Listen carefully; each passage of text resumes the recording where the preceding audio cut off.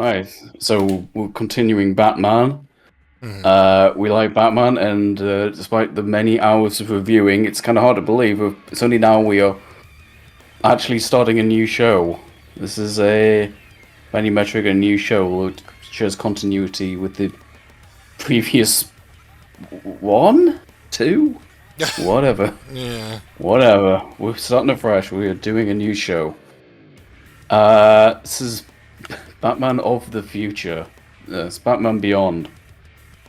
The premise is, and I think we've alluded to this in the past in previous reviews, but just to be clear, Mhm. I think Warner Brothers, they did. I don't want to say did because I think like Superman was still ongoing. Like they did Superman episodes between these seasons. If I remember correctly, I think like some that aired literally on the same day for the first time. But anyway, Mhm. they wanted another show. Like some Warner Brothers exec or something like that said, hey, just something along the lines of like we want a younger demographic. Well, not younger, but a different demographic. And we're like, how about a teenage Batman? And like Bruce Timm and the team were like, that sounds terrible. That is a bad idea. That sounds awful. But then I might be misremembering. I don't want to like be recorded saying they're making up shit. But anyway, they whatever it was, they got the show into production. And this just kind of feels like more of like their kind of thing. Like this feels like, I mean, it's still Batman, but the Bruce Timm team seem a bit less restrained by having to like make it in line with the comics and stuff. It's just like we're just gonna make up a bunch of stuff. Granted, it's still Batman, but this feels very much like this. This feels a lot more original than pretty much any other shows they've done. Because I guess the whole Batman Beyond thing is like 100%. It's like a Harley Quinn thing. I'm pretty sure Terry McGinnis is like it was just made for this show. Hmm. So yeah, so this is like the not so distant future. The very first synopsis we have says 2019. I don't know if I trust that because I have noticed the show itself is very vague about the specific years and the time setting Oh yeah. because it says the first episode like says 20 years later, but that's 20 years after like an unstated time jump. We'll get into the episode, but like we see like an older Bruce Wayne, not like elderly, but just older, being Batman with a more futuristic suit, and then after that it jumps 20. So we don't really know where we are, and I think in the show itself, I don't know, maybe the comic says it, but I don't think they give specific years just because that shit will get dated immediately. That'll be like finding out Rupert Thorne's brother graduated from medical school in like 1920 or something, you know. There we go. Yeah. And then he lived long enough to meet Bruce Wayne, who's apparently alive in 2039. Just strange stuff. Anyway, so yeah, this is a very cool show. It is very cyberpunk. It is very Akira. We'll probably be touching on that quite a bit. We've got that motorcycle slide reference in Robin's Reckoning. I think they just kind of went full hog with that. They were like, this is cool. Right. This show. So when we're doing these reviews, I've got to try and be a bit more. I've got to try and be a bit more like level-headed because Batman the Animated Series and the new Batman Adventures I saw as a kid, and I have a bit of nostalgia for them, but not like this. This was my show. This is the one I watched growing up. Like I was just happened to be the right age for it when it aired on like Saturday mornings here in the UK. So it was just right time, right place for me. So I actually was like before we started any of this, I was way more familiar with this show. This show I've definitely seen every single episode of. I could not say the same for the last two shows we watched. This one I know a lot better, and I'm just hoping I can be a little more objective with my reviews because I do think nostalgia's in play here. But that being said, if it's bad, it's bad. So I'll try and it's just more of a factor than it was for the previous reviews. Right. Right. Um, and I might as well just say now, we'll get to this when it comes up. See, I don't know why this happened. I don't know if it's just how it aired, or my age, or my viewing habits, or what. But I'm pretty certain seasons 1 and 2 I definitely watched as a kid. I definitely saw all of those growing up. Season 3, no. Season 3, I don't know why, but didn't see a single episode of season 3 growing up. I don't know why that's the case, and I think I didn't see them until I was about, I want to say like 18 or 19, when I got this sort of like, so I like grew out of cartoons, you know, I'm like, yeah, I'm not going to watch cartoons anymore. Then kind of went back to them for like nostalgia, and then I realized I just straight up liked them and they just could, so you know, who cares? Yeah. So I looked up season 3. So season 3, like, I don't have nostalgia for. Seasons 1 and 2 I do, so we're not there yet. We haven't reached season 3. It's also only 11 episodes. But we'll see if that factors into my ratings at least. And I know because you watch this differently to me. You kind of.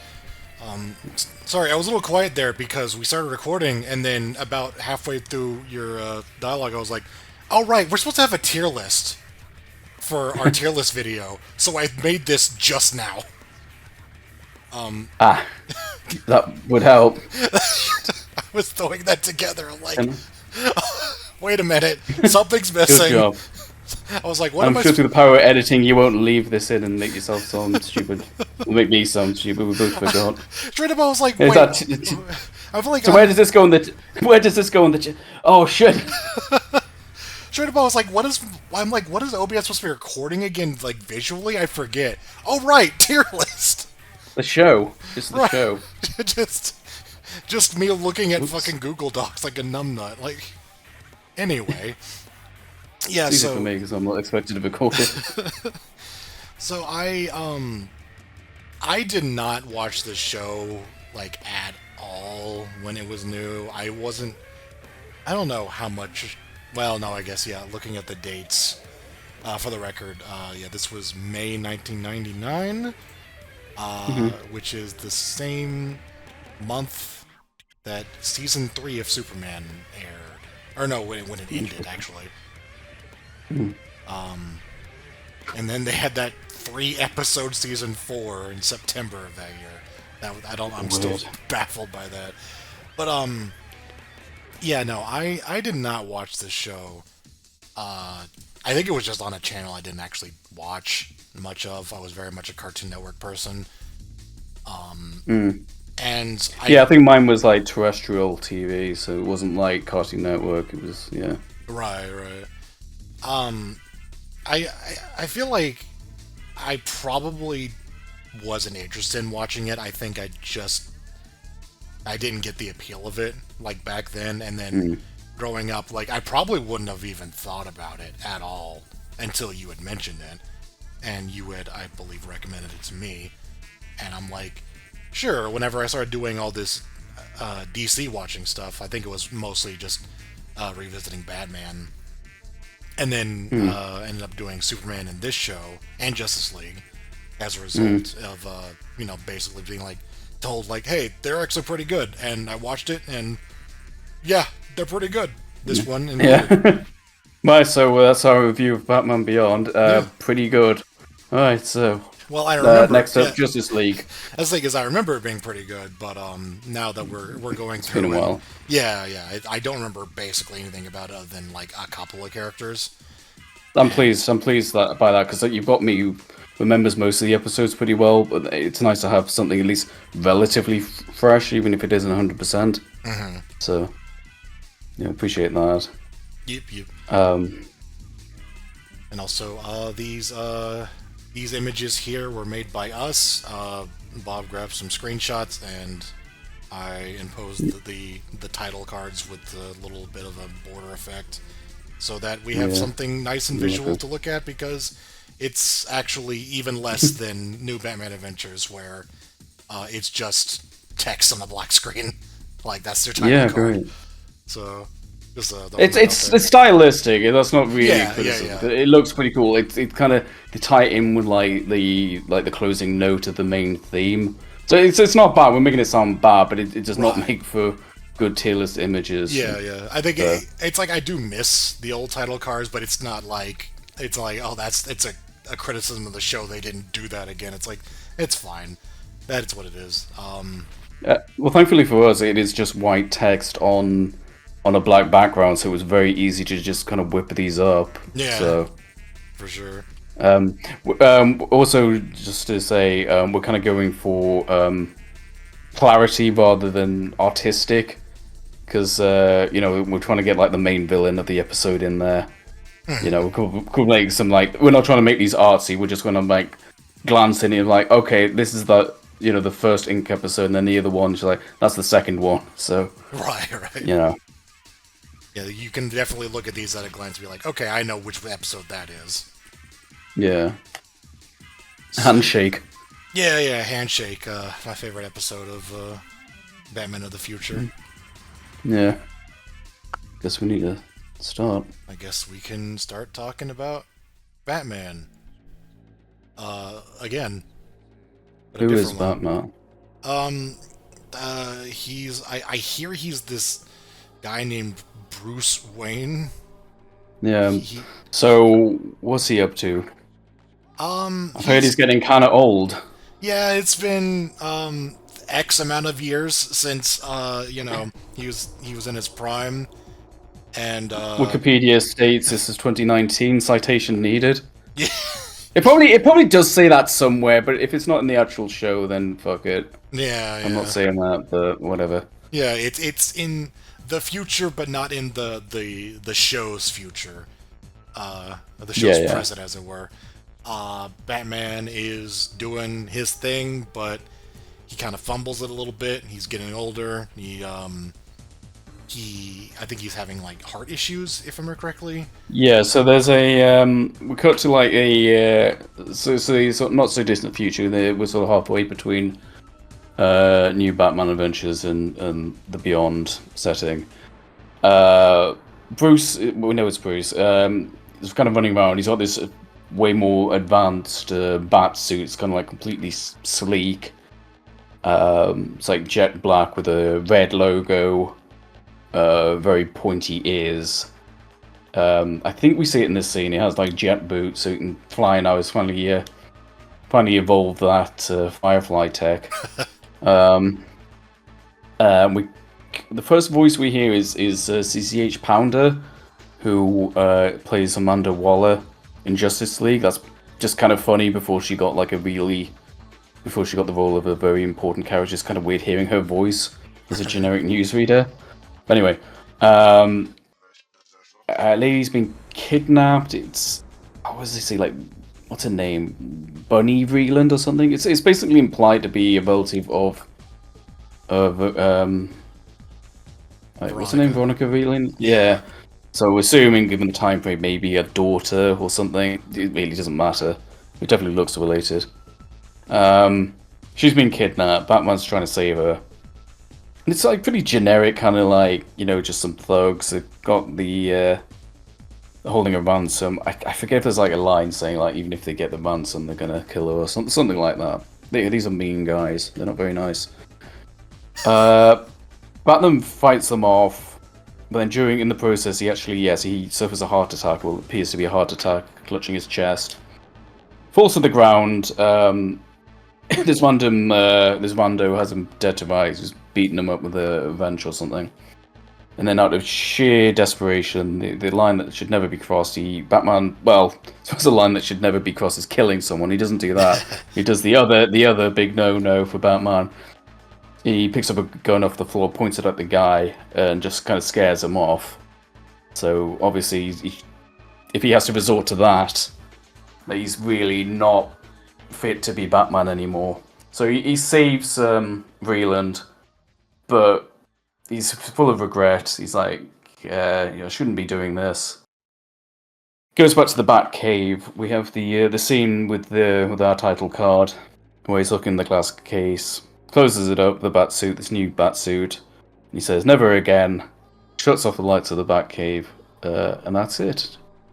Transition to 20 years on from that. To Neo Gotham. which is a...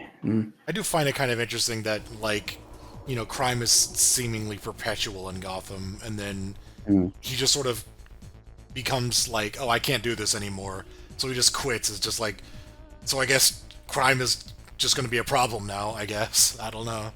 And you can't end crime. No, but I feel like... That's not... My good friend Jason Todd told me that once. You can't end crime. Yeah, I mean, it's just... He did what he could for as long as he could, but then eventually had to throw in the towel. We'll find out later in the show's history that, everyone else he worked with, the other members of the Bat family, just kind of got sick of it as well. And they kind of quit earlier than he did. So, yeah, I mean, I guess that was just the tipping point. I mean, you can't just flick a switch and end crime. It's like, it's over. I won. I won. I win. No, like... I win. They do have explanations. Yeah, they do have... That's what the Joker as soon as he retired. Oh, he's dead. Oh, yeah, We'll get to... We've done the... That's not a spoiler. We've done the movie with you, I guess. Spoilers. The Batman Beyond movie about Joker's death is, is canon. Yeah. Wow. Whatever. We need to splice these videos together with the movie reviews in the middle, and then just have references that just seem kind of odd and out of date. And so I don't know what Mr. Freeze is doing here. I think it was after Heart of Eyes, blah blah. So anyway, Neo Gotham. We're in the cyberpunk future. It's a very interesting evolution of like the Dark Deco thing they did. Very clean, because it's, I say clean. I mean, it's all kind of dirty and crime infested, but yeah, the Akira kind of influence is pretty evident. All the buildings, like almost every setting in the show feels like impossibly high up. Like it's just those kind of skyscrapers that just seem to just go up infinitely, and you barely see the actual ground. It's definitely interesting. Kind of hard to articulate an art style. It's the wonders of doing a video review is me putting some screenshots. Right, yeah. You'll get the gist of it as we start posting some of these images. You'll get the idea. The tech's pretty high. We're not like Star Trek levels, but there is a lot of kind of in this setting, just kind of a lot of stuff. Technology just kind of exists just for plot purposes, and that's fine. That's not a criticism. But if you want to get kind of, we'll get into it. We're kind of gauging just how futuristic this is. This is the episode where you can see that, in spite of some of the future advancement, they still have like landline phones and stuff like that. Like it's kind of funny looking back at late 90s, early 2000s. Like, oh, here's what the future is going to look like. It's like, no, nobody has a cell phone. Yeah, sure. I'm looking at a screenshot that does have a cell phone in it, but yeah, there's a lot of Terry needs a landline. There's one scene in particular where he has to use a landline. It's kind of funny. Anyway, so we there's like a public transport thing. It's like a lift, I guess, like an elevator. Anyway, whatever. That's not the important thing. What is important is this guy. There's a news broadcast. We get quite used to these very unique news broadcasts with these kind of weird floating heads. They're like everyone is kind of a silhouette with a face. Like it's like just the shading of a person. Imagine somebody who's got like a lot of like shadow on them, but it's just the shadow and then just like the eyes and the mouth drawn as just white. It's very interesting. Yeah, it's an interesting look, basically. Like I don't know a better way to say it. It's just they don't have characters, but there is sort of a personality to it, despite that. This visual effect as well they use quite a bit. Like a lot of time when there's like someone in a helmet or something, when their face is partly obscure, the show loves this kind of effect of like the shape of the face. Very, very interesting. It looks cool. Yeah. And they use it exclusively for these newscasters. And I believe, if I remember correctly, they are referencing the takeover of Wayne Wayne Tech, and it's now been merged. It's now known as was it Wayne Powers? I believe so, Because yeah. yeah, the sort of business rival Derek Powers, who we'll get to know, as kind of a done an aggressive takeover. Bruce, we don't know the full story. Bruce might be a little more. I don't know. I don't want to start jumping to conclusions about the business. Anyway, some guy doesn't like this. He just doesn't like this new broadcast, and some clown sprays graffiti over it. Very interesting take on the. What do you think of this new Joker redesign? The one with like, the boxing gloves. He's like really buff. They keep changing Joker so much, I can't stand it. No, this isn't Joker. It's a glorified cosplayer. He is a Joker. A Joker's with a Z. Yeah, and this is the gang of Neo Gotham. Very kind of very similar to like the mutants in Dark Knight Returns. Just like we've got a more themed gang. It's like it's alright to have Batman fight street gangs, but when they're kind of like themed, I think that just makes them a lot more interesting. Yeah, And I like these guys. They're a lot of fun. yeah, they are. Yeah, so really, this was a really good idea. I imagine they probably were inspired by the mutants. And what makes more sense than a bunch of kids who idolize the Joker, the late Joker, whatever happened to him. So yeah, the whole kind of don't clown paint, sort of like a laugh, like a good joke. Just a really cool kind of like, but they're still kind of like thuggish.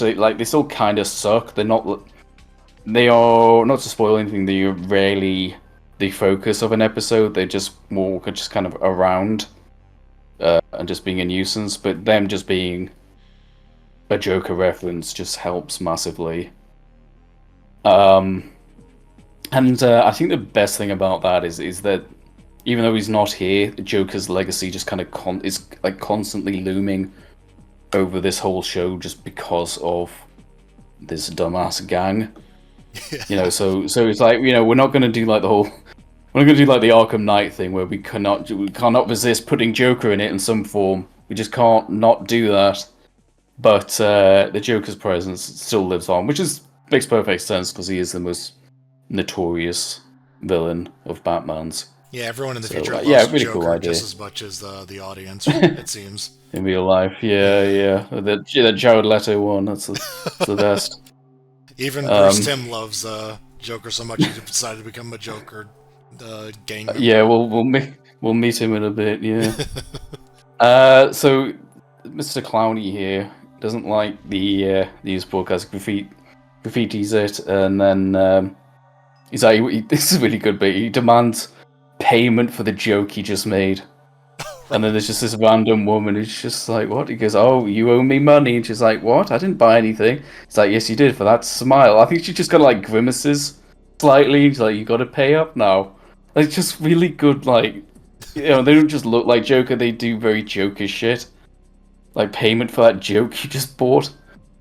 Some rando doesn't like that. Some civvy is, and he starts, like, basically he just starts kicking this clown's ass. This is Terry McGinnis, who is a high school student with a sort of a criminalish background, not like a hardened criminal, but he's a bit of he's had a rough past, let's say, and he's not afraid to get hands on when someone's interrupting his news broadcast. When someone's demanding money for jokes, he hates that shit. Yeah. Begging for jokes. We'll already get a good sense of what he's capable of, because he just, a lot of these like Batman characters, you don't really see him do much outside the suit, but Terry's already just kicking this guy's ass, and already like the action's pretty visceral. I remember like he smashes him into this TV, causes it to like break. Oh yeah. And this isn't like a serious fight because it ends pretty quickly. The Joker's, like a typical kind of thug. They think, oh, he can bust people down. And someone's actually fighting back. He's just like, yeah, nah. So he just does this like stupid like kung fu bit, and then he just blows a raspberry, and then just runs out when the elevator train whatever thing stops at a floor. So he just runs off. Good introduction to Terry, and the Jokers. Yeah. So he goes to I think that's where we go to the high school proper, Hamilton Hill High School, which yeah, I just love. Just a quick little shout out to that guy. And I believe this is the scene where we get there's a bully character. There's a lot of like kind of various high school like his tropes. Like there's just a lot of random people like we mentioned in the Firefly episode, or in the notes at least, there was a lady that looks like a lady named Chelsea in high school here. And she's not like a major character, it's just there's a lot of various like high schoolers who just kind of there, and Nelson's one of them, the bully character. I think the high school thing gets a lot more prominent in season 2, if I remember.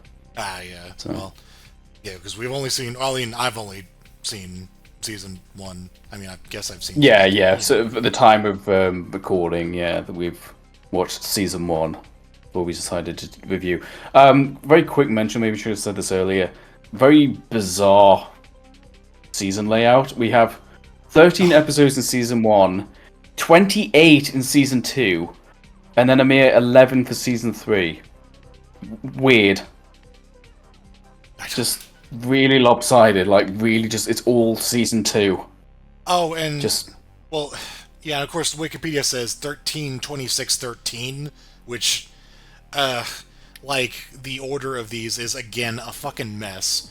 So when we watched Batman the Animated Series, we were going by production order, and I believe we watched these in air order. They are different again. I don't know. I don't understand why that keeps getting mixed up, but we'll get into this later on. Worth noting, this is a two-parter. The continuity seems more important here than it did in the previous show. Although it might be more the case for season 1 specifically, because we have a little bit of sort of a character arc, like a reoccurring villain, we'll say. So there's like a bit more continuity there, but what we watched is fine. Just for the record, like nothing contradicts it. No, there's the order of this season. It's not like there's season 2 episodes in season 1 or vice versa, anything weird like that. And the order is not that different, honestly. Like the way we watched it, I actually think it makes more sense than the production order. Like, I'll mention it, but there's one episode that's like way earlier in production that like I was like, yeah, I can understand why they pushed that back a little bit. So yeah. I guess ultimately that's what they want to show. Yeah. In that order, that's what they want. That's the order they want us to watch it in. So. Yeah. So we're in school. We meet Nelson, and you made a joke about. So they're doing like sort of amateur wrestling, not wrestling. They're not like fucking like they don't have gimmicks and stuff. But they're doing sort of like Olympic style wrestlings. And you sort of made a quip. It was like, oh, there's Nelson. They mentioned Nelson before we cut to him. And you're like, is Nelson using a full Nelson? And then it cuts to him. He's literally got Terry in a full Nelson. So I don't know if that's deliberate, if there was like a wrestling fan on doing the storyboards. But that's just kind of a funny coincidence. He's literally he's got Terry in a full Nelson. Love that. Yeah. Trading quips. Terry says he met a very attractive Joker in the morning. Strange thing to say. And Nelson doesn't like that because he's very attractive indeed. So he spits in his mouth, which I always thought was very gross. Yeah, Terry doesn't like that, so he breaks free of the hold and he just like fucking punches him. You know, as she probably would. Right. And then Coach Buzzcut or whatever says like, don't do that. Don't punch. Spitting in each other's mouth is fine, but punching, that is way out of line. Well, Rebecca, I don't think he noticed the first bit. He was like, he did not keep that an okay. That's a valid wrestling hold. Full Nelson to the mouth spit. Anyway. So yeah, another sign that like Terry knows how to fight, and he's got a bit of a short fuse. He's like, you know, and he gets like, I don't know if this scene or if it's like another episode. But he gets like he used to get a credit scanned. I think it's like a different thing. But he basically gets like a, what do you call it? Like his dad has to sign it.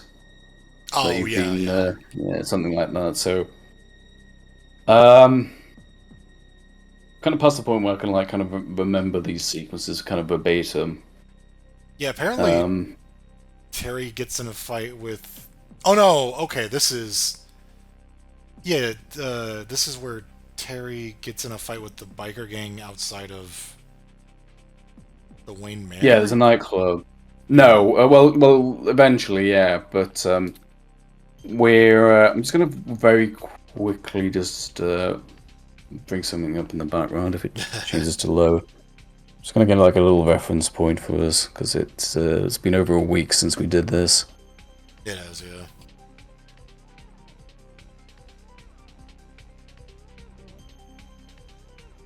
I think it might just be easiest if I just have the episode.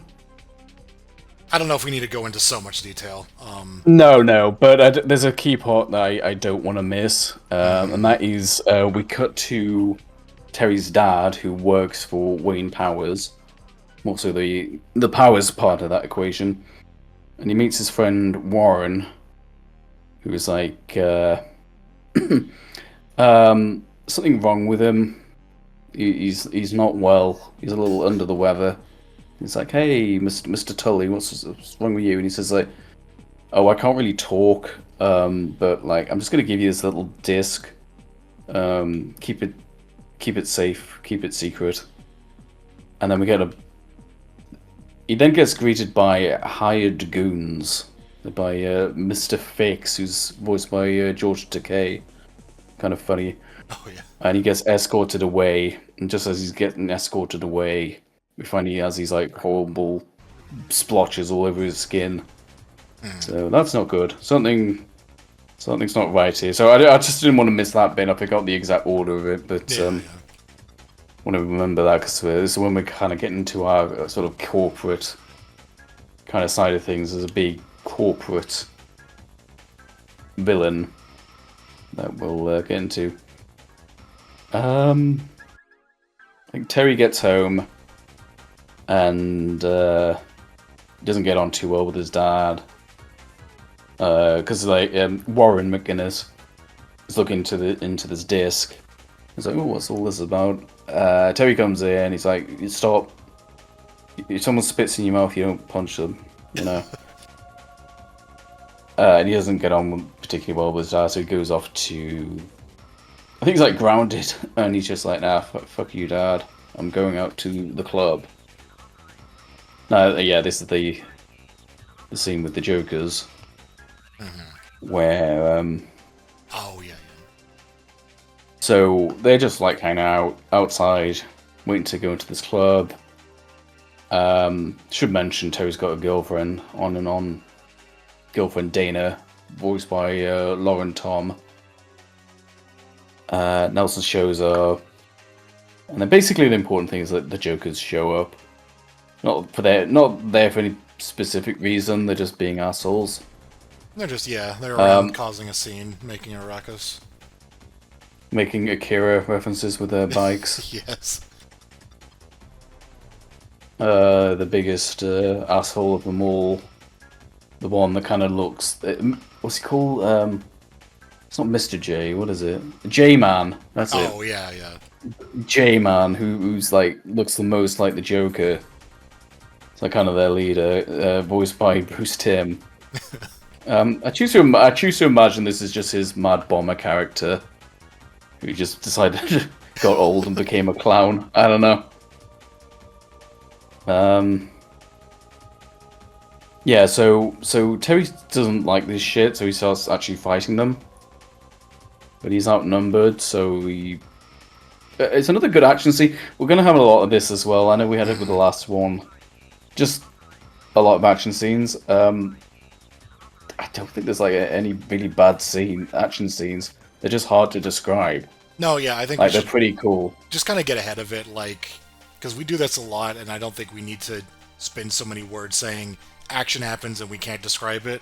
Like, yeah, right, yeah, I've said it for this show. There's a lot of action in this show, and all of it is on good. I would say it's the best of the shows we've been reviewing so far. Like, yeah, they've got it down to an art. Yeah, it's very entertaining. Like, I think they progressively get better with it as time, because like New Batman Adventures actually has some pretty good action in it, like the Roxy episode. Oh yeah. So, and then this episode is like they don't linger on it too much. It's cool, and I liked it. But like we're just gonna. Not something particularly notable happens. Yeah, but we're gonna be more dismissive of action, that like not to say that it's bad, just that it happens. We can't describe it. We move on. Yeah, we've said this already. Yeah, we know the routine. And it's a good action scene. I like the bike stuff. Yeah, it's good. Terry takes off on a bike. There's a bit there that kind of goes off a bridge down like the sort of like the support beam. That's really cool. And he kind of, remember correctly, he slides along it. And he has just enough to make it to the bottom and then drive off. Whereas the Jokers that follow him, I remember, they're not as skilled as him, so they just kind of bite off the bottom. It's pretty good. They all sort of pile up, and then one, like dominoes, the last one is moving too quickly, and it knocks all of them off. It's a good scene. Terry leaves the outskirts of Gotham and he arrives at this old creaky mansion. And then some old man is in the middle of the road. He's been all like baby doll. Yes. He's trying to break his friend out of prison or something. I don't know. Terry gets run off the road. The Jokers catch up. And then, like, surprisingly, this crusty old man decides to actually help out for some reason. You're like, what the hell's he gonna do?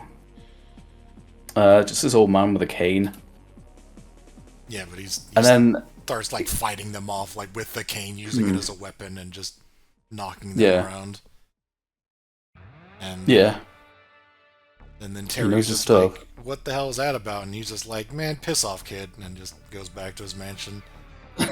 Not really that. He more kind of collapses.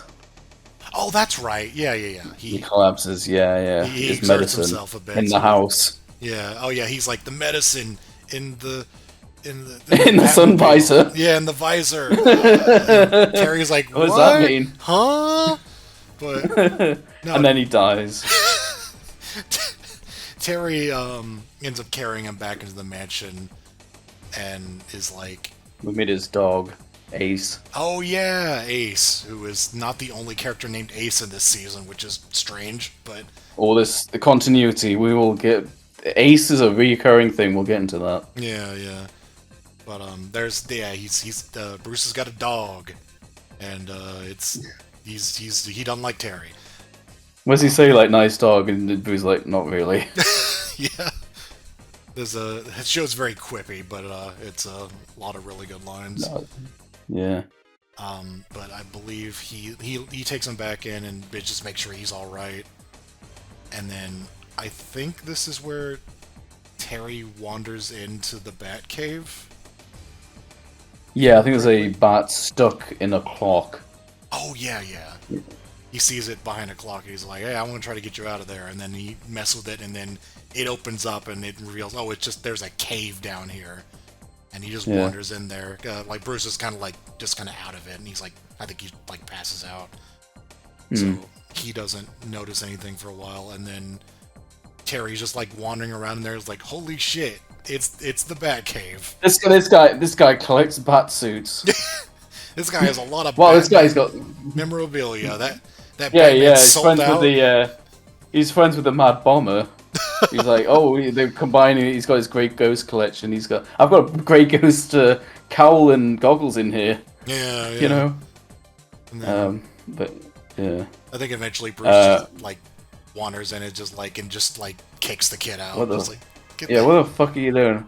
what the hell are you doing out here? Get out of here! So you opened the glass case. It was mint in box. This my collection. My collection of Batsuits that Batman gave me, but he's gone now.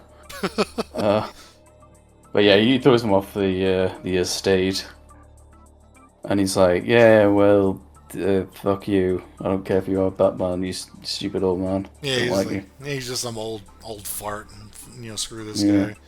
So he, I believe this is where he goes back to his apartment, and I believe, if I remember correctly, this is where like he comes back and it's like there are police out there, and everything's like kind of cordoned off, and he's like roughing his way in there, and then kind of saying it without saying it. His dad was killed, like Yeah. I forget if they said like the gang did it or whatever, but Yeah. oh yeah, I think they got like spray paint stuff around, which Yeah. Ha ha! Calling sign of the Jokers. yeah, it's like funny, that's a Joker thing. Yeah. And so yeah, it's like, oh, his dad was just knocked off, and Yeah. I think because I forget how he gets the Terry's- disc though. Yeah, Terry's quick to blame himself because he's like, "Oh, the Joker's obviously followed me back, Yeah, or yeah. something like that, or they found out where I lived or something." But yeah. So we then cut to like there's like news. There's a lot of story in here in 22 minutes. Like, Yeah. a lot of story. A lot happens for sure. Yeah, the pacing is like crazy good. And it doesn't feel like too thin either. It doesn't feel too fast either. No, I feel like every scene has enough time to breathe. Like it's a really good introductory episode. So like Terry's, they talk through like news broadcasts. We kind of skim through the funeral, and then obviously Terry needs a new home, so he moves in with his mother, who I guess I didn't really say it. I guess they were like separated. I guess that goes without saying. But Yeah, I didn't even realize that, but yeah, I guess I didn't even think of it, but yeah. I guess that's not something you typically see in media. So he moves in with his mum and his brother. And then I think he's just moving his stuff in, obviously from his dad's. And he comes across his little disc, because we're still using discs in the future. And it was like slip. I think it was like in like a picture frame or something. And basically, Terry looks at it and he's like, "Oh, what's this?" It says, I think it starts with like, "In the event of my sudden appearance or death." This is from what's his face, Mr. Tully. And Terry doesn't really get a chance to look into it properly because he gets interrupted by his brother. So he knows some things are maybe his dad's death isn't actually that straightforward. So what does Terry do? Surprisingly, he does not take it to the cops. Like, surprisingly, like he doesn't do the thing that would be most obvious but also wrong.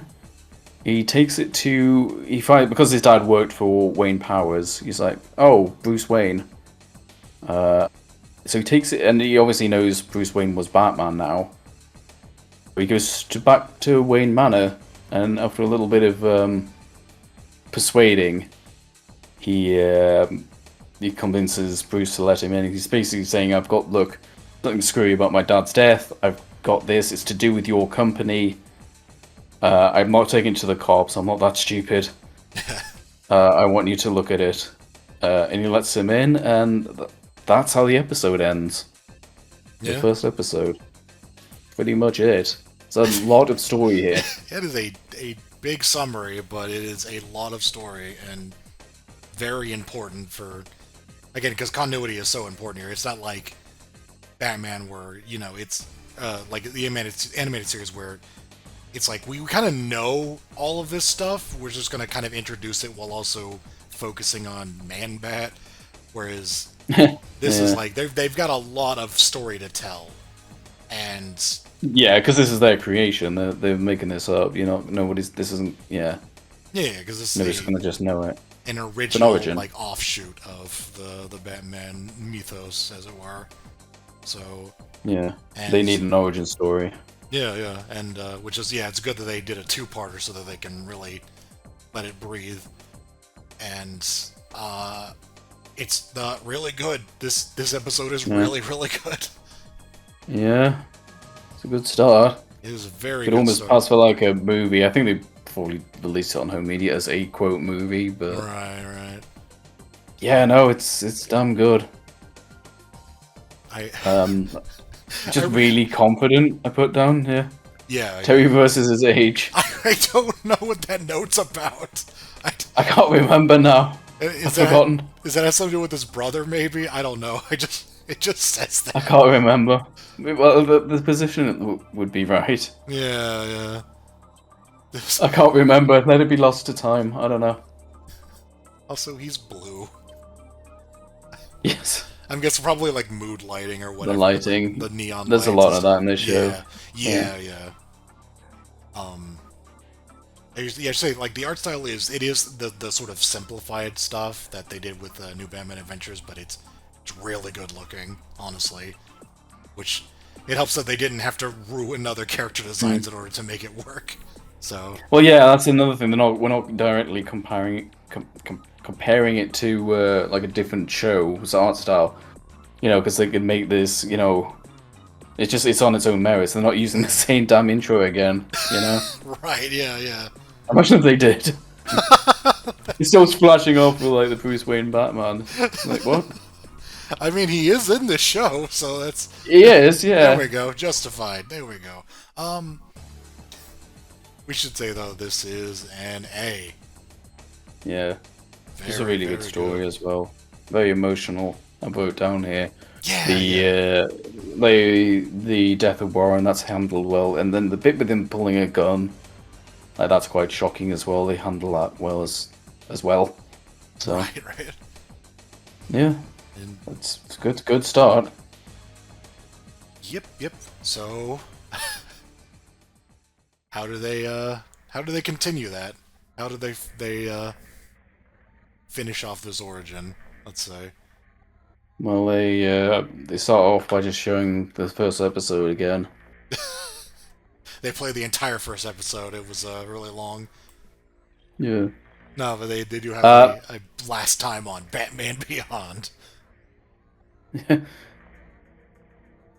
Now to Batman of the Future. They're in the Batcave.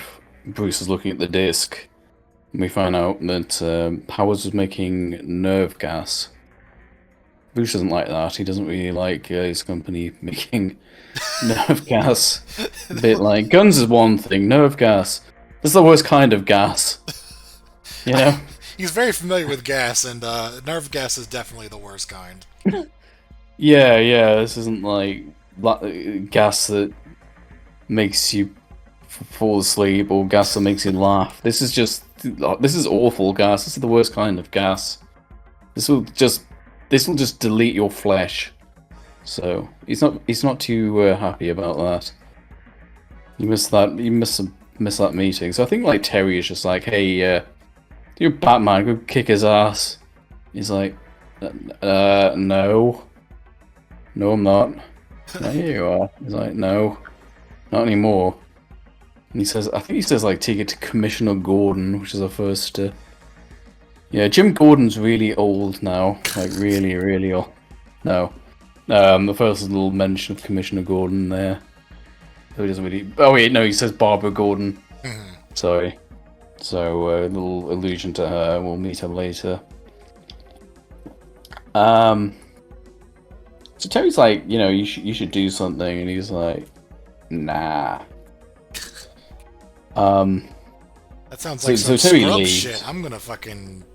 Yeah. I'm gonna do well. He doesn't say what he's gonna do, but what he does is basically sneak in to the Batcave later. And, Yeah, I think between then he actually gets confronted by Powers in his limo. It's like, hey Terry, you ever been in a limo? And he's like, I don't take candy from strangers or whatever. oh, And it's like, I'm not a stranger. I'm your dad's boss. No, there's a really good line. He says he says something like, my dad told me never to take rides from strangers. And he's like, who's a stranger? And besides, your dad's not around anymore. It's like, Jesus Christ. Like, damn, asshole. He's looking for the disc. Terry gets into a fight. He actually manages to get the disc, but Terry also gets away. And I think it's only then that Terry steals a batsuit. I mean, you're kind of waiting for it to happen, but I think Bruce finds the dog tied up outside. he finds the dog. The Ace is tied up, and he's just barking. And so you see a shot of the dog, like with a rope around his neck, like tied up to a post or something. And then a fucking batarang flies out and cuts the rope. Like, Yeah. he didn't go out there and deal with it. He threw a batarang to get the dog untied. I don't know. That was just very funny. Yeah. But yeah, Bruce is like, what the hell is that about? And then he goes down to the cave and finds that his new suit is missing, and he's not thrilled about that. No, he's having a bad day. he's having one of them Harley Quinn days, I guess. Yeah. But no, you see, cut to Terry flying around the city in the bat suit, and he's a bit clumsy. Yeah, he's adjusting to the new suit, or his new suit. I guess it's not new. Yeah, I guess it's not new, but yeah. I suppose something that's cutting edge 20 years ago is still pretty decent, I guess. Sure, yeah. He's trying to get used to that, and I believe he goes straight to Powers, who's being a diplomat. He's welcoming like some governor or some like leader of Casnia. I remember it's Casnia because that's a reoccurring fictional DC location, like a fictional sort of nation. And he's saying, and Powers is there, and he's like, yeah. Quickly mention that I really like Derek Powers. He's got real, wrote down earlier, he's got like RoboCop villain vibes. Oh yeah. You know, kind of like the not the old man. That's RoboCop 2, but like the first one. Dick Jones, that's it. Yeah. You know why I don't remember that name? I quoted the line. I work for Dick Jones. Dick Jones. I thought you were thinking about him being a creep. A creep? No, he's a creep. Derek Powers is a creep.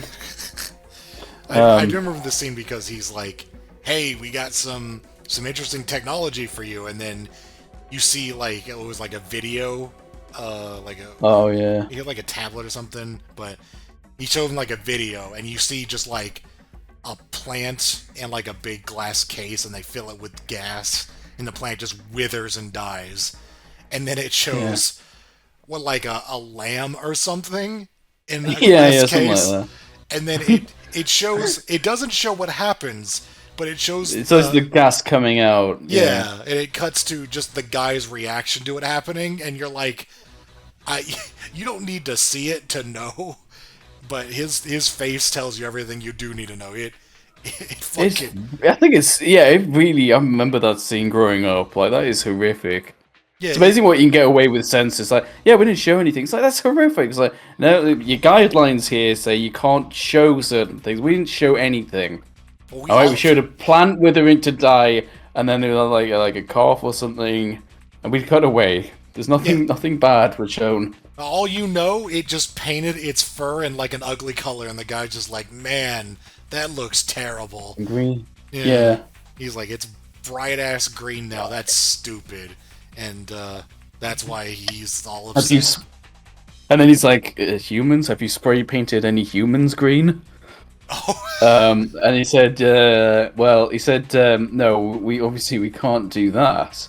That would be ridiculous. But one of our employees just happened to have a little bit of an accident, and he has like photos of Mr. Tully, and it's like, here's him, like 1 hour 2 hours, 3 hours, and then he's like, "Is there a cure?" And he says, "Yeah, extreme." And this is quite important. He says the only cure is extreme heat or radiation, but at this point, that's no longer an option. And then he hands him another photo that we don't see, and the guy's reaction just makes the scene. Oh, I want to talk about the soundtrack as well. Oh yeah. Because it's so good. It's like these screeching, discordant sounds, just as he's reading all this shit. Like just as he's reacting to this, he's the soundtrack is what makes it as well. Just these discordant strings as he sees each thing, and he grimaces, and he's like, at this point, the cue's not really an option. So Terry is listening in on this. He has the Metal Gear Solid 2 directional microphone, and they're in his fingertips, so he can touch the glass and eavesdrop. Pretty nice feature tech there. Oh yeah. And then, if I remember correctly, some of his security guards find him, and I do like this reaction. You kind of forget about this, but Batman hasn't been seen in like 20 years. So I think they say something like, "Oh, it's a little late for Halloween," and you can tell I've seen this a lot, by the way. Like I just kind of remember it pretty well. So it's like a little late for Halloween, but just in time for fall. Terry says, and he jumps off the building. Right. And I kind of I like this reaction. Like the guards read you through, and they're just like, "Batman's here." And they're like, "What? Like, what do you mean Batman?" He's like, "Well, some guy dressed as him." Yeah, they're not like immediately like it's like somebody. It's either Batman or someone who looks like him. It's like, I like that. They kind of play that up. Batwoman. Oh God. So, and I just loved Power's reaction just to his goon, his bodyguard, Mr. Fix. He's just like, "Yeah, Batman." Like sort of apparently it's Batman. I don't know. What the hell? Well, that's interesting. Just this dismissive attitude. It's like that. It was like he just kind of looks at me like, "What was that about?" He goes, "Batman." Yeah. So. Yeah, because we never got a Batman origin in the previous show, so we didn't get much of apart from Mask of the Phantasm, we don't get a lot of Batman just straight up being new. Because I remember in Mask of the Phantasm, these guys were just like, "Who's this idiot?" When you have his full costume. So I like seeing that. This is, I think this is the part where Bruce actually intervenes. Where Terry's in the batsuit, running away from these goons, or hiding from them, and he starts hearing Bruce's voice, and Bruce is like, "What the hell do you think you're doing?" And Terry's like, "I'm doing whatever I'm doing what I need to do, Yeah. I'm doing what Batman should be doing." Yeah. And Bruce is just like, I have the ability to, they establish they have the communications. And then he's like, "I can do various things from this computer in the Batcave. I can just disable the suit, and you will be paralyzed, and you won't be able to do anything." And Terry's basically just trying to beg him with him, just let me just. If you're not going to do anything, then why stop me? I need to deal with my father's dead because of bullshit going on in your company. Let me deal with this. Yeah. I don't think he threatens him with him. I don't think he threatens him with it either. He just kind of does it. Right. It's like, "Give back the suit," and he's like, "Nah, I'm having too much fun." And he's like, "Oh, are you having fun, are you?" And he just does it. He doesn't warn him. And he gets paralyzed. So the guards start beating the shit out of him. And then just when they're about to shoot him, Terry's pleading over the radio, is like, "Oh, they're gonna actually kill me now." So Bruce is just like, "All right, kid, all right. Let you get your head blown off or whatever." But he's like, "Yeah, but you do need to bring that thing back to me." So that was a really good scene. I think I wrote down remember how Batman and Superman were immediate friends. Well, here Terry and Bruce do not immediately get on. I think they're always a little bit strained, but there's always a thing of respect here. But he did just steal from him.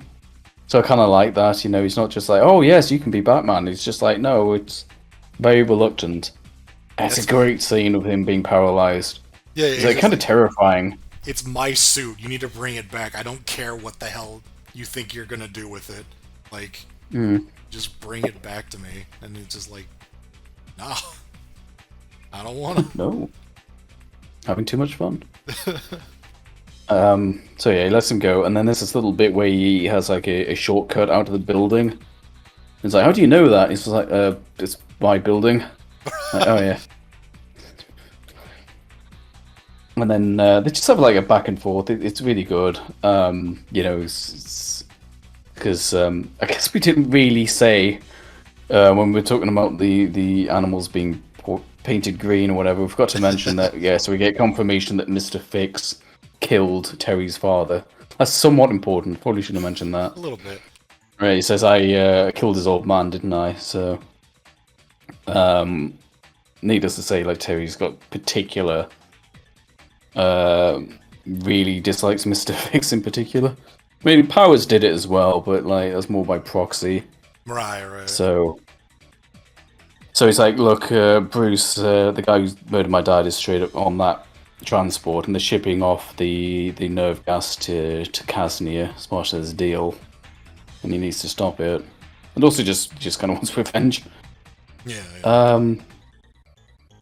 So they go to like the transport. Yeah. There's a laundry list of reasons why that Bruce and Terry do not like what's going on. You know, it's it all like culminates into this one event essentially in a really nice way. So it's very easy for them to eventually come to the conclusion like, oh yeah, we probably should work together on this. So exactly, yeah. Yeah, so they go to like the vehicles in this all are kind of interesting. You know, there seems to be like a healthy mix of ground vehicles, but also just a lot of flying shit. And I believe they refer to this as a hover transport. Just like a cargo plane, basically. Yeah. And they're just loading it up. So, Terry, Batman, goes in. We have an action scene. Surprisingly, Powers actually orders Mr. Fix to just get the transport away. Whereas he's the one who decides to handle this new Batman with a gun, laser gun. Terry's Batman now. Batman, just during the scuffle, throws I don't think he does it deliberately, just kind of, just thinking on his feet, but he throws a canister of the nerve gas at Powers, who just kind of instinctively shoots at it, because he shot a batarang out of the air. And then he just shoots this, and it just spreads all this green stuff on him, and he's like, oh no, I'm green. I'm gonna be green. So yeah, he gets a nice dose of the nerve gas. That's kind of fucked up. Kind of just left there. You kind of just assume he's left there to die, but we'll get back to that. Yeah, it's interesting to kind of leave that. That's not like the end of the scene. We just kind of leave that dangling for a bit, whereas we go to like the actual finale of the episode, which takes place on the hover transport. And he's fighting George Takei. Another action scene. I always like the line, "You're pretty good for some fool who thinks he's Batman," and he replies, "I am Batman." Not quite "I am the Knight," but it's pretty good. I still like the idea of people just like, who's this idiot who thinks he's Batman?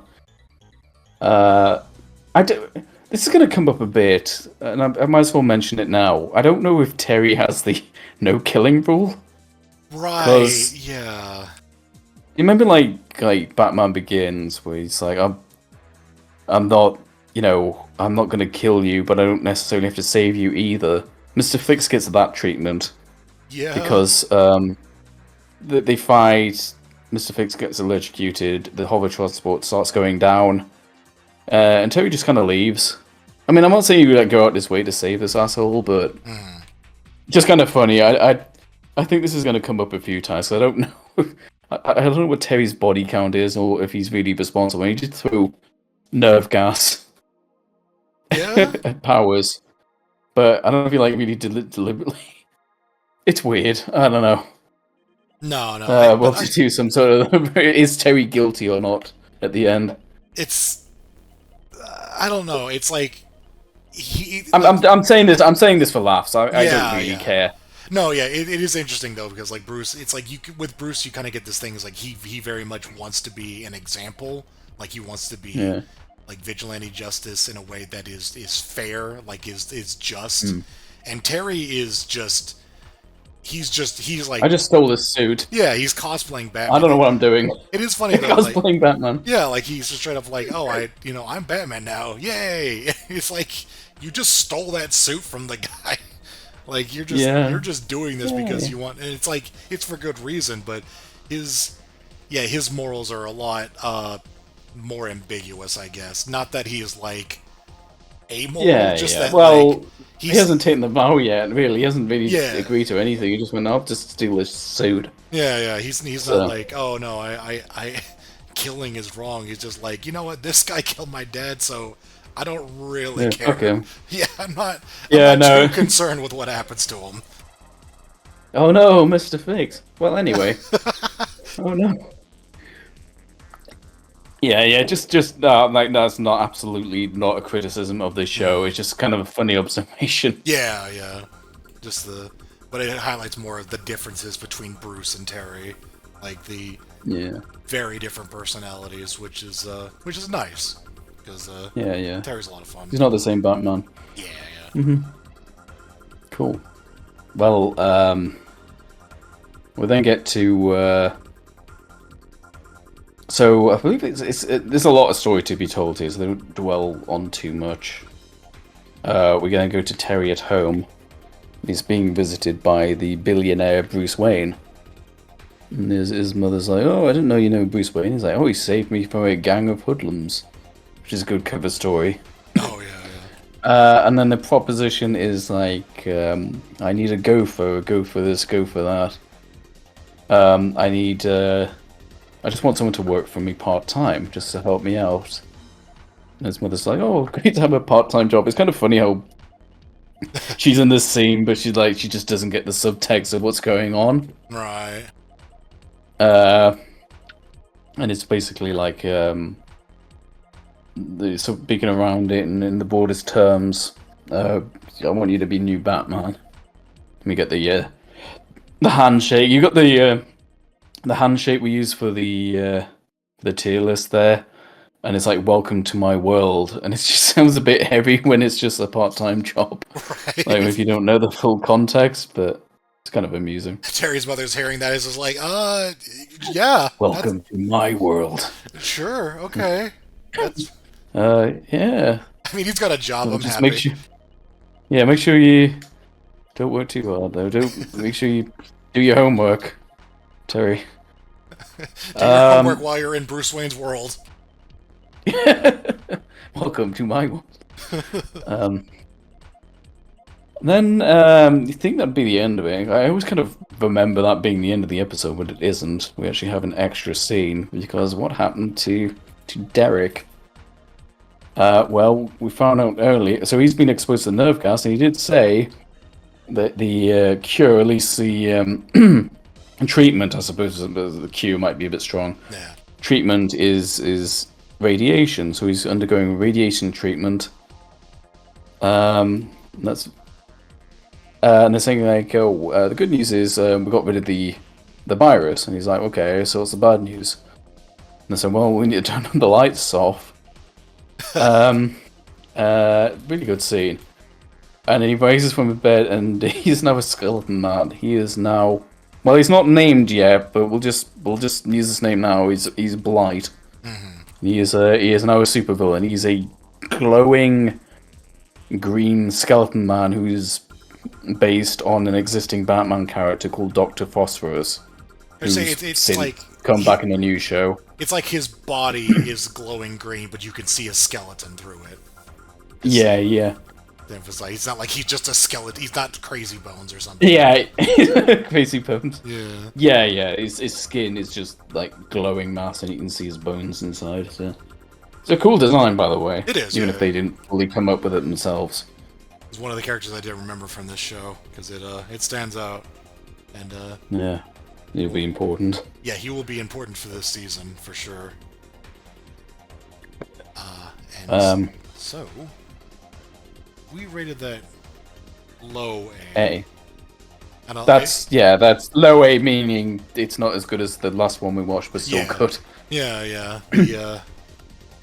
I'm not sure if we're going to end up messing with the order too much, but we'll see. But yeah, this is like, we like the first one a little bit more, but the second one, it's just as strong. It is a very good origin, a very good setup for this show.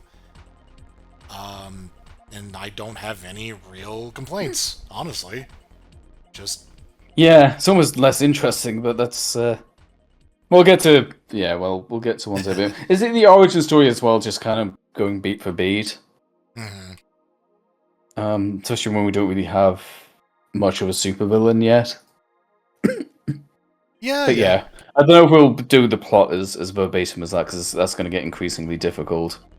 Right. But I feel like for the origin, that also covers us talking about the show specifically. Like, if anyone's listening to this and they don't know the show, then if we've covered anything in detail, it'll be who Terry McGinnis is and who the Batman of the future is.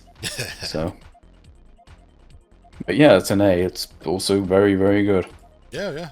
Not quite as emotional as... It's funny, I think the one with no Terry Batman in is better, but I think the emotional scenes there and setting up the world were just slightly better.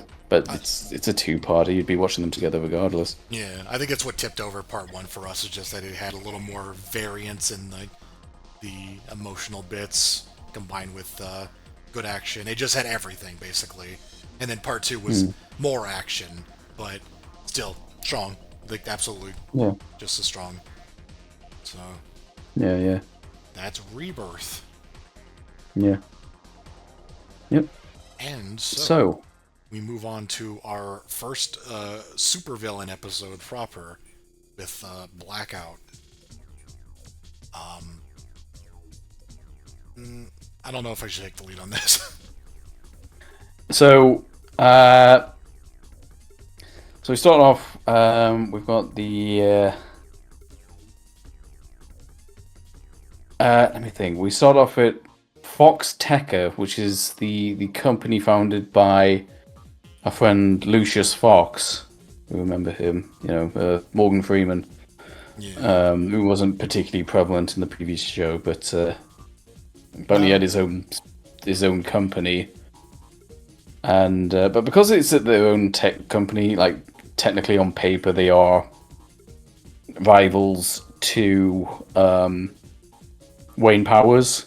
I guess that makes sense, but so they're just locking up, and basically they get attacked by a saboteur, like a we don't know the full story yet, but they basically just get attacked, and it's just they attacked by an Inque blob, which just starts destroying all this futuristic equipment. We don't know what it is, but it's a good action scene. Yeah. Lots of destruction. Trying to work out what the hell this blob is. They have like the future fire trucks out, and that's the scene. We don't know too much yet. We then cut to Wayne Powers, like the company. And Bruce is having a meeting with Derek, and if I'm not mistaken, this is the first time we've seen them interact. And I think I wrote down, it's quite interesting because, like typically in Batman, we don't really have a line of communication with the villain. They don't really have he's sort of like Lex Luthor-esque. Yeah. And then he is like kind of legitimate, but he's like the Penguin. He's kind of legitimate, but he has like a front. And even though we know he's up to no good, you can't really prove it. There's not really much. Your hands are kind of tied, so you just kind of have to exchange pleasantries with him, especially when he's like the co-owner of the company. A lot of animosity between these two, as you'd probably imagine. Even outside of the whole like actual criminal stuff, they just don't get on. Just lots of really good dialogue. Just reciting it, just have to take my word. There's a lot of good dialogue. Like just how are you holding up with a cane? It's like, and then the Power's just this like really like this really like forced laugh, like oh, the good one, Bruce. just the strained like kind of we have to maintain a semblance of a. I have to talk to you even though we hate each other. Right? Yeah. Yeah. Anyway, so Bruce warns him to stay away from Fox Tecker. He says, like, yeah, I know they're a rival company, but, like, you know, Lucid used to work for me, and his son or whatever took it over. You fired him. You know, basically, I just want you to stay away from them. He's like, I don't know what you're talking about. And he's like, no, seriously, though, stop it. Wasn't that a bit of dialogue where it's just like, whatever happened to him? It's like, you fired him. Yeah. Again, it's really good stuff. I feel like they've got the right. I feel like they're really just firing on all cylinders with this show. Like, you know, they've really figured out most of this stuff. Like the animation's on point. Like it doesn't look as good as Batman the animated series, but it's just really consistent while not being as kind of dumb as New Batman Adventures, and the writing is just always on point as well. Just the right tone, you know. Yep. So he leaves. Oh yeah, he sees Terry, and he's like, "Oh, I remember you." He's like the McGinnis boy. He's like, and he introduces himself as Wayne's assistant. So kind of like that. They all, you know, all three of these characters know each other. And I think you wrote down different reasons. So Bruce and Terry leave, and then Powers goes to his desk, and he's like, I think he's asked his secretary not to come in or anything. And then he starts talking to this sculpture, and obviously he's gone crazy. Yeah. And it's sad that Arkham isn't around anymore because he really deserves to be put in there because he's talking to statues and shit. I don't know if Arkham is still around. No, it's not because it was torn down. Yeah, that's right. I said that. I was like, I just assume that it's not there because it was never mentioned. It might be mentioned, yeah. I'm actually going to keep my ears peeled for that, because I'm actually not sure. Yeah. Well, there is a psychiatric hospital that we'll see, but it wasn't Arkham, so... So he's talking to the statue, and it is the... I think this is something that's revealed later between Terry and Bruce, but we'll just say it now. It's Inque. This is it's a female blob who is a professional industrial like saboteur. She conducts, I almost said like industrial espionage, not so much espionage, it is just smashing things. Yeah. And she's under Powers' employ. And that's the reveal there. Powers has a blob working for him. And there's not much at Inque's origin other than she just paid. That's kind of it. She's a merc. I think she gets fleshed out a bit more now, but yeah. The mercenary. It's easy to explain that. And kind of moving the order of this a bit, but her origin is just like she's just part of like a mutagen experiment. That's literally it. Yeah. So,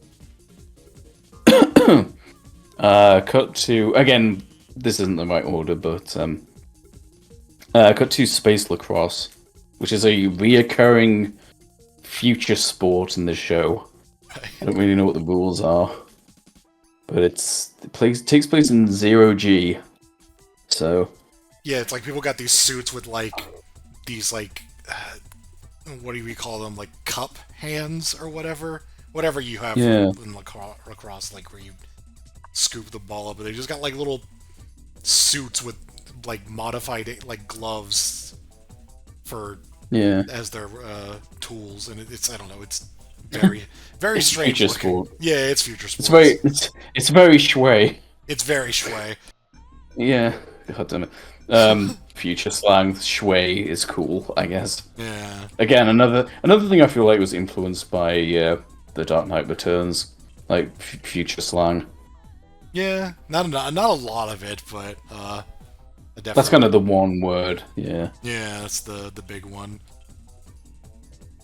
But yeah. I think there's another like industrial espionage scene. Oh right, yeah. In the interim, we actually have like a little prelude of Because we're only this is like the first non-Origin episode. We have Terry walking around the Batcave, and he's just like, "Hey, you gonna explain any of this shit to me?" And he's like, eventually. This is only episode 3. I've got plenty of time to show you. Yeah, a lot of the stuff in the cave actually becomes important in a way, or it's like it's emphasized because of stuff that happens here and then later. So yeah, but it's good. Yeah, it's really well done because it's two factors. Right, we saw in the start of the show. So it should be said that the Batcave is just full of memorabilia. Like that's the thing I said before was only kind of half a joke because it is kind of like a museum of Batman's history. And I've got to say, I am noticing and appreciating this stuff way more having watched every episode of the original show. Absolutely. Because I saw this as a kid and I was like, oh, that's neat. So I knew Mr. Freeze was, and that's about it. But then watching this again, I'm like, oh, right, wow, this is just fan service.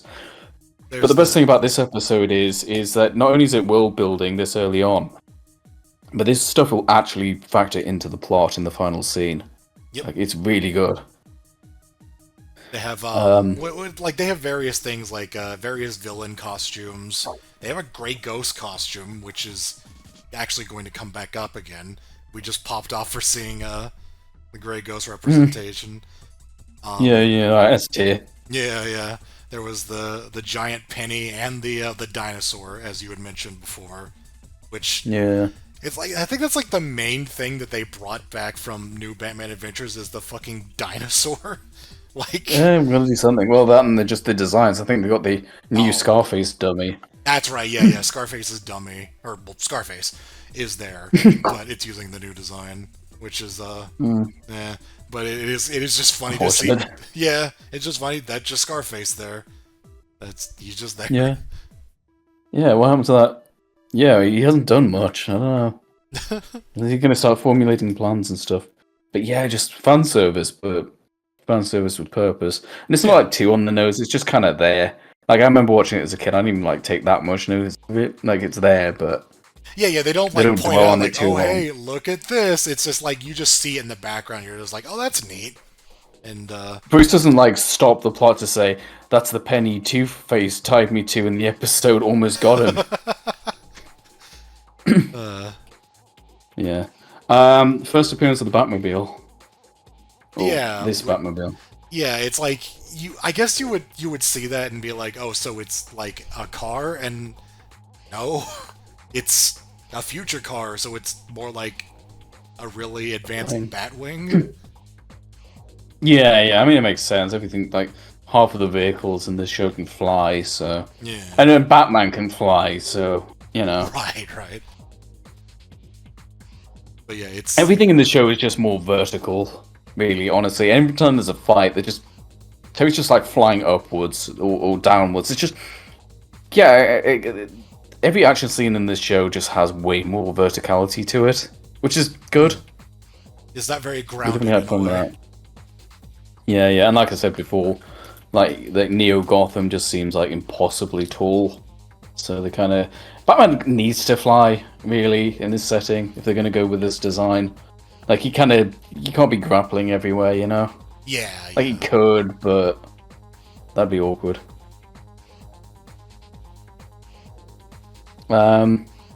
So we see the Batmobile for the first time, and he's intercepting Inque. It's at a dock. This is an important location. Oh yes. Because this is the first real fight between them. Like, I think he got his ass. Like Batman just got his ass kicked earlier. It wasn't a fight. You know, it just kind of happened. Yeah. This is the first time where he's got a little bit of a better understanding, and it's a lot more. Let's say equal, as it is a bit of a back and forth. Yeah. It's only now we're really appreciating Inque's design and animation. Just quickly acknowledge she's kind of this blob, and she has two forms. Yeah. You can see both of them in the tier list. That's actually relevant for 2 episodes because she does actually change. But she has 2 forms. She has this sort of inhuman form where she's just a blob with this big weird eye, so you can sort of tell where she's looking, where she's facing. I feel like the eye is just creepy, but it's also very useful for us understanding where what she's intending, you know, like you can get a lot of character just from just knowing where she's looking. If that makes any sense. Whereas if it was just a blob, you'd be a bit too, in my opinion, a bit too disconnected. Yeah. And then she has a human form where she just looks human. She's just kind of like jet black, kind of, with the those venom highlights Right. I mentioned. And that's kind of it. And very very Clayface kind of action scene. It's not quite Feet of Clay, but it's still a lot of fun. I can't imagine animating someone made of liquid can be particularly easy, because you've got to find the right balance between fluidity, but you also want to have something resembling weight there, you know? The animation for her is not as impressive as that Feet of Clay episode, but it is still very creative. And so it's a lot of fun to see. Like, she doesn't just do very generic stuff with it. It's not like, oh, she just turns to a hammer and then hits them with the big fist or whatever. Like, she's like morphing into all sorts of different like shapes and bouncing around, making blades and just doing all sorts of just really cool stuff. I remember there's a bit with like a manhole cover. She like swings it into him. Oh yeah. I think she like explodes the paving tiles or something. Just really good. But we do establish something here. She doesn't like water, and Terry actually says it out loud. So the best place for her to sabotage. There's this thing. It's done an interesting way too, where it isn't like she explicitly says, or like you see it happening to her. It's like you notice she's trying to avoid it. Like there are these pools of water that she's kind of like dancing around, where she's normally very like just kind of bouncing everywhere. But then when she's near this water, she's a little more careful. Then Terry cottons onto this and then points it out. So yeah. It's very smartly done. It's done very fluidly, for lack of a better word. Yeah. Oh yeah. He just quipped some water there, so. Yeah. He also, looking according to the notes, they're still kind of playing with the idea that Batman is still like kind of new, or like yeah. Everyone's getting used to a Batman running around again. Essentially, it's just like. I think probably Inque says something about that, like, I guess... Oh, yeah, we get to the scene where Inque meets Powers in the limo, the flying limo. I think that's a title card of ours. Yeah. And she's like, I got attacked by someone. He's like, who? She's like, it's just this guy wearing like a black suit. He's like, oh, Batman. She's like, Batman? Like the Batman? It's like, wouldn't he be really old? He says, I don't know, I don't care, I don't like Batman. And then his eyes crack, as they do, revealing the radioactive skin. He's basically covered with fake skin. Yeah, we should say, like, whenever we see him after that teaser, like, he looks, normal again. And you're just like, okay, like it wasn't. Yeah, we did. It wasn't a glowing green skeleton. Yeah. Bruce didn't see him. It's just like, Derek, what's happened to you? He's like, it's a skin condition, Bruce. You don't worry. No, he looked normal. I guess I should have acknowledged that. Yeah. Just to make sure we do acknowledge it. Yeah, he looks normal, and this is where they reveal that he has to wear this fake skin. I think she points out too. She's like, "What's happening to you? Like, what's going on with your face?" I always thought that was really funny, because she's like this fucking like freak show, this fucking blob woman. Yeah. And then she just like, his eyes go funny. She's like, what's wrong with you? Yeah. So, it's just, I mean, it's natural, but it's just kind of funny she's saying that. Yeah. Like, oh my god, you're weird. He says something like, oh, it's just a condition. Don't tell anyone, all right? So basically, when he gets like this gets more emphasized more in a future episode, but we get hints of it here. When he gets pissed off, he tends to burn through the skin. Mhm. So when Batman's mentioned, his eyes just immediately crack. She's like, "What the hell?" So yeah, he's like wearing a layer skin, and I think the discussion is just kind of like, "Oh, I want you to keep doing this thing," and she's like, "One's if Batman gets involved, you just like kill him." I love the lack of like censorship on this kid show. Yeah. Just like there's no beating about it. It's just like, yeah, what about Batman? Yeah, kill him. You know, just the frankness that makes it. There's those little things just make this still watchable as an adult. You know, like they don't beat around it, they don't talk about it, and double entendres. Just like, yeah, just kill the bastard. I don't care. Yeah. Pay you extra. So, yeah, and I like the villains talking to each other as well. You know. That's always fun. Yeah. And Inque's personalities, there's not too much to say, but she's just quite frank. Yeah. You know, she's not like despite being like a really weird design, she's pretty ordinary as a person. That makes sense. Like if you kind of see the design, you expect it, especially the eyeball version. You probably think she'd be fucking weird, but she's just kind of a normal mercenary. She's relatively no nonsense. She's just like, I'm here for money. What do you want me to do? I'm out. Yeah. But, yeah, she's a lot more relatable when she's in human form as well. Yeah. And that's it. So she's got a new mission now. It's just to kill Batman. And I remember her plan to do is to steal Penguin's gimmick. So remember, Batman attends another attack. I think it's too late to really do anything. I think Bruce says as much. Just leave. There's nothing for you here. And I think Inque hops onto the Batmobile. Just as well, we've introduced the Batmobile just in time for it to be like part of the plot. You know, I mean, it didn't hold off introducing it, but it's kind of funny they just did that in. Right. Not really much to say. Yeah. I remember he flies the Batmobile back to the cave, and then Bruce is like, the computer says like it's heavier than it should be. Like he detects that something's wrong, and then they find out that she had been stowed away on the Batmobile. She just comes out swinging. Yeah. She starts. I guess she could have been stealthy, but the fact that like Bruce immediately said something's not right kind of forced her hand, I guess. Yeah, for sure. Yeah. That makes sense. But yeah, she immediately, like, they go to investigate, and she jumps out. She starts attacking them.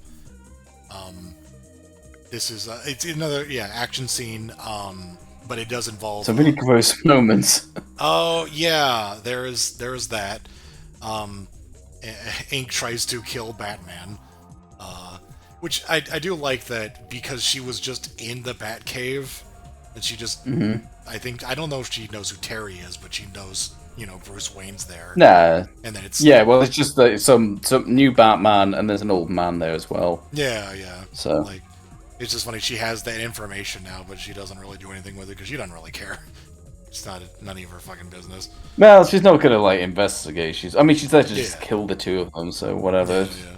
Like, I'm not gonna out their secret identities because they're gonna be dead. Yeah. I mean, she might plan.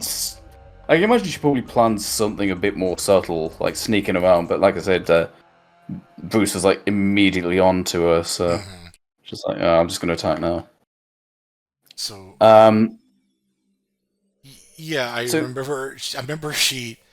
At some point, I don't remember how this actually gets resolved, but she tries to choke Batman out with, like going inside of his mouth. So yeah, it's really disturbing visual. Yeah. Bruce breaks it up with a fire hose. So, but it's like so Bruce fires a fire hose at her. And Terry's like, well, what took you so long? And he's got the Grey Ghost goggles and hat on. Yeah, and it's like, a certain case of shyness. Because obviously, he's a pretty famous figure, so he just quickly hid his identity, which is a pretty smart move. And incorporating the kind of fan servicey stuff is great because I didn't know what the hell. I didn't know the goggles he put on were noteworthy. Right. When I watched this originally, watching it back, that's like, oh, that's really cool. It is, yeah. The Grey Ghost, yeah, really like that. And then we just get like, this is an action scene, but it's just kind of loaded with fan service. There's a bit where she tries to escape. Well, not escape, but like she's gonna get out. We really don't want her to see where she is exactly. Uh-huh. She tries to go through a metal door, and Bruce seals it. And he's like, oh, and Terry says something like, oh wow, you. No. Bruce says it pays to be prepared. She tries to force her way through it, and then he electrocutes the door. And Terry's just like, wow, you are prepared. So, that's a great moment as well. It's another action sequence, but it's peppered with these kind of fan servicey bits, like just all these. When the memorabilia gets knocked around, Inque apparently hates Harley. Yeah, Ink starts just like wrecking some of the costume pieces, and so that's the joke. Is like the Harley Quinn costume is in one of those glass cases, and she just breaks it. I think she breaks a few of those things, but it was just kind of funny. The penny gets used. I remember we've established, so we know water is a way to deal with it. Terry also finds out that he has like an electric batarang, so you can also shock her. That will come up again. Yeah. Seems to like stun her. And then eventually we get to like the kind of the final thing where I think Terry, like, was it Terry or Bruce? Just checking again. No, it's Terry. Quickly grabs another villain piece of memorabilia. It's the Mr. Freeze gun. Pulls the trigger just in time. She's frozen. Hey, we found a good way to deal with Inque. And that's her dealt with. Remember correctly, she hits the ground and it just shatters. Yeah. Like, she's apparently fine. She's sure, malleable. So whatever. But like, yeah, that's. They probably already had her second episode planned out. So yeah, it is very interesting that she does seem to be an incredibly powerful character through shapeshifting, but she also has like 5 to 10 weaknesses. Like, just elemental stuff seems to really fuck with her, I guess. I'm counting 3. Yeah, I mean... electricity, water, and the freeze gun. So. Yeah. I'm yeah, sure... that's the thing. It's just basically live wire. You need kind of a big weakness when you're that powerful. Yeah, sure. And it does come up again. It will come up again. Secret. The second episode. We finally meet Commissioner Barbara Gordon, who's it's Batgirl. She's the new commissioner, like a father. Yep. And they basically just they give her ink in a big bag. Yeah, just big like a plastic bag. A sack full of fucking frozen ink parts. And then here's we got this. Ink. We apprehended this villain. It's a bunch of ice cubes. Don't let it melt. Yeah.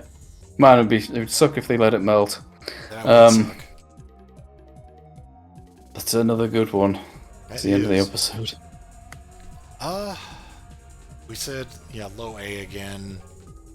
Probably lower than the Rebirth, I'm gonna guess. But not... Probably. Again, like, it's... Not to say that it's that much worse or anything. It's, Yeah. But, yeah, it's... I think probably the 2-part is probably better, but it's still A. Yeah, for sure. And it's definitely a good first normal episode, if you know what I mean. Well, the first good, like, single part, I suppose you could say. So, yeah. I'm going to quickly apologize for all the Discord noises you just heard, because for some reason Discord has stopped having streamer mode. So, oops. That's annoying. In case you're wondering what's up with that. But Anyway, yeah. Uh, very good. Very, very good. Next episode. Next episode. Golem. This one I remember a little more about. There is this kid named Willie.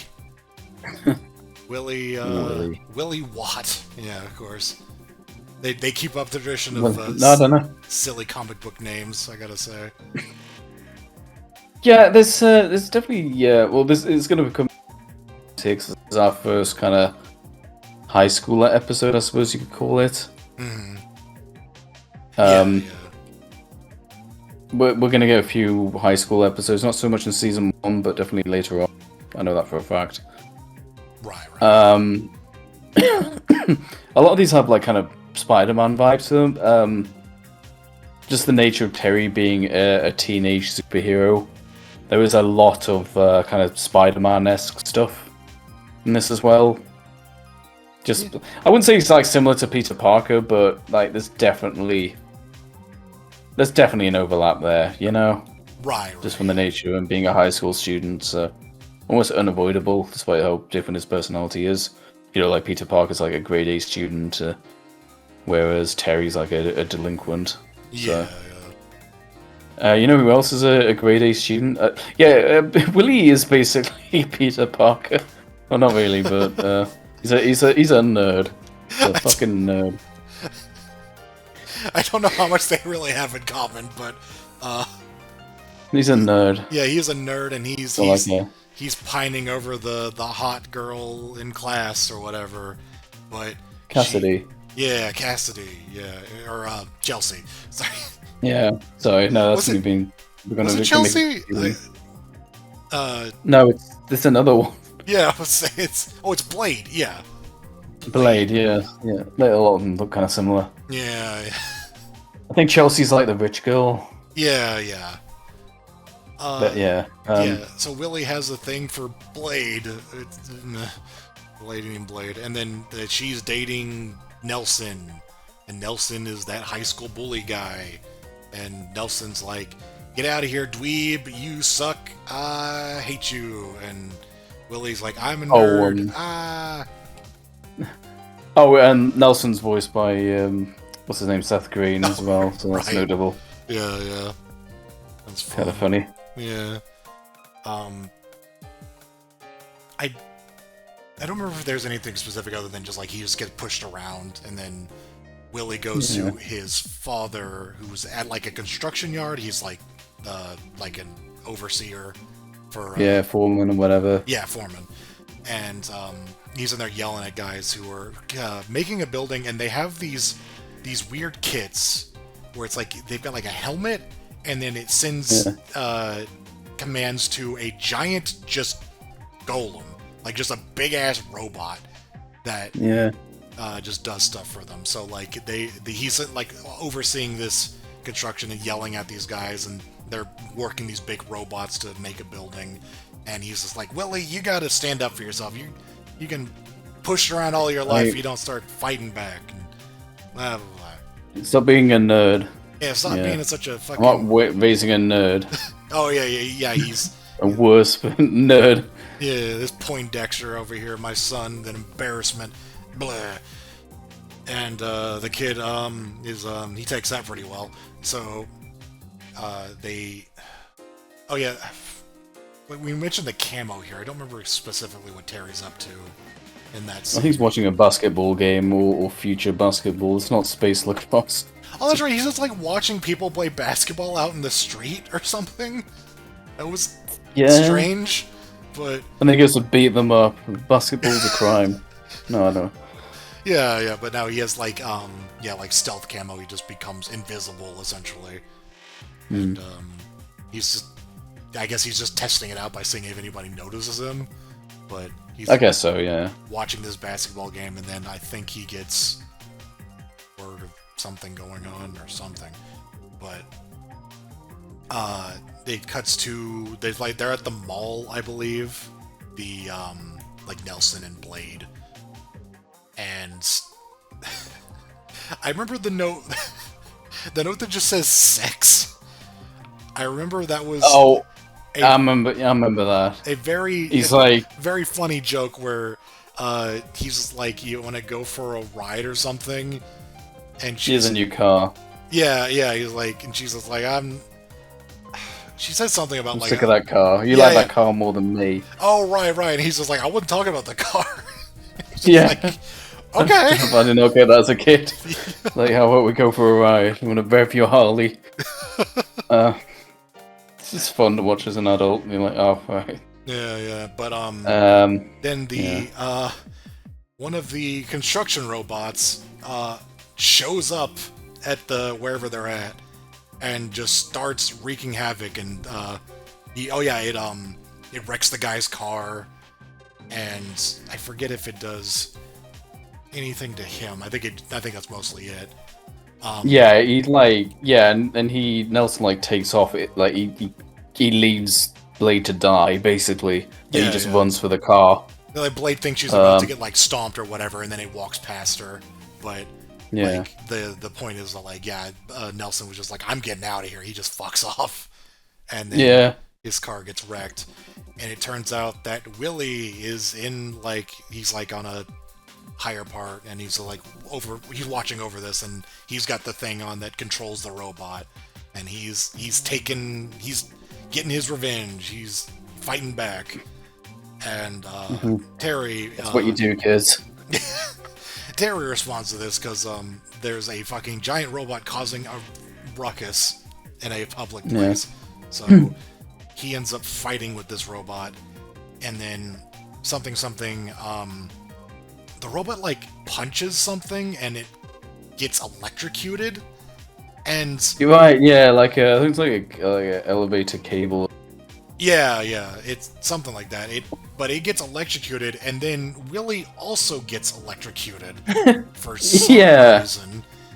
And I have no idea what's going on with that, but yeah, they programmed this like VR remote control to if the robot feels pain, you feel pain. I guess I can imagine like be like haptic or something, so you can feel picking things up, I suppose, for construction, but not feeling that was like, why was I pain? It's actually, this comes up again later. It's very strange. I believe, like it like malfunctions, or at the very least, like it stops working properly, and Willie is kind of stunned by it, like the being electrocuted for somehow. Yeah. And so I think Willie just kind of like slinks away or whatever, because like he doesn't get caught, I don't believe. But the robot is stopped, and like there's a scene of like Willie's dad being like, somebody stole one of our robots. Whoever, if I find out the asshole who did that, I'm gonna beat his teeth in. And Willie's just like, yeah, sure, whatever, Dad. And I think this is where you see like somehow Willie gets the idea that he is able to control the robot without the helmet on. Like, yeah, we'll get like hints of it. Yeah, it's like the robot's like kind of in a warehouse or something, and it's like chained up, but it starts moving on its own. And Willie ends up. I remember he ends up in. He kind of meets it. He meets it in a sewer. That's it. Yeah. And there were jokers down there. He recognizes like, oh hey, I can control this robot now. That's awesome. And then there's some jokers down there, Joker Z. And Willie's like, hey, I got a good joke for y'all. And then it took like an hour or so to get to the punchline. It was ridiculous. Willie is terrible at delivering jokes. I forget what happened, but yeah, I had to go out. Oh yeah. So I left it paused there for about an hour. And you were like crying. You're like, I got to know. What's what's like 10 stories tall and eats jokers? I must know. I must know. Tell me. I must know. I have to know. And then it goes out the punchline. It's not really that funny. Yeah. The answer's a golem. It's a robot. It's a robot. Like, wow. Your jokes suck, Willie. Yeah, he's not very tough and he's not very funny. So I don't know what his future is. No. Everything is coming up Wheelhouse. Yeah. Oh god. Shades of that penguin episode. I can't remember what that even means. It just means him not being social. Oh, because Blade. So yeah, I think between all this, Blade is pissed off with Nelson for leaving her to die. So she has a sort of a bit of a revenge. She says, "Oh, I'm going to take Willie on to the prom or whatever it is, right? The enchantment under the sea dance or whatever it is. The enchantment at the just to make it, whatever. yeah, at the pier. Yeah. So yeah, she's like gonna go out with him as a joke. That's why I mentioned Penguin there. Yeah, like just to get revenge on Nelson. Nelson's just like, "Oh, Willie, you piece of shit," and Willie's like, "She wants to be with me. Like, you're an idiot. Go away." So yeah, it shows them at this the dance or whatever, and Willie and Blade are obviously just not compatible, so they're not really. No, it's not really the point. It's a gimmick. It's a joke. Yeah, Willie's like, "Hey," and she's just like, "Yeah, ugh, this fucking nerd." So Willie, I think, butts in, and then he's like, Nelson butts in, and he goes to Willie. He's like, "Hey, Willie, we're gonna take this out back or whatever. We're gonna have a little talk, man to man." Yeah. He goes. It's like it's basically like Blade is way too schwave for a dweeb like you.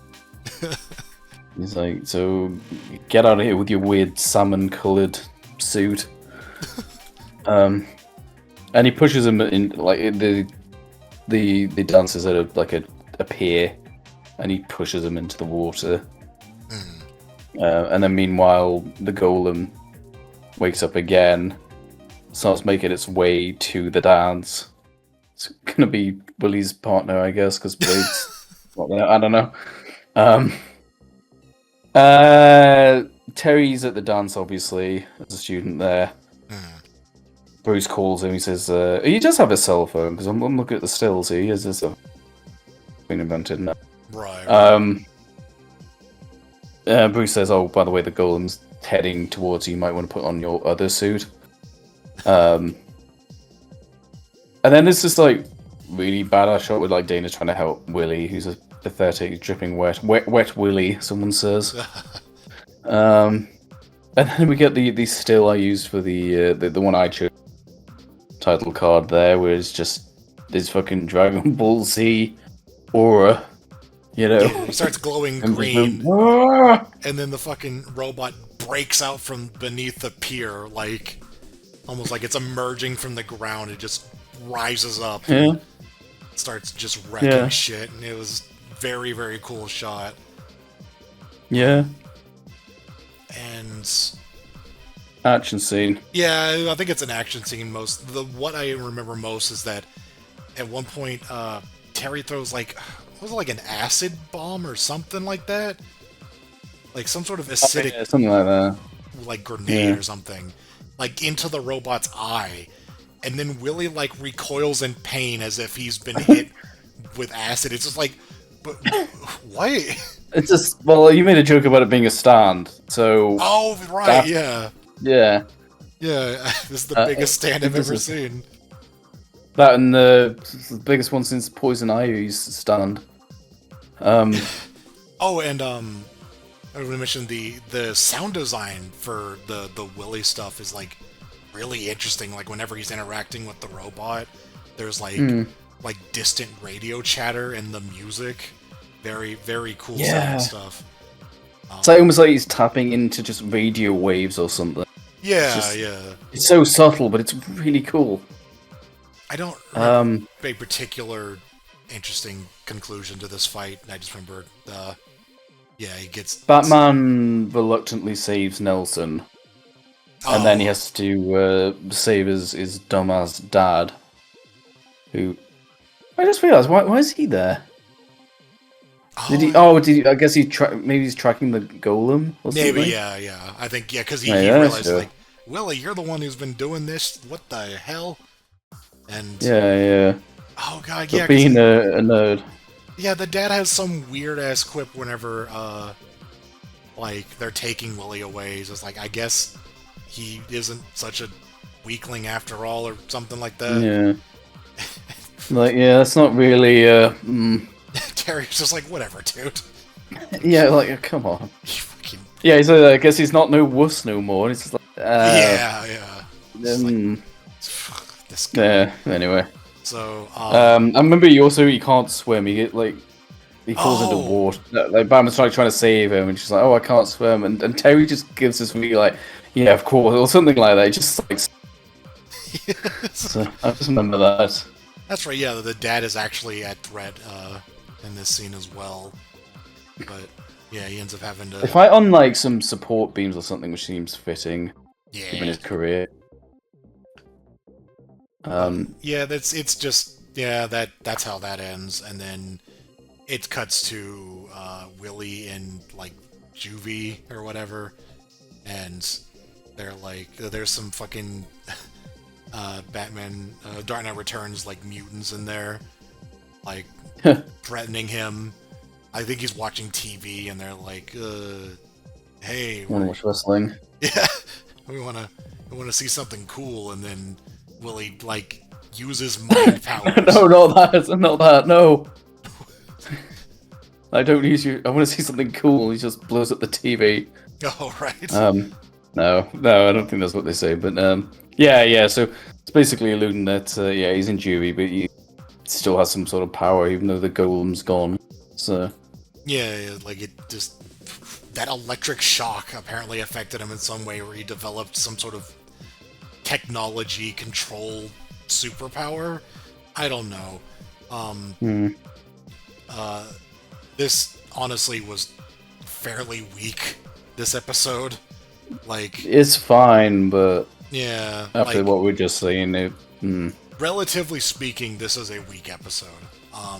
Yeah. Wrote down C because it's honestly, standards are pretty high. It's a pretty good show, so even one of its weakest episodes, not that bad. But no, it's quite typical though. It's quite it kind of felt meandering. It's just like this kid steals a robot and then gets robot powers somehow. I don't know. And then he goes to fight the bully with the robot, and then Batman stops him.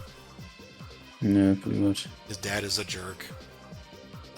Nelson's a jerk. Blade is the jerk. Yeah. The end. Terry's a jerk. Yeah. Bruce is a jerk. Yeah. Ace is a jerk. Powers is a jerk. Yeah, he wasn't here, but he's a jerk anyway, though. Let's not forget. Yeah, it's just compared to like what we've seen so far, this feels very kind of typical. Like the bullied kid comes like, yeah. What do you expect? Yeah, it's blah, but not still fine. Yeah, not bad by any metric, just not very interesting. So. Right, well. All right. Meltdown. Oh yes. In the first sentence of the synopsis, the first few words, you see the name Victor Freeze, and I mean, you look at the thumbnail that we've picked out, and you can tell that is. That's why we did that. We want to be able to tell what's what at a glance. Yeah. We don't want red sky and red sky. So, I believe, this one starts out with Batman investigating some sort of... What are they, dumping something into a river or something like that? toxic shit. I don't know. Yeah, Stuff you shouldn't be dumping into a river. they're doing stuff they shouldn't be doing. He uses the invisibility to scout it out, and then gets into a fight with some losers or something. I'm trying to find out who they're working for.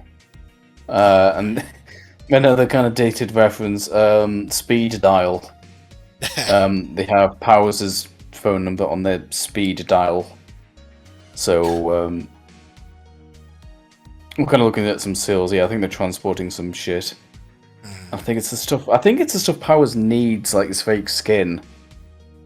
Or something like that. Or they just no, I think it's like the dumping ways. I think I'm probably thinking of another episode. Right. I think they're just dumping illegal shit. Batman intervenes and they find out, it's not enough for, a conviction, but they just found out that they're working for Powers, so that's not a good look for Powers. So Batman kind of taunts him over the phone. Really good moment where he interrupts a meeting. He was like really prepared for the meeting to go on. He was like, "No, I want this meeting to end. Like, I'm giving you an offer, but if the meeting ends, I'm taking it off the table." Then he gets his phone call from Batman, and then as soon as that happens, his eyes crack again. Right. And then he just immediately calls off the meeting. It's like, actually, you know what? It's really late. Let's just call this off. Yeah. I just left the 180 there. Yeah. And he's getting really pissed off. Yeah. So because of his condition, it's affecting his business as well. I do want to point out. So that's no good. Our very first note is that it's snowing, and that isn't just an observation. Like we thought, like, oh hey, snow. That's just something for the sake of it. But no, that's actually relevant to stuff that happens in the episode. I just felt like pointing that out. It's another one. Yeah. They just do a lot of subtle things that they establish stuff without pointing it out at all. But when you notice it, it's like, oh hey, there was precedent for that. So there's a credit where credit's due there. And then this is, I know it. Yeah, we see Dr. Sarah Connor. This lady who's, I guess Powers is there. Yeah, so Powers is like, he's being told that he's burning through the skin too fast, and they're saying this is when we definitively told it's because of his temper. So when he gets pissed off, it flares up the radiation. So they're like, he's like, I need something. Yeah, I need some sort of alternative. Like, we need to do something else because this isn't working. And then this lady, I don't remember her name. She wasn't very important, but she's sort of like in charge of this project. Yeah, she's like, she's voiced by Linda Hamilton. That's the most notable thing. Right. Yeah. So she's like, "Hey, we have this thing. We're gonna test it out on this subject, and the subject is the head of Mr. Freeze." He is, of course, still around because of, his condition. Now, we have this ability to transfer his mind, essentially. Like, we transfer him into a new body. And so, if this goes well, then we can do that for you as well. And so they're like, hey, alright. So, Freeze is like, I'm dead to the world or something, blah, blah, blah. And then, he has a line where he says, "I just want to die." Yeah. I just think endlessly about death. We wrote, that's what we wrote. Mr. Freeze is being awfully heavy because, he's pretty serious. Can I just say I love this premise? He could have told the exact same story without tying it into Powers, right? But the fact they connected those is so great. And there's another case where the continuity, because Blight very much has an arc. So if you showed these in kind of the wrong order, it wouldn't make sense. Like in the previous episode, we saw, sorry, not the previous episode, the episode before last with Inque.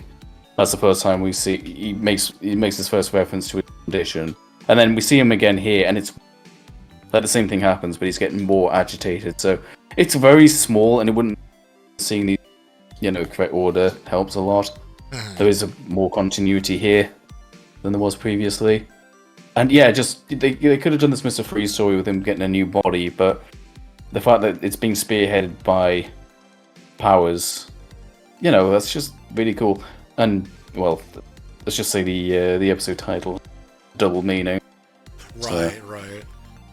So they do this thing where I forget how they convince them, but they do this thing where they're like, "Hey, doesn't say much. let's put you in a new body," and then sure enough, they transfer his consciousness to a body, and it looks like he freeze before he became an Iceman, relatively speaking, because he didn't look like this in the original show. But whatever.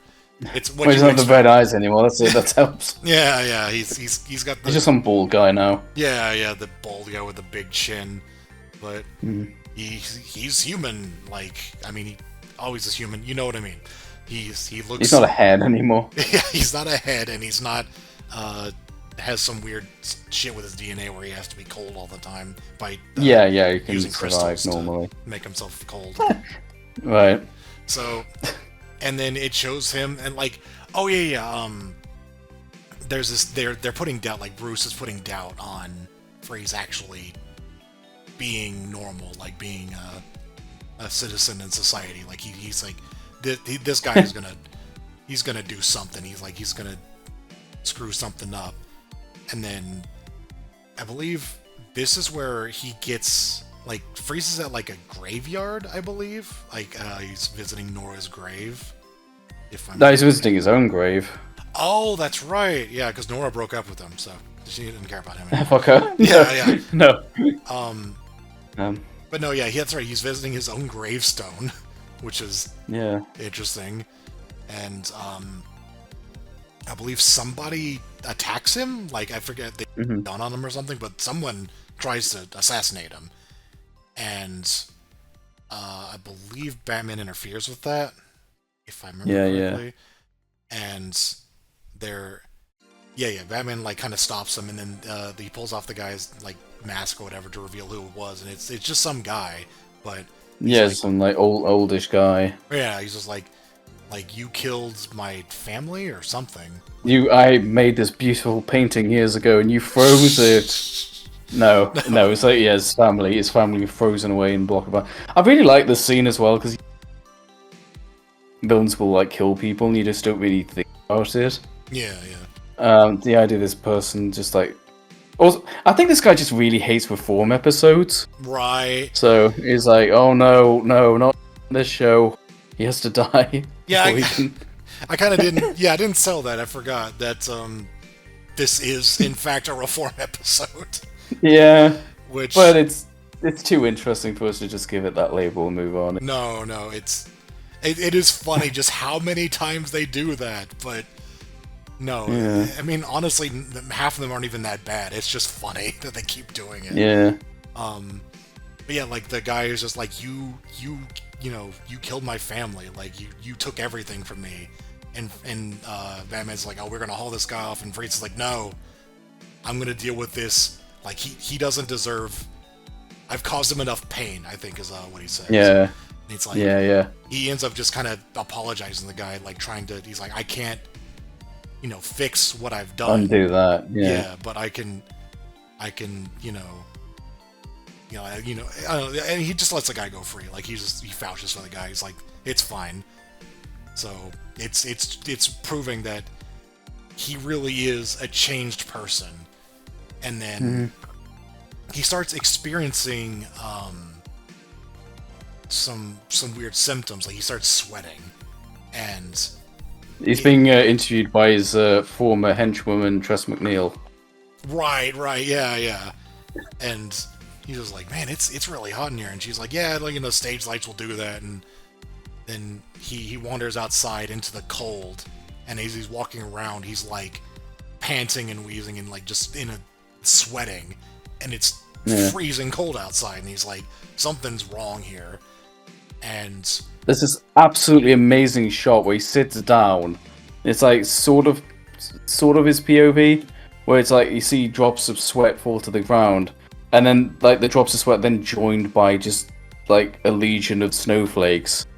Yeah, And that's when it dawns on him. He's like, wait, what? right. Like, there's something wrong here.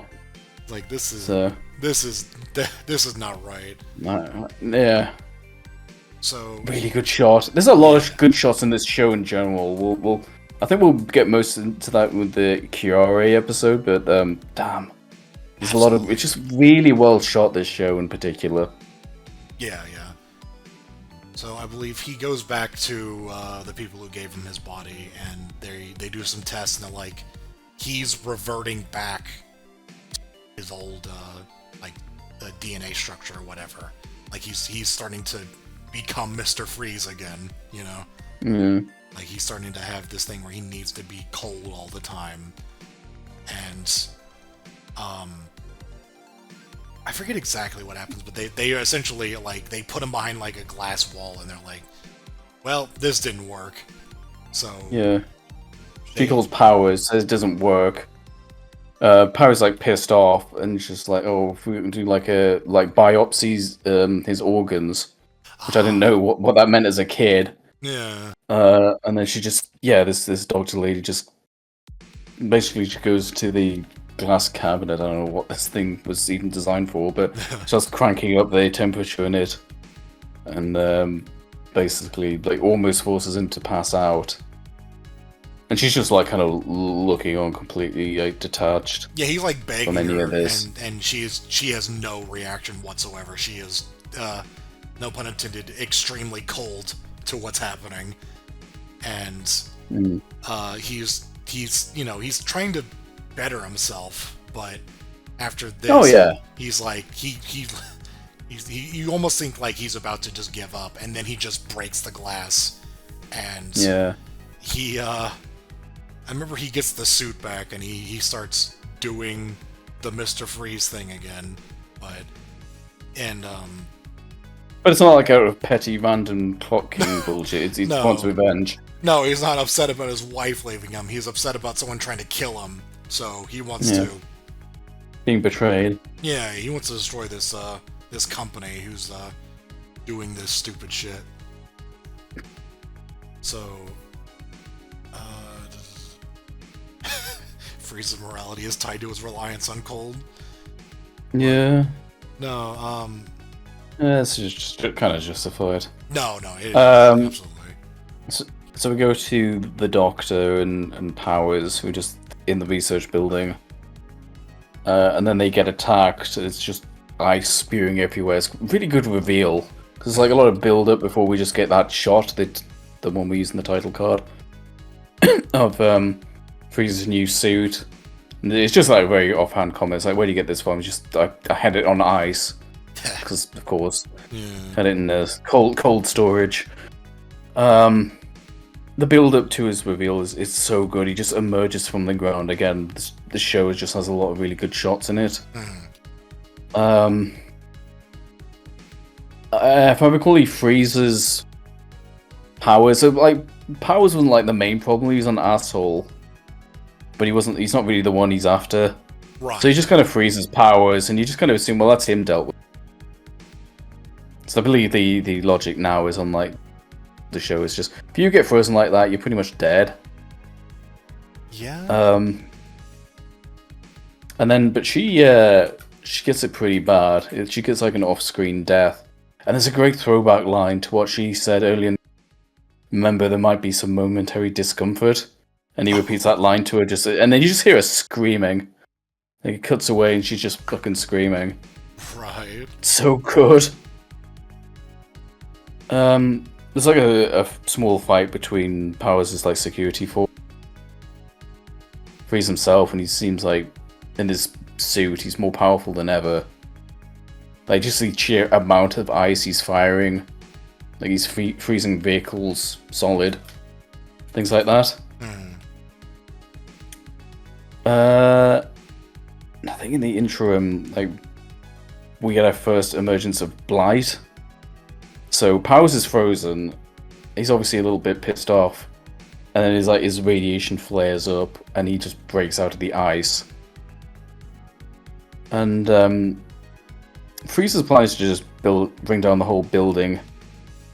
And there's this nice little moment where he's talking to Batman, and Batman's just like, hey, do you really want this? And he's just like, he says, I don't really have much choice. By the way, Batman, if you want to leave, like, now's the time to do so. He doesn't want to fight Batman. He's just like, yeah, he says something to Batman. If you leave now, you should make it out in time. Something like that. Like, he's not really malicious towards Batman. He's just like, look, just stay out of my way. It's really good, just a little moment. He also, like, I think he, like, just kind of starts speaking to him before he even, like, makes his presence known. Just kind of a little hint that he's like, yes, I know Batman. Yeah. In different versions. I like that. He's like, I know you're here. Right. You know? They get into a fight. The soundtrack's really good, by the way. Absolutely. They go back and forth for a bit. This new freeze is like pretty powerful. I think he gets the upper hand on Batman, and then out of fucking nowhere comes Skeleton Man, and just kind of fucks Mr. Freeze up. Yeah, this is a green glowing skeleton guy with he just has like heat powers, I guess. It's not very clear. He just has like the energy that makes up his body, that like his green glowing body. He can irradiate that kind of power, and it's I assume it's supposed to be just like heated, but it does, you know. Yeah. It is a foil for Mr. Freeze, much in the way that Dr. Boyle was in his original show. Yeah, sure.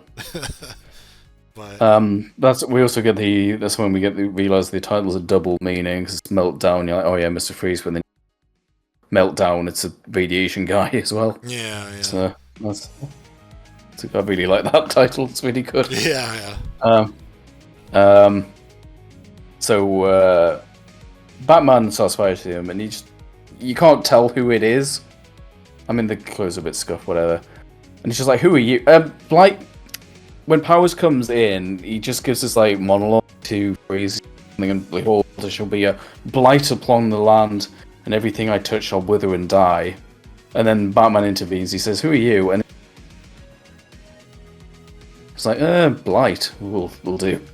So yeah, that's where you got the name Blight. It's probably one of the more original kind of character origin names. Usually, it's like a news broadcast. He goes, "Oh, we've called this person the Blight." He goes, he's bouncing around or something. Oh, that comes up later, actually. Yeah, they just give him somebody. They do that. It's an old trope. Yeah. He just improvs the name, which is pretty good from him being all poetic. Yeah. I don't remember it being too much more like detail. There's like it essentially the building starts coming down. Like Blight is defeated. I don't specifically remember that anything interesting happened. Freeze beats him. Yeah. Freeze is the one who beats him. Yeah, you just blast him out the building. Yeah. So it's not even Batman. Batman's having a hard time with him. Yeah. Batman lost both of these fights. It's just this infighting that saved him. Yeah, no kidding. This is really just a Blight versus Freeze thing. But yeah, the building starts coming down, and then Batman essentially just like, hey, it's not too late for you. And Freeze is like, no, it is. And Batman's wanting to save him because he wants him to actually reform, essentially. Like, he actually was rooting for him. And Freeze is just like, just let me have this. And then puts up a giant ice wall to block himself in and block Batman out to separate the two. And essentially, forces himself to go down with the building, and that's he's out. And Batman just has to kind of accept it because he can't do anything about it. Pretty much, yeah. It's a really powerful scene. It's so good. The way the soundtrack is really, really good as well. It's a little melodramatic, but it's fine. Oh yeah.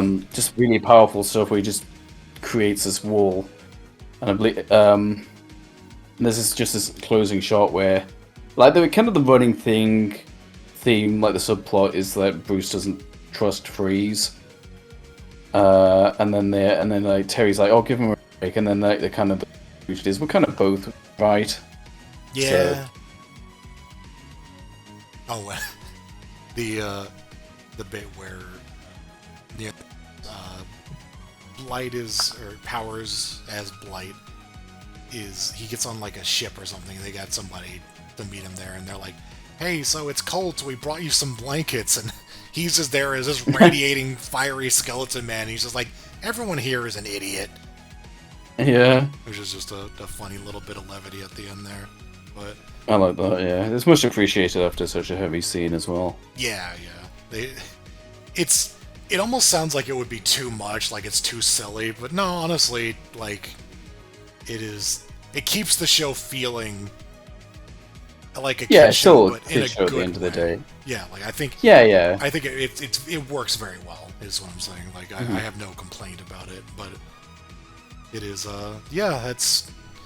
that was an incredibly good episode. It is very, very funny to me that Mr. Freeze has a bunch of A-tier episodes, if we count this one, because yes, we put it in A-tier.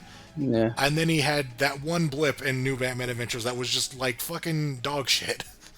Yeah, weird. So very weird arc for this character, but mostly very. Is that? I would put that at the top of A. I think it's almost S, but I don't know. I agree. Yeah. No, that was Not quite S. We're pushing that a bit, or. I'm gonna say. I mean, no, I don't want to do it for the sake of it, but No. it is really good. I think just by the fact that it's playing off of, the original show, like it is a continuation of this plot line from the original show, and it is an excellent cap to his character, like that whole storyline. Like it was short because he had 2 episodes in the original show, and then that one that I don't want to acknowledge. But And a movie as well.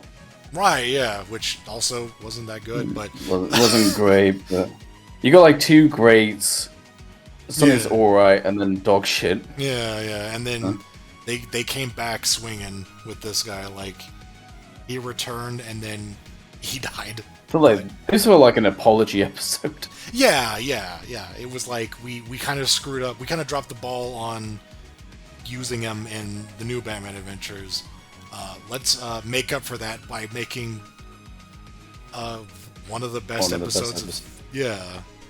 I think I literally said that when we did the last Freeze episode. I think I said, like, I can't believe it's one of the best Batman Beyond episodes.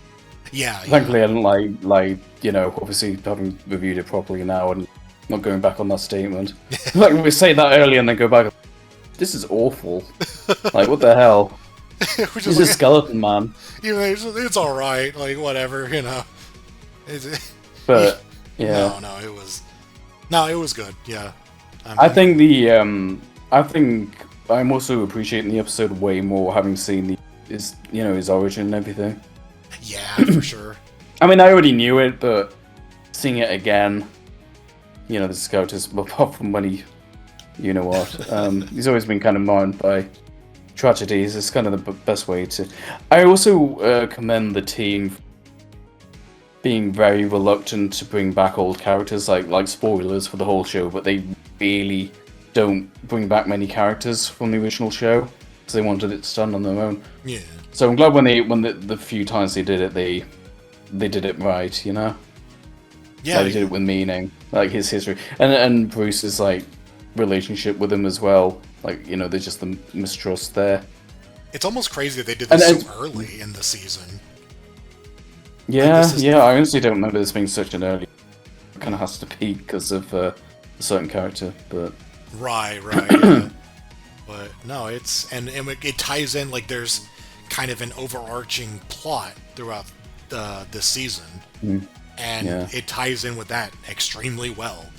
Like it doesn't feel forced in any way. It doesn't feel like it's arbitrary in any way. It's handled very, very well. So, gotta give him props. Just really good. All right. Hey. cool. Very cool. It's very shui. It's very, very freezing shui. I don't know. All right. Episode 6. Heroes. I hear Batman is the hero.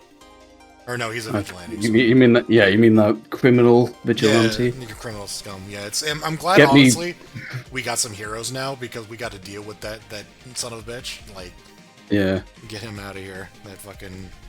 I want pictures of Batman. Oh, sorry, I was just looking at that picture of Spider-Man. All right. This episode Heroes begins with Terry's or Batman. I don't know why it's so weird for me to refer to him in this Batman, episode too.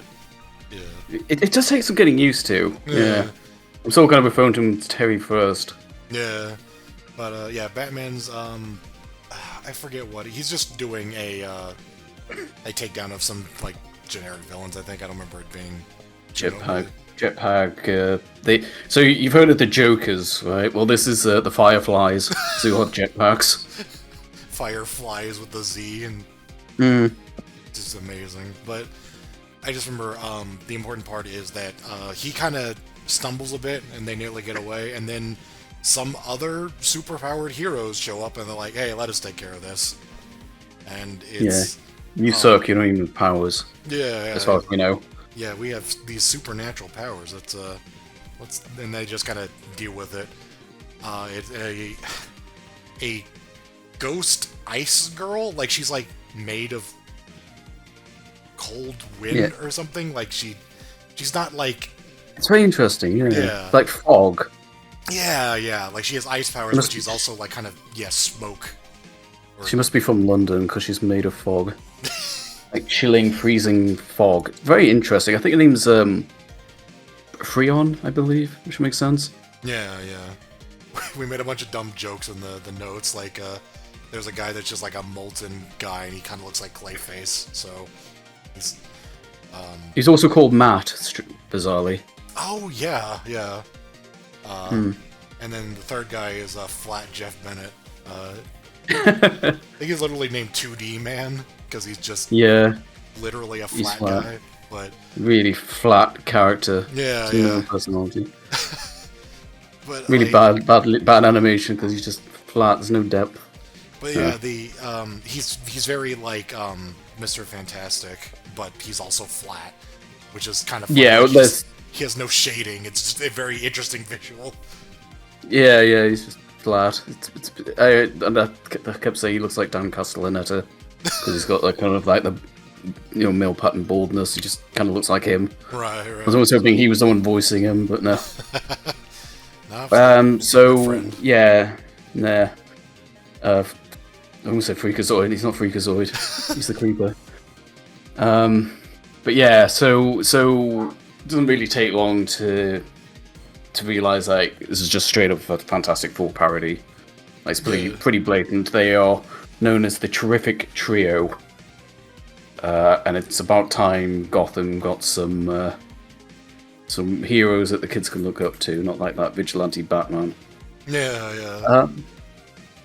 The origin of the Terrific Trio is like very similar to the Fantastic Four. 3 scientists. They were part of a accident. We'll get back to that. That just happened to have given them powers. They tell this to a news broadcast, which there's a little moment I find quite funny where Terry's brother Matt is watching it with his friend, and like, this is too horrific for children to watch, and he's just like, turn it up. Yeah. So we've got the 3. So we've got Freon, like ghostly ice woman, 2D Man who's like flat and stretchy, so it's Mr. Fantastic, and then you've got like the Thing counterpart. He's basically just Thing, like even kind of sounds similar. But like, with like a fiery kind of Human Torch thing. They combine the two together. Yeah, pretty much. Yeah, I think Freon's probably the most original of them. Yeah. She doesn't have quite the parallel, but they're just kind of these new superheroes, and the world kind of accepts them in that way. Like, they get merch made about them, and they're solving a bunch of crimes, and Terry's just like, hey man, maybe I get some time off now that I got someone else who can carry that weight for me. So yeah. He's kind of okay with it. They also, I believe, pretty early on they show like I think it's the molten guy, Matt. What is his name? Magma. Magma. Okay. Yeah, they show Magma like as part of Wait, hang on. I called him Matt, and I wrote down Matt, but this random like fandom wiki says Mike. Maybe I just misheard him. Whatever. I could have sworn he was Matt because I remember So did I. being a thing. I don't know. Anyway, Either way, it's a fandom, so I don't know how much trust I put in it. yeah, a grain of salt with that one. But yeah, it shows like they do another thing where they bust like they rescue some people, but there was like a kid there who was just like scared of Magma. He's like, oh, he's a big fire monster. And Magma's kind of sad, and there's this thing kind of building where it's like they're not happy. Well, at least, at the very least, Magma isn't with their lives being the way they are, where they can't live normal lives anymore. Yeah, And I think Magma and Freem were a couple, and they can't even like physically touch each other anymore. Yeah. It's it's kind of silly in concept, the whole like Fantastic Four parody thing, but no, they're still doing serious stuff with it. So yeah, depends on your suspension of disbelief. yeah. And there was a fourth guy who was like I don't want to say he's like the Doctor Doom, but he's like he's like he's their colleague, but he wasn't in the room when the accident happened, which is they're already quite suspicious of. I think 2D Man's like, it's strange that you were off that night. Yeah. So so there's already like a little bit of suspicion there, and then they're doing like DNA tests on them, trying to see if they're okay. I guess. Sorry, just a routine checkup, I suppose.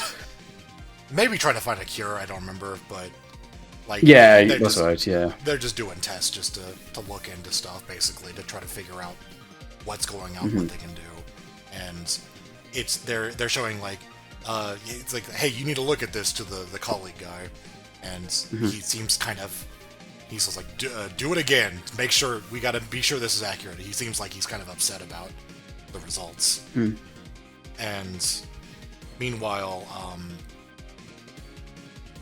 I don't remember exactly the order. So they're being like marketed, by the way. They're like, they have literal toys of them. They've become a parody of themselves. They become a cliche. Yeah. There's a bit I remember that I quite like with Matt thinks they're kind of lame and like Batman's way cooler, and then Terry just immediately like buys him ice cream. He's like, hey, tell me more about how cool Batman is. Yeah, and he's like, Matt's suspicious as well. It's like, what's the catch? Right. Matt's a pretty good character. We haven't seen too much of him though. I had just like DNA cube. I forgot. Yeah, for some reason the DNA is in cube form. I couldn't quite figure out. What's up? What's the future? Everything's in cube form. So sure. I don't know. Yeah. No. But I'm trying to remember what it culminates in. Like, eventually Magma's like, he's like, I need to steal this DNA cube. To like. Yeah, I need. Yeah, he's holding information back. I don't trust him. Yeah. So I'm gonna go get the results myself, or the sample, so I can look at it myself, whichever. And then so he's breaking into this place, and Batman runs into him. Like, hey, hello, fellow, how's it going, fellow crime fighter? Magma's very rude. He says, like, just get out of my way, and pushes Terry aside. They have a little bit of a scuffle. Pretty cool scene. I want to mention that, like, Magma is, like, a very well-animated character. Not so much, like, the actual character model, but the, like, he just has constant effects. Like, constant smoke, and whenever he steps, he leaves, like, a flaming footprint behind. Which couldn't have been too easy. So not like Clayface level, but you just a lot of work went into this one character that they didn't need to do. He's like sitting in a vehicle and there's just like the seatbelts are smoking. Yeah. Kind of funny. It's a funny visual, just him driving this like sort of air vehicle, and inside it just smoke everywhere. Everything's burning up. Yeah. I almost want to say that's like a reference to the Fantastic Four's vehicle, but like everything's kind of a jet in this universe, so yeah. Right, I was thinking that, yeah. But he eventually takes it back to them. I think they're at the lab where the sort of finale takes place, and he's just like, this guy is holding back information. Like, we are actually, what is it, like they're dying, like the effects of I think that at first there's like, oh, there's no cure, and he's like, no, it's worse than that, we're dying. Yeah, so I forget if they explicitly say it or not, but it's implied, like, yeah, they are not going to live very much longer. And and then the colleague guy is there, and I do remember, like, it gets outed, like, oh yeah, he eventually like confesses, like, yeah, I wasn't there, and you weren't supposed to be there either. I think to the lady. Yeah, it was the two guys, because there's like a bit of a love triangle going on between him and Magma. Right. So it was a setup where they're basically just deliberately mutating them. I guess to make heroes. I mean, they were quick to market them, so I think that's what he said, if I remember correctly. Then the army attacks. Oh yeah. This is so they have the you get like the Fantastic Four Towers, I think. Yeah, it is. Yeah, it is. I remember it from that Neversoft game. They've got the terrific tower, and then the army attack it, and then there's just this led by, I just have to mention, he has a Hitler mustache. I always found that quite amusing. Yeah.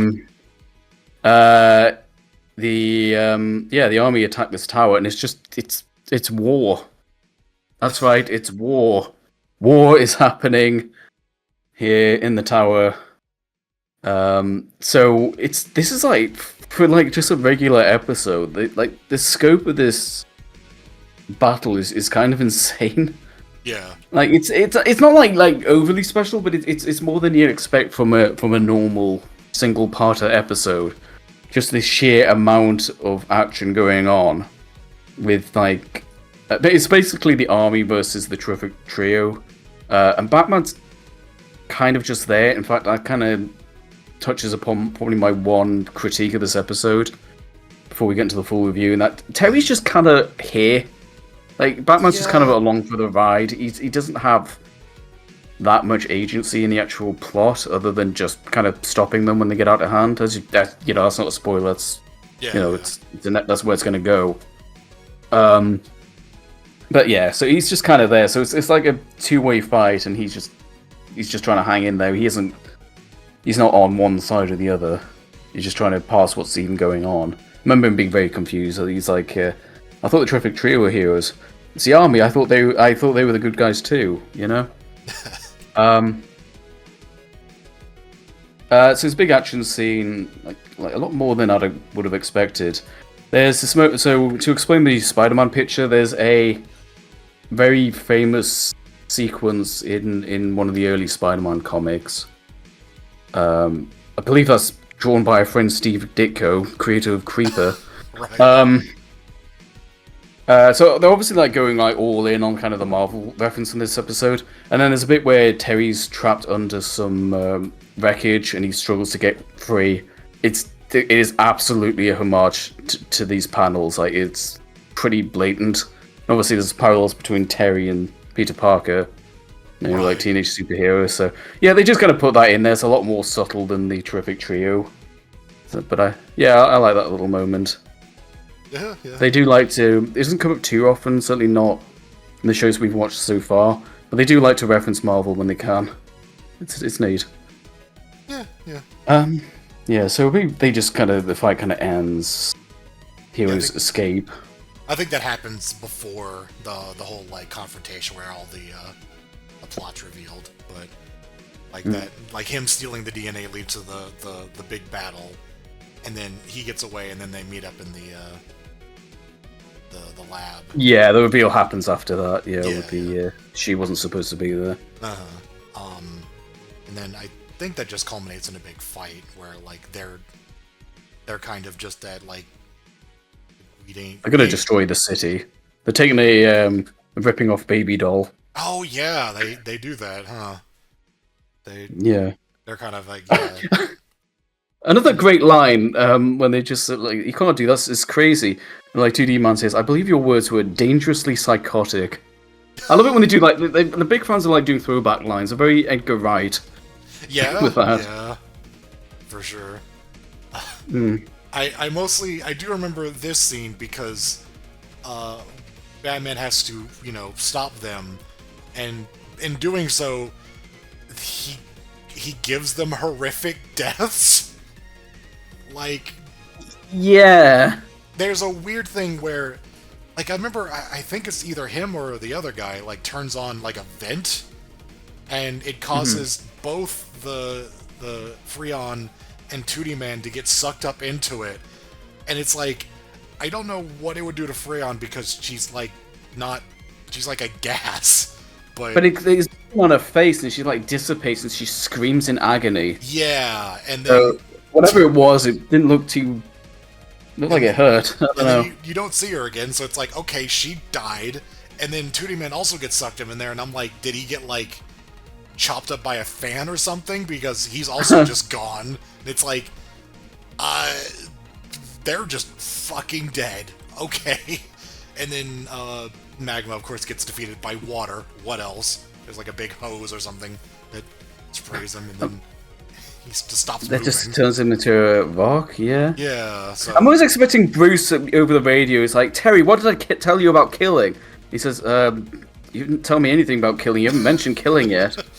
Like, I didn't kill them. You killed... I'm a new Batman. I don't... So this is a new Batman, one that doesn't mind the blood? Yeah. Very I don't weird. know. I don't know. But it's not, you can't really critique it because they never formally set the rule. No.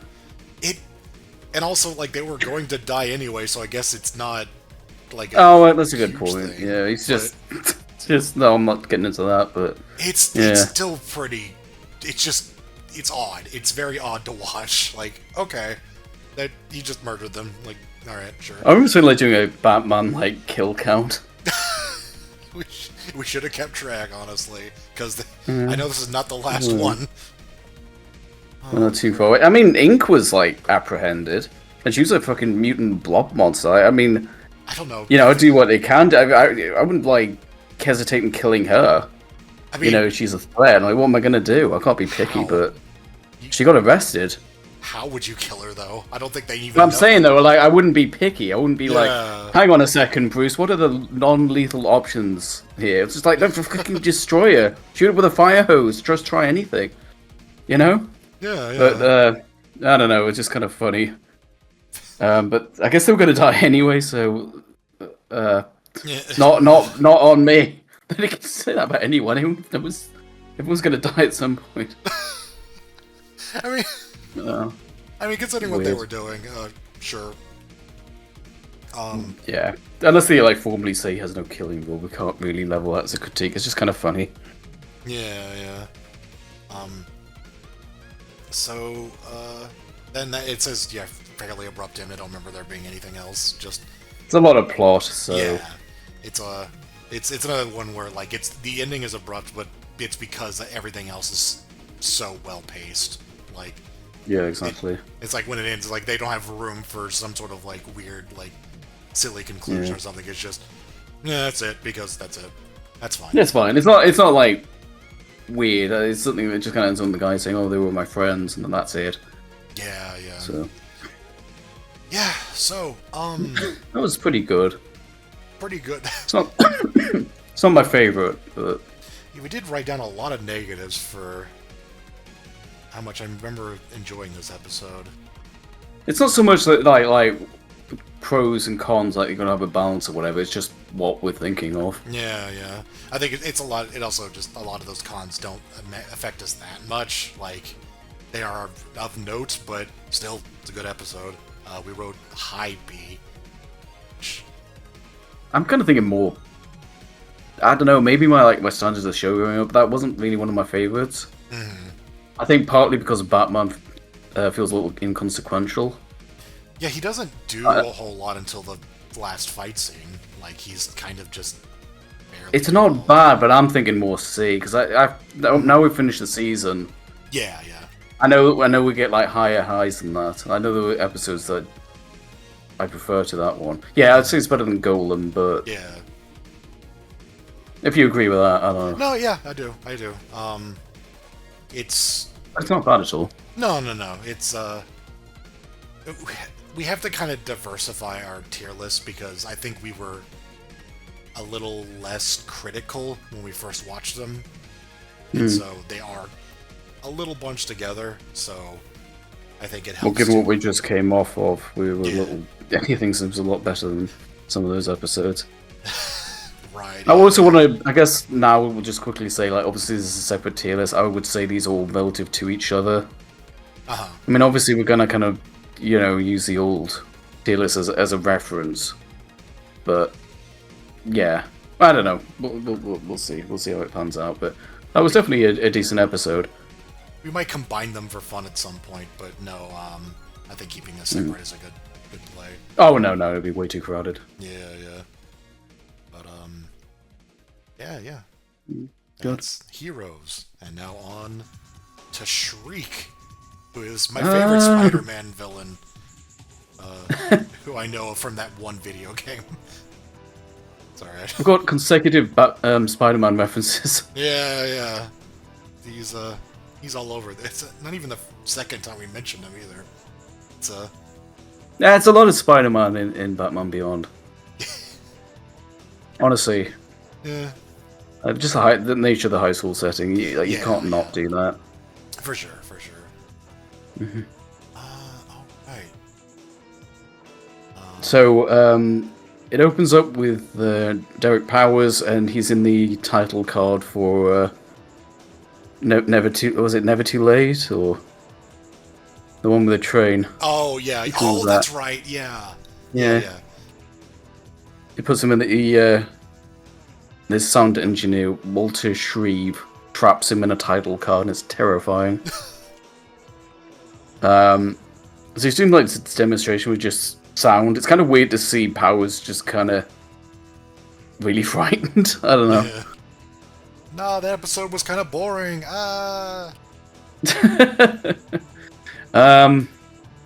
So he's a sound engineer, and he's proposing. By the way, this is a good thing for Powers to get him involved with the plot, because being a businessman, he can just employ different people. So last time was like an industrial saboteur. Shriek is just kind of selling this sound suit, and he uses sound waves to basically destroy things. So he's proposing it as a form of demolition. And I do like Powers' reaction here. It's just like, yeah, dynamite's cheaper. Like, very kind of pragmatic, very realistic reaction. Because I love this like kind of futuristic shit. And it's just it's just, I don't know, it just feels kind of real world, or something I would probably think about as an adult. It's like, that's really cool, but that looks really expensive for just something a dynamite can do. It's just the small lines that kind of stick with me. Dynamite's cheaper. And sort of, I don't want to say subplot, but like the overarching plot, the thread through this, is that Powers wants to demolish one of Gotham's old districts, just for like real estate, whatever. Bruce doesn't want it demolished. A big reason being it's because it's where his parents were murdered, and like the theater they went to the night they were shot, and he tells Terry this, and he's like, "Don't you want it knocked down?" He's like, "No, because do you want to forget what happened to your father?" So right, he actually shows him like what it looks like right now, which is where a few of these notes are. Like, there's the Joker design comment is about like there's a wanted poster for him. Oh no! On the wall. Yeah. There's a little bit of nostalgia there, and just some. They don't overdo it. They're they do it very intermittently. They really, other than like the Batcave stuff where it makes perfect sense, they really don't do that too often. When it does, it's like, hey. But it's always So, I like like that. it's almost usually just in the background. It's never in your face, and I just appreciate that. Or whenever it is something there, it's like, well, yeah, it would be. It makes sense. Yeah. They don't make a song and dance about it. It's usually quite natural. So yeah, so Bruce is so they had like a shareholders meeting, whatever you call it, where they have to vote on the destruction of this. So you've got Bruce campaigning to keep it. Powers is arguing with that. Bruce takes Terry to the district. That's where he tells him why he's interested in it. They're going through the building, and then suddenly Shriek shows up in his sound suit. And when he appears, it's just this whole show has like a very, very interesting soundtrack.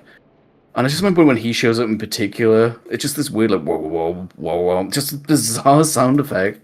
It kind of makes sense for just a sound guy. I don't know how that would sound, but I don't know. There's a really good soundtrack in the show. It's weird, but it's very memorable. There's a line where Bruce, like, Terry's, who's this guy? And Bruce is like, it's not one of mine. Oh, right. It's just like that where every time this one shows up, right. Terry just has to check with Bruce, like, do you know who this guy is? And like, no. That's a new one. Yeah.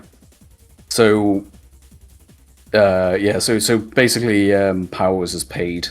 He didn't want to invest in his suit, but Powers asked Shriek to just demolish the buildings, just illegally, I guess. You know, he's wearing a mask, so. Guess we'll just quickly talk about his design, which is pretty cool.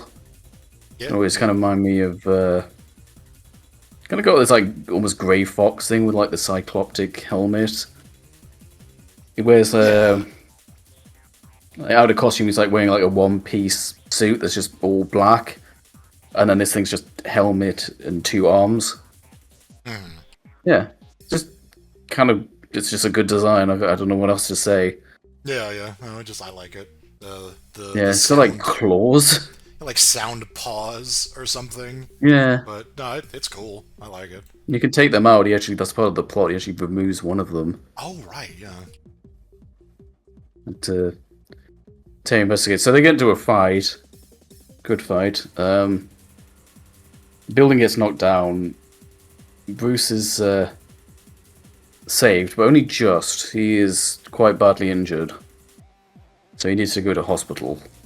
And that's when we get our sort of, the next part of the plot, where Terry, this is the first time Terry has to be Batman without Bruce's help over as the guy on the computer.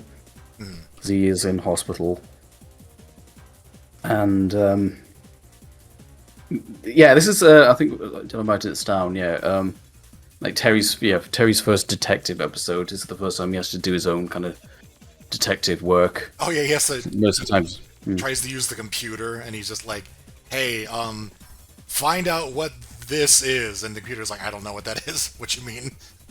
Yeah, like incorrect command. Yeah. Like, he's like, he works out what metal it's made of. Yeah. He's like, determine material, the stuff. He's like, yeah, sure, that. Yeah. Request for spectrographic analysis. Yeah. So yeah, he's like putting it together, and he's just kind of like, he's quite proud of himself as well. He's got the dog there to talk to, which is Oh yeah, Ace. That's it. Very quickly, Ace becomes pretty friendly to Terry. Ace is also pretty important to this episode. I forgot. I almost forgot about that. He does come up. Meanwhile, Bruce is just in the hospital, just kind of taking it easy, and then he starts hearing voices. He starts losing his mind because he was Batman for so long. Like he seemed pretty crazy. Let's be honest. Yeah. So. Well, I might choose to dress up as a bat. So he is kind of losing his shit. But no, like he's hearing voices and he starts like freaking out. It's just like who is that? Where's that coming from? And like the nurses are just like what are you doing? Like, and he's like, there's people talking to me. Well, more importantly, they're telling him to go to the window. Right. Right. Yeah. And I don't think they say it in explicit terms, but like, it just open the window. He goes, why? And then like, you know what to do now. It's really good. Yeah, it's just being persuaded to just jump up a fucking window. So, I think he gets transferred to the psychiatric ward. Yeah, he ends up like fighting off the what do you call them? The Orderly. God, orderlies. Yeah, that's right. So he gets committed to the psychiatric ward, and then the next day, Terry goes in, and his good friend Mr. Powers is there. I'm butchering the order of this because there's another scene with Shriek, but it doesn't really matter. He goes to see Bruce. Powers is there, and he's basically, oh, it's such a shame. He's showing signs of dementia. You know, it looks like he's not going to be able to handle the company. It looks like I'll have to take over. And Terry's like, I can take over. And it's like, no. So, yeah, so that's kind of the subplot. He's if Bruce is, you know, mentally not sound, then this bill won't pass. It's good how it's a good story because this all ties in together. Demolition of the building, you know, getting Bruce involved. But he's a bit more of an active participant in this episode. Mm-hmm. Or rather, he isn't an active participant, but he's more involved in the plot. You know what I mean? He's got his own little subplot, kind of. It's really it's part of the main plot, but he is tied in, doing his own thing, which is losing his mind. Meanwhile, or rather before, the order's slightly off. It doesn't matter.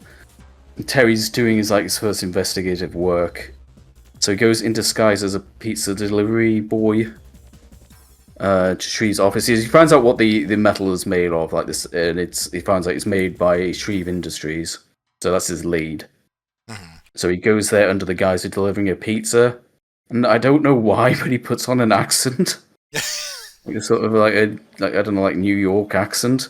I'm not really sure why he did that, but yeah, it's just like, part of the disguise, I guess. Whenever you're pretending to be somebody else, you just kind of feel inclined to try to sound like somebody else. I get to be an actor today. I am acting. That made more sense for Bruce Wayne, who was pretty famous. I don't think anyone knows who Terry is, but he didn't have a fake mustache, so... Oh, this high school kid, yeah. I know who that is. I guess if it went to shit, which it kind of does, you know, we can't link it back to Batman. Just some kid. Right. But it's still kind of funny. He had a New York accent. He's from New York. Narrow it down. Batman is from New York. So yeah, he goes to the guys who like, everyone deliver a pizza, and he says, no, it's not here. And he said, well, it's just going to go to waste now. So he gives Shreve the pizza. Oh, he says, and like, he just uses like, yeah. He says like, hey, well, since it's going to go to waste, you mind sharing a slice with me or whatever? He's like, you want to knock this out together? And he's like, yeah, sure. Like, yeah. So he lets him in and just kind of just shows him around. It's like, hey, what are you working on? He's like, and then he touches one of the detachable like sound devices that go into like the palm, and the guy's like, no, and then whenever he touches it, suddenly all volume just shuts off. Like it just becomes completely muted. Because he calls it sound masking. Yeah, it has the ability to absorb sounds and just makes everything completely silent, which is I want to say an interesting visual because it's about the sound. I kind of want... This is a bit of an ask, but I kind of want you to do something in the edit. When you said he touches it, could you just like cut off this like the background music for like just 2 seconds? Not too long, so people don't think like the videos work. But just like for 2 seconds. I'm sure Vegas will do that on like by itself. Yeah, I hate that fucking bug. Anyway, so yeah, it's called sound masking. It just eliminates sound. It's a good scene. Yeah, yeah. And then Terry asks, "Oh yeah, there's a little kind of looks like I don't know how to describe it. It's like sort of it's like soft. It's kind of fabricy, but it's like a very thin piece of circuitry, and you put your ear to it, and it's a speaker. Or it's a two-way radio. One of the working off the design of the Riddler. Minorized it. But then like Terry just starts asking too many questions. So like Shriek is just kind of being friendly. No, like not friendly, but he's being polite. But then Terry asks one too many questions, and he starts getting suspicious. And then he like clubs him over the back, and then we get a little action scene with Terry out of the suit, where he's basically escaping. Shriek uses the grabs the suit, his suit out of a closet, puts it on, chases Terry. Terry escapes. So he goes back to Powers. He's a little pissed off. He's like, okay, I don't know who that kid was, but somebody out there knows who I am. Like, about the guy who demolished that building, tried to kill Bruce Wayne. I can't return to my shop. He actually goes to kill Powers. Powers is like not completely nonplussed. He only gets scared when someone like plays train noises and shines a torch on him, because he's a killer, I suppose. He's like, no, not a flashlight. So Shriek goes like just to fuck him up because he's pissed off, and he's just like, Powers is pretty cool about it. He's just like, that's not going to do you any good. He's like, yeah, I'll feel better though, and he goes, yeah, what you need to do is you need to come up with a persona. If you don't, if your face is known, then and if people know who you are, we'll just come up with a new name. And then he mulls it for like a second. Shriek. We'll call you Shriek. And he's like, I'm pretty sure Marvel already used that. He's like, nobody fucking remembers Shriek. Shut up. So yeah, he's just kind of, and then I think now he gives him the assignment just to straight up kill Batman. He's like, well, you're on the run now anyway. You might as well just work for me. You can't. It's not like you can go back to your lab and just continue normal work. Just all the Powers scenes are so good. He's very. He always has a response for everything, apart from that one moment where he's scared of a flashlight. We go back to Bruce, who's in his padded cell. He's got a big bandage on his head because when he got in the fight with the orderlies. And then the voices come back and they start telling him to not eat. That's bad. You need to eat food. And they tell him not to do that, and he's like freaking out a bit. Like he knows he's not crazy, but he also just doesn't know where the voices are coming from. He's very frustrated. Terry comes in just to like. I guess not. I guess he can't. I guess he's not there to like break him out. So I guess he's just there to check on him because it's like, what's that one episode? Like Zatanna episode where she's in custody, but Batman just frees her. Yeah. Like they're still breaking the law. So I don't think Terry's there to free Bruce. So I think he's just telling him what's going on with this sound guy. And Bruce is like, I don't really care at the minute. I need to figure out where these voices are coming from. And then Terry's getting a bit annoyed. He's like, I need to just check the light fixture. And he's like, alright, I'll do that. He said, there's nothing in there. He goes, alright, I need you to strip the padded walls. And Terry's like, I can't do that. I can't just like show up and start tearing up a psychiatric, cell. But then Terry's moments of shine is he looks at Bruce's bandage and he's like, that's a pretty big bandage for such a small wound. Pulls it off. And the two-way radio is in the bandage. So that's a good scene. I quite like that. Kind of makes sense. I like Shriek gets like two uses of his sound thing. They use sound in a creative way rather than just using it as a surrogate for just destruction. Right, It's like shoot a laser beam or something. It'd be exactly the same. But they play with the sound aspect and the bandage like a little bit with the voices. That's the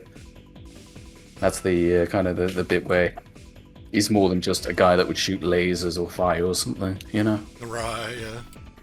Yeah, yeah, I like that moment. Yeah, so yeah, and also he's got like the evidence of what was happening, so you know he can leave, I guess. The two-way radio. Yeah. I don't remember exactly how this leads to the fight, but I do know that this is where Batman and Shriek have their big final confrontation. Yeah. Which is in like a factory of some sort. Yeah, like a car manufacturing plant. Yeah. And at one point, it's just sort of an action scene, a pretty good one. And then Shriek activates his the sound dampening. Well, yeah, Terry turns on the machinery, so he's like kind of playing it stealthy. Oh, right, yeah. Shriek can hear him, so he's using that to track him. Terry turns on all the machinery just to kind of drown out his noise. And then you're gonna say he masks it. Yeah. He like masks all the noise except for the footprint, or the footsteps, I think. And then so he isolates the footprints, or the footsteps, and is still tracking them that way. And then there is a large bit where there's a big fight going on where there is no sound at all. Apart from just like his like footsteps, it's really surreal. Yeah, like you see just I forget if he shoots. Yeah, he breaks up with sound waves and shit, but. Yeah, and I think the music starts swelling towards the conclusion. But that's like all it's very slow fade in of the music. It's very kind of artistic. It ends up like dragging out into the street, and I believe Terry nearly gets hit by a car. That's like, because you can't hear. It's like there's modern electric cars. They're bloody dangerous. Yeah. You can't hear them moving. No, but he can't hear anything, and there's still no sound in it other than just like the music kicking in. And then Ace is they make a point earlier too where Ace can hear dog hearing. He's able to actually hear stuff going on whenever other people can't. So like he notices something's going wrong, and he's like in the car with Bruce, I think, at some point, and then he hears this something going on, and he starts like barking, and then he like jumps out, and then you see him actually jumping to like knock Terry out of the road to save him from an oncoming car. Yeah. Which is really cool. Yeah, that's where we were. Ace save. Yeah. That was a good bit, and then this actually has kind of a Bane conclusion in a weird way, but like I forget, he somehow damages the device on Shriek's arm, I think. Yeah. And it turns everything from silent to ear piercing. Loud. It makes him like he starts screaming in pain. Shriek. I guess it's like the feedback or something. I don't know his suit word, but it's either just because like he was something with isolating the sound, and then suddenly everything's like all the traffic and horns start going off, but he starts hearing like everything around him, including like people far away. Just all these sounds start piling up. He starts like freaking out, and then when they apprehend him, it's like he's gone deaf. Like he can't hear anything anymore. Yeah. He's like, I think that he gives like a no. Yes. You can't hear that though. Right. Yeah, it's a good fate for him. I mean, it's like maybe a little cliche, but it's good though. I like that. Yeah. It's a good conclusion. Really cool fight scene where they're like, it's interesting how impressive, like how unique it feels by just not having sound. But it was a really cool thing. Like, I don't know, I can't put it to The words. sound designer's got to have a bit of a break. Like in this sound, it's just footsteps. Like, oh, good. Yeah, the weekend lack. Whenever the lack of sound makes something way more interesting, that's something. It's pretty special. And then the last scene is an exchange between Terry and Bruce, and I remember that also is really good. They're at the conference. Powers' bill or whatever it is has been defeated. So that we concluded that arc with the district, the historical district. And then you were saying about their exchange. I'm trying to remember the specifics. I just remember It's like he said like Bruce. He said something like, well, he said, how do you know the voices weren't coming from you? And he said, first of all, I know I'm not psychotic. And Terry's like, I hope your second reason's a bit better than that. yeah. And then he says, well, second of all, the voice kept calling me Bruce. In my head, that's not what I call myself. And Terry's like, what do you call yourself? And he just looks at him. And he's like, all right. And then he says in the Batman voice, but that's my name now. And then Bruce says, I tell that to my subconscious. It's so good. Yeah. That's a really good bit. Yeah. Just yeah, and we mentioned earlier in the notes too, like the fact that it's just Terry and Bruce as most of the dynamic. Like, it felt like it was a little too much when we had just various random characters of the Bat family appearing. Yeah, it's like fools a crowd. Yeah, it felt like it was a little too much, and it just kind of felt kind of arbitrary at the end of the day sometimes. Whereas, like, focusing on Terry and Bruce is really good because they have a really good dynamic, and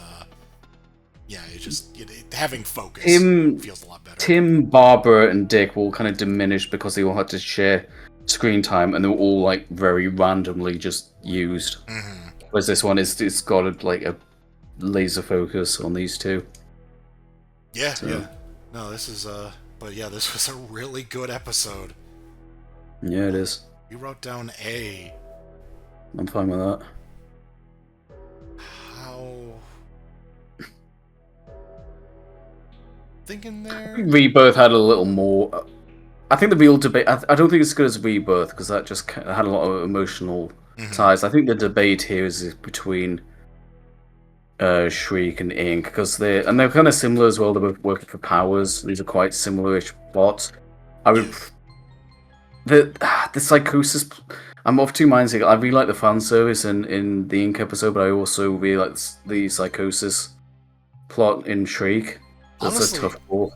I almost argue that Shriek would be higher. Like, I think I'm fine with it here, but Shriek has a lot more going on with it, with the psychosis, the really good conclusion, right. That amazing fight scene with no sound. You're right. Yeah. You're right. Yeah. And just solid writing throughout. Like, it is. The writing is just really good. Definitely one of the best episodes, I'd say. But yeah, fine. Yeah. Rebirth is also really, really good. So, like, I don't know if I can put it any higher, but damn. The only reason I'm like I'd keep Rebirth maybe a little higher just because the amount of story they tell, the pacing of it, and the emotional moments. That's fair. Yeah, absolutely. But Shriek's a really good episode. 100%. So, followed up with Season 1, Episode 8, Dead Man's Hand. Which is... there is like playing cards. Yeah, there's a playing card themed gang of villains known as the Royal Flush Gang. And...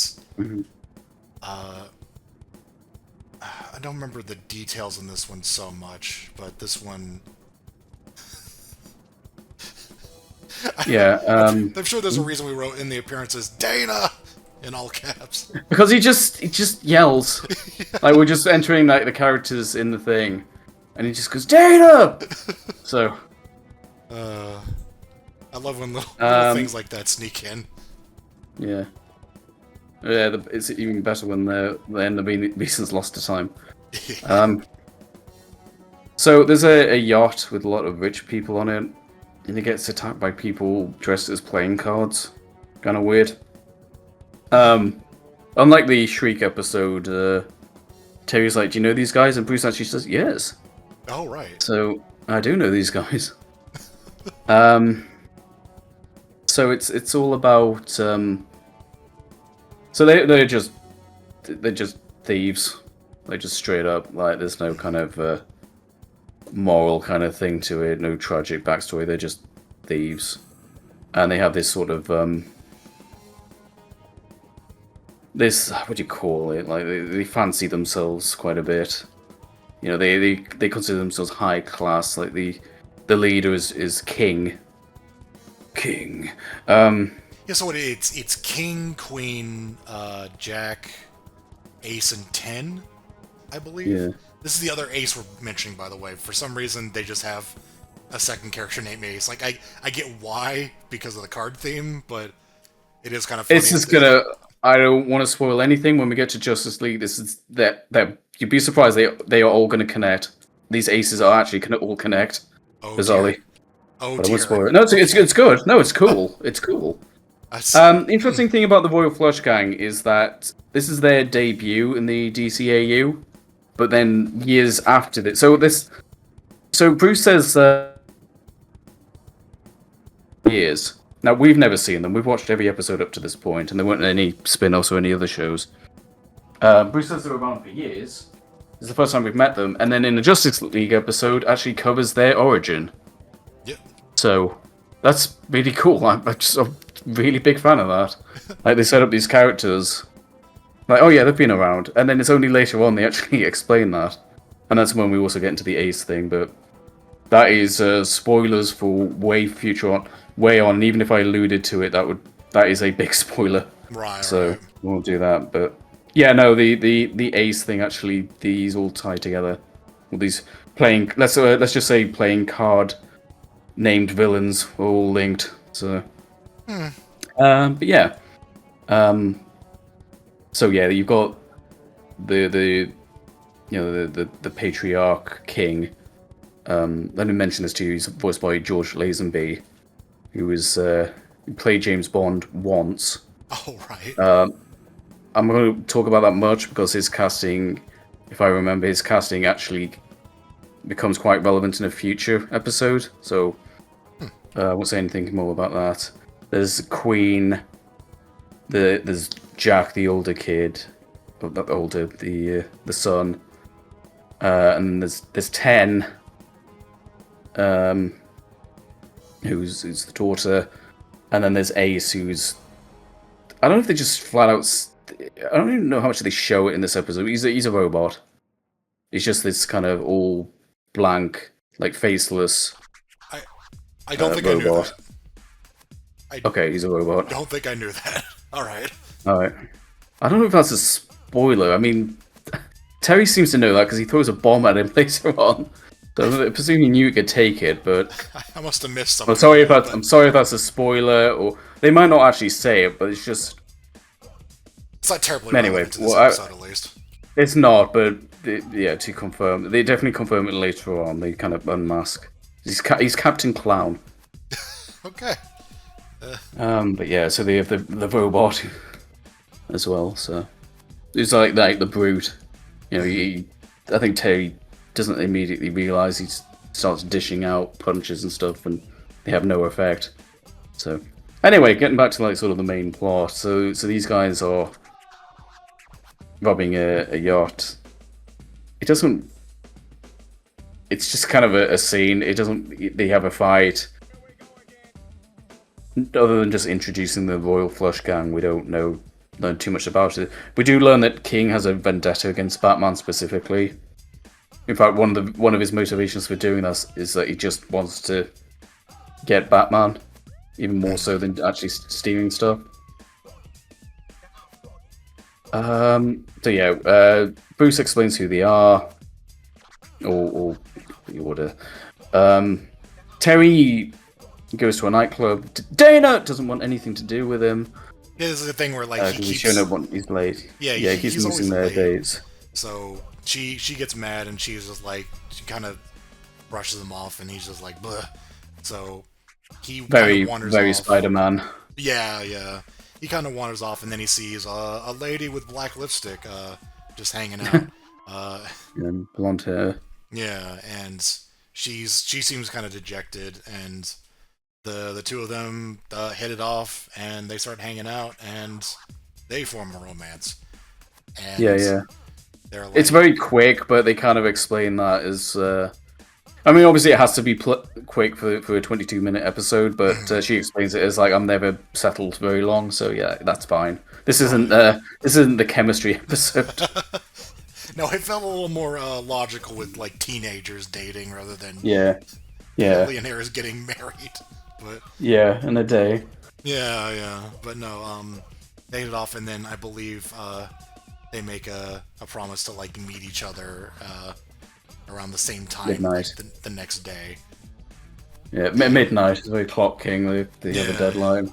There's an emphasis on this clock tower where they're like, oh, we're gonna meet here at midnight. And Her name's Melanie, by the way. yeah, yeah, Melanie. And I forget how quickly they reveal it, but the main sort of thing with this episode is that Terry keeps getting basically distracted, or his plans don't get met because he's doing Batman stuff, and he can't tell anybody, so he doesn't have a good excuse for whenever he's late. And Melanie also is dealing with some similar things because she's actually 10 from the Royal Flush Gang. Yeah. And so there's this thing going on where they have a parallel sort of life where, like, I'm sure Bruce, like, gets mad at Terry for wanting to do, like, go out and just, like, have fun or whatever. Yeah, yeah. And he ends up... Dana's chewed him out as well. Yeah, yeah, like, Dana's mad at him, broke up with him, and Bruce was just like, oh, this kid. And yeah, yeah. And then meanwhile... Yeah, I love how dismissive he is. He's like, you'll be back together with us soon. Yeah, yeah. No, just... It's like teenagers. Melanie is like, they shows like the Royal Flush family like outside of their costumes, like just hanging out, and Melanie is kind of just having the similar thing where like she's not really into all of this, like she doesn't particularly care about it, but she's sort of forced to go along with it because it's, you know, part of the family. It's expected of her. Yeah, yeah, she's expected. The Royal Flush Gang have a big thing about family, like especially King. It's like, yeah, we've been doing this for generations. We're really proud of our crime family. Bruce explains in another scene that's like they would, you know, they'd get married and then they join in and blah blah blah, and you know, new members join in as the family extends. So it's not a bad concept. No. But this, I remember a lot of this episode does revolve around their relationship, and also making a parallel between their problems, their plights. Yeah, yeah. Where they want to be with each other, but the people who essentially are their peers or their guardians are like, nope, like you got more important things to do. Do this. Yeah. And yeah, it's a good parallel. Yeah, yeah. So, if I recall, they're bring to a museum or something, and basically 10 fucks up. She's not really concentrating. She keeps checking her watch to meet Terry. Mm-hmm. So she screws up. King's monitor. Batman intervenes. They have another action scene. It's all fine. It's in a museum, so it's good background for it, I suppose. Right. Yeah. Not much to talk about. I believe they take a hostage, if I remember. Some random security guard shows up. Oh, I'm gonna end this. I remember Jack putting a knife to his throat. And then they basically escape, and Terry has to leave because this guy they throw him off the flying plane car that they ride, and Terry has to take this guy to hospital. So And King's pissed off at 10, by the way. Like, he's thoroughly pissed off. Like, don't you dare argue with me again. So Terry's late, Melanie's late, but they both show up anyway. Because they're both late, they still manage to meet. They have a very nice evening together. They're together until like sunrise, so several hours. And then they both return to like their respective guardians, and they're both getting chewed out again. Like Terry's like, yeah, Bruce is like, "What are you doing?" And King's like, "What are you doing?" Yeah, I'm starting to kind of realize this is not a very interesting episode to describe. Like, it's a decent concept, but beyond that, it sort of just kind of hits that beat a couple of times to go like, oh, they have the same thing going on, and they want to be together, but they can't be because one's the hero, one's a villain. And then I find like their dialogue isn't also like that notable. There aren't many particularly memorable lines. It's all fine. It's all fine, but it's hard for us to describe it, and there's nothing really like funny about it. It's just kind of decently written, but yeah, it's not bad by any measure, but it is. It's not one of the more engaging plot lines, I guess. Yeah, it's a little. It's again. I'll say it again. Very Spider-Man. It's like, oh, Mary Jane. I couldn't see her, or whatever. You know. Yeah, it's not bad. It's good, and it's like an obvious thing to do with this new Batman. I also like kind of I buy it a lot more as well, given that they're teenagers. Yeah, you know, they would have these things. I remember the mother of the Royal Flush Gang. She's just kind of like she kind of rolls her eyes. She's like, oh, she says like, oh, it's about a boy, and she's like, oh, great, like, oh no, love. So, it's hard to discuss this in detail. Melanie breaks it off. And then Terry uses like a police landline terminal thing. He hacks it with the Batman. The Batman logo shows up on it, so he hacked it somehow. Right. And he finds out that he was staying in. She was staying in like a penthouse. So I mean, it's not even like. I'm not even sure if he connects the dots there about the Royal Flush Gang. But it doesn't really explicitly say. I think he figures it out once he gets there, and they're there. It's like, oh, okay. Oh, yeah, he finds the card, and he's like, oh, right. Well, yeah, so when he leaves there trying to find Melanie, and then when he finds the playing card there, that's when he puts it together, so, yeah. And I guess prior to that, he didn't really realize there was a connection, but anyway. Yeah, and then it's like, oh, it dawns on him, and then he fights the gang. They show up. Yeah. They show up back at the apartment. He like hides in a closet and then hits the queen with the same gas that Lois Lane got hit with in that one episode. Oh right, yeah. And then fighting 10 is apprehensive, and then she leaves, and then something I don't know. I'm kind of skimming the episode. They get taken out pretty easily. The only one who has like a real effort is Ace. Yeah, I remember. Jack gets taken. She gets gassed. Yeah, she's out. Yeah, she picks up a device. She's like, "Oh, what's this?" Oh, and then Jack just gets hit by a fucking door. Yeah. I don't even know how Terry knew he was there because he was just listening for him. He used to fucking head on and took him out of the game. So yeah, but real moment for him to shine. So Ace is like the big threat. They don't definitively say he's a robot, but Terry uses very lethal means to take him down, so I guess he was confident of that. Fair enough. That's my problem. That's my problem because I know from like episodes afterwards, and I just can't not know that. I forget it doesn't literally say, so that's a me issue. Right. But you find there's this tiny moment. This is really like quite rushed. I feel. It is. He sees 10 and he hesitates, and then King uses that distraction to throw like the explosive skull Joker at him, Mr. Bones at him. All right. It explodes. I don't know how he knew. He seemed to know that he would hesitate to get 10 somehow. I don't know. Yeah. It looked like he was planning that. She was just kind of standing there. The fight gets taken outside. King is kind of like cornered. 10 has to decide whether or not she's going to go save her dad or not. She goes for it. I don't know why this is like such a weird kind of peril.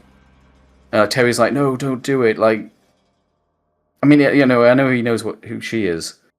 It's kind of like, I guess he just wanted her to run. I don't know. I don't feel like this little quandary they're in kind of justifies itself, because some random cop just kind of shoots her playing card, and Terry has to save her. His wings are taken out earlier, so he has to use the grapple to save her. And then he saves her, and then it just kind of ends. Yeah. It's very abrupt. It's not very satisfying. Yeah, I don't know. A lot of build up to this, but I don't remember this episode having any sort of a good conclusion. Like, although there is the line that Bruce has where, like, Terry asks him, like, do you ever have to go through something like this? And Bruce is like, let me tell you about a woman named Selena Kyle. And then it ends on that. And I'm just, it's a bit of fan service. This also kind of explains why he's willing to forgive Terry. Just like, yeah, I've done the same. Yeah, so, there is especially Catwoman, who kept changing sides every 5 seconds. Let me tell you about Catwoman. Man, a lot of shit has changed about her. Yeah. Yeah, the ending felt rushed. Yeah, I remember very little detail about this one. It's mostly just a lot of the emphasis is on the love plot and the parallels between each other, like the lives they lead.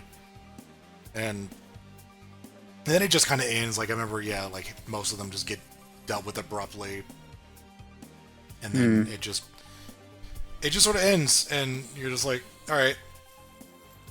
I guess, I mean, apparently they're going to be relevant later, but for now, it didn't seem like... That doesn't make the episode better, though. No, when I say them, I mean, well, they're going to get more episodes. It's not like it's their gang. There's nothing really to do with this episode. It doesn't pick up this episode. It's just something neat Justice League did. That doesn't improve this episode. It's just a fun production thing they did. Yeah. They had fun with they had a show set in the future, and then they did like a prequel, basically, so they had fun with that. But that doesn't improve this at all. Yeah. I think that's like... That might be like the top of C, honestly. Yeah. The love stuff is done well, but it's still a little cliche. It's cliche, and then the ending's not great. Yeah, I think there's something nice about some of the ideas they have there, and having Terry have like a romance plot is like, that's a decent way to handle it. Like, it's a decently interesting idea, but I feel like a lot of the execution is pretty sloppy. So yeah, that final act is very rushed. Yeah, they spent too much time. That's the thing. They kind of spend too much time meandering, honestly. Like, they kind of hit it. They show a little too much. Like, we get the idea, but instead of moving on to something more interesting, they kind of keep emphasizing it, and then they don't have room for a satisfying conclusion. So, yeah. Definitely, yeah. It's funny because we wrote high B again, but this is definitely one of the weaker ones again. I would say it's maybe top of C. Yeah. I think that's fine. Okay. All right. The Winning Edge. Episode 9, The Winning Edge. This is an episode of revolving around space lacrosse, I guess. This is a very special episode of Batman Beyond. Yeah. I'm trying to remember. The Joker's gang is mentioned here. They're buying weapons. Terry breaks it up. But... Oh no, that's a different episode. Okay, I was going to say... it was... I nearly referenced an episode we haven't... have we seen it yet? I can't even remember. My memory's getting all muddled up. But anyway, he basically stops the Jokers. So, Yeah. but he's Oh, the reoccurring theme is he's very tired. that's right. Yeah. Like he starts his grade starts slipping because he's like falling asleep in class, and they show that like he and then it shows him hanging out with Dana, watching the air lacrosse thing. Lacrosse. Yeah, this sport, which I don't know if it has like an official name because we're gonna have to. I don't know either, actually. Yeah, what space lacrosse works for me. Yeah, space lacrosse. We're gonna end up talking about a lot this episode, so well, relatively.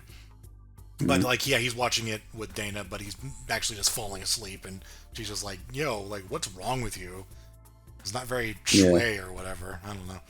Yeah, we know the reality is he's being Batman too much, but obviously can't tell anyone that. So he's just coming across as very like lethargic all of the time, and he's kind of this school characters. It's raising some eyebrows there.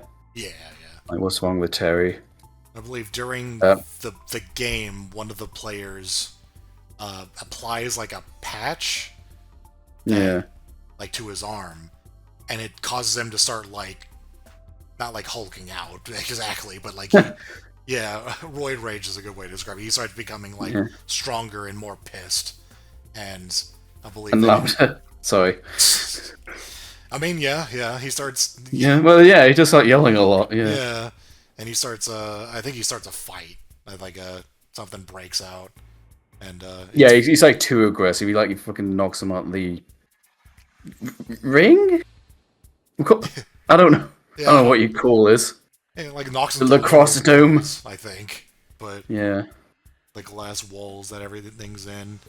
But yeah, they there's this emphasis on like the players on the team are using this drug patched thing that we called it Bane Patch as a joke. They're called the right. I mean, I this episode is I've seen recently enough to I knew like the plot more or less. But you said like, oh, it's like a Bane patch, and I didn't really say anything. I'm like, Yeah. So they're called slappers. right, slappers. Slappers. That's particularly funny if you're from the UK. Slappers. It's like a let's say a certain type of woman. Right. You Okay. call a slapper. I gotcha. There's nothing too rude. Right. Okay. Yeah. So I'm a big fan of like fictional drugs. I always like Nuke in RoboCop 2. There's probably some other examples I can't recall, but I do like fake drugs, and yeah, this is where we touch on the real meat of this episode. This is the drug episode. This is the drug PSA episode of Batman Beyond. But it's not bad. That makes it sound bad. It's not. No, but it's definitely a little weirder as a result of it being so like, there's it's got a message for the kids. The message is makes it a little sillier, but like sure, like it's fine. It's not too. It's not we'll get into like the full review, but it's not preachy. No, it's not. It's fine. It's all believable. And it's not too dumbed down. Like I sort of buy all this stuff. Like he has like withdrawal symptoms when he's not on slappers, but yeah, and you seem like dealing with the. We'll get to it, but like the dealers and stuff, it's all fine. I'm trying to remember the specific order because I know that Terry ends up investigating in some fashion. And he ends up like finding the patches in like the locker room or something, and prior to that, he breaks up like this gang stealing stuff, and he just thinks like just normal, just generic criminals, like whatever, not a big threat. And then one of them, Mason, the one who had the void rage earlier in the game, he puts some slappers on, kind of catches Batman unaware. He actually managed to take Batman out, and then like during all this, one of his friends yells, "Mason!" And he's like, "Mason? Like there's only one guy in Gotham called Mason. I know who this is."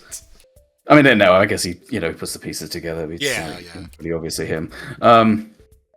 So yeah, that's how he tracks him. So I believe from that he checks, as Terry. Mm-hmm. Actually, no, not as Terry, as Batman. He checks his locker and finds the slappers there. Yeah. So He ends up like confiscating them, and then whenever confiscating, I'll take these. he ends up taking... He's like talking to Bruce. Batman needs an edge.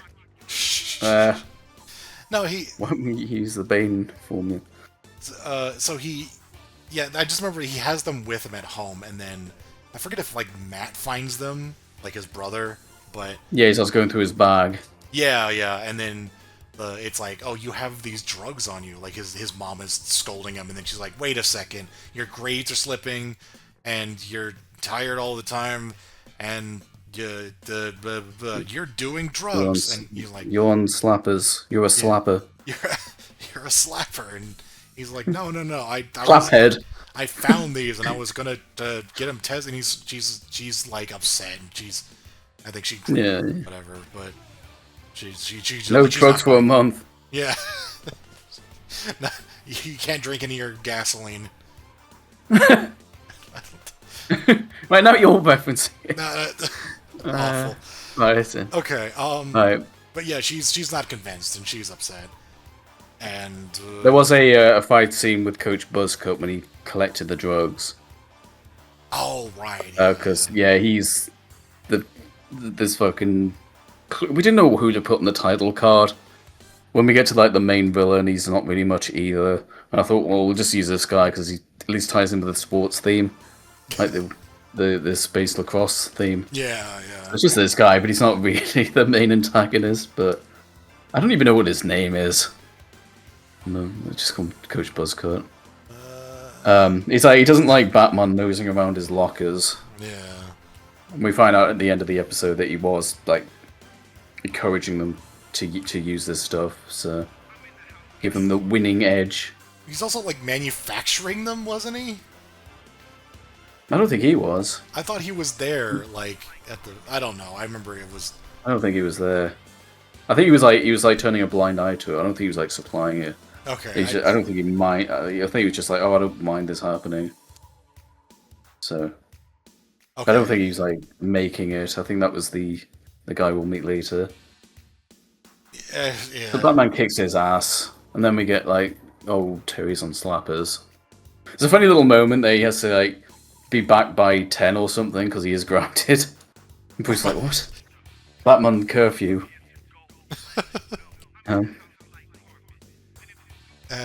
So yeah, Bruce looks into this new drug, and he's like, oh, I recognize this stuff. This is Venom. Yeah. And I don't mean the Marvel character. I mean, this is the stuff that guy pumps into his brain because, oh, help me! Yeah. And you'll get to meet him. So yeah, he's like, oh, we'll get to meet Bane. So we don't do too many throwbacks, but this is one of them. We're gonna meet Bane. So he goes to his island or whatever. I think it's like a prison island or whatever it is. Batman takes out this random orderly, and he's like, "Where's Bane?" And we get the reveal of Bane. We'll definitely have an image of this. He is all fucked up in this the shitty show episode. Yeah, this shitty show went from yeah. Well, how do we rate this design of Bane? He's all fucked up. He has the Tom Hardy mask on now. It's just, I guess he is in like constant pain and he needs that. It'd be extremely painful for him. I just remember... Yeah, so he's been fucked up from being on Venom for too long. I guess having your muscles bulge up like that can't be too healthy. Yeah, I imagine. Yeah, it makes a point like, him using Venom for so long made him like this shriveled old man. I don't even remember specifically what he looked like, just because like it was such a brief moment. Like he just has like the one shot, but yeah, he is just pathetic looking. And mostly just to tie it in with him, like be like, hey, this is related to Batman. Like, yeah, sure. Yeah. What's important is just that they're sterile. He's hooked up to like he's on like a life support machine. I mean, he'd be old anyway, but he's like permanently attached to a life support machine. So that's his fate. Yeah. I feel like we don't get a good enough look at him to really like spoil the impression we got from that new Adventures design either. Yeah. You know, it's very brief. It's not like his very first appearance where we unmask him and he's some 12-year-old. He's going, help me! You know, I think he maintains his integrity here, even though it also gets across the message of don't do slappers, kids. Yeah. Venom is Or don't bad. do Venom. Yeah, not good for you. Something fight in the manufacturing warehouse where these drugs are made. Yeah, Mason's getting his drugs from the drug dealer. And Batman, I don't know why he didn't do this sooner. I guess the Bane thing was a better lead. He intercepts the drug deal. And Batman follows the drug dealer to, I think it's like a press, like a printing press. And Bruce is like, stay the hell away from those rollers. They'll pull your cowl straight up. And it's like, that's why I removed the cape. No capes. Yeah, so they're using a printing press to manufacture these drugs. It's kind of a good setting. This is where we're kind of like, this is kind of whatever.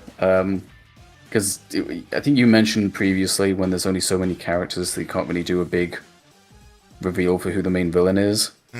And in this case, it's this random fucking orderly that you spoke to earlier, which is just kind of you have to like rack his, you have to like do a double take, like who's this? Like Terry's like, oh, it's you. Like, who's this guy again? It's like, oh, it's the orderly. That's why I thought it was the coach, because I just straight up don't really care who it is. It's like it was the orderly, and he's like, oh, Bane taught me how to make Venom because he got so crippled he couldn't make it himself. And then it's just he's selling it to students. And that's it. That's your villain. It's kind of the villain is drug use, I guess. This guy's just kind of here. His superpower is drugs, and then there's just a fight where they use drugs to Hulk out. I don't even know if it's another character. I don't know if he has a name. I don't know. There's just a fight. He like puts on like 10 patch or something, and he becomes like super big. But then I don't know. He fights, and then it's not. It's pretty uninteresting to look at. He's kind of dressed like Bane vaguely, but he's just some guy with a goatee. Yeah. Like he doesn't have like a costume or anything. He's pretty. And again, you'd have to like remember who he even is. I just remember like the machines start like falling down, and then it's like, oh, what's happened? He gets overdosed. He has patches put on him. I think you predicted that. Yeah, because it was like that's just how they do Venom, but like instead. Yeah, you can't. There's no hose to disconnect this time. Yeah, but it didn't like make him a whimpering baby or anything like that. It just kind of made him like freak out, and then I don't know, he passes out or something.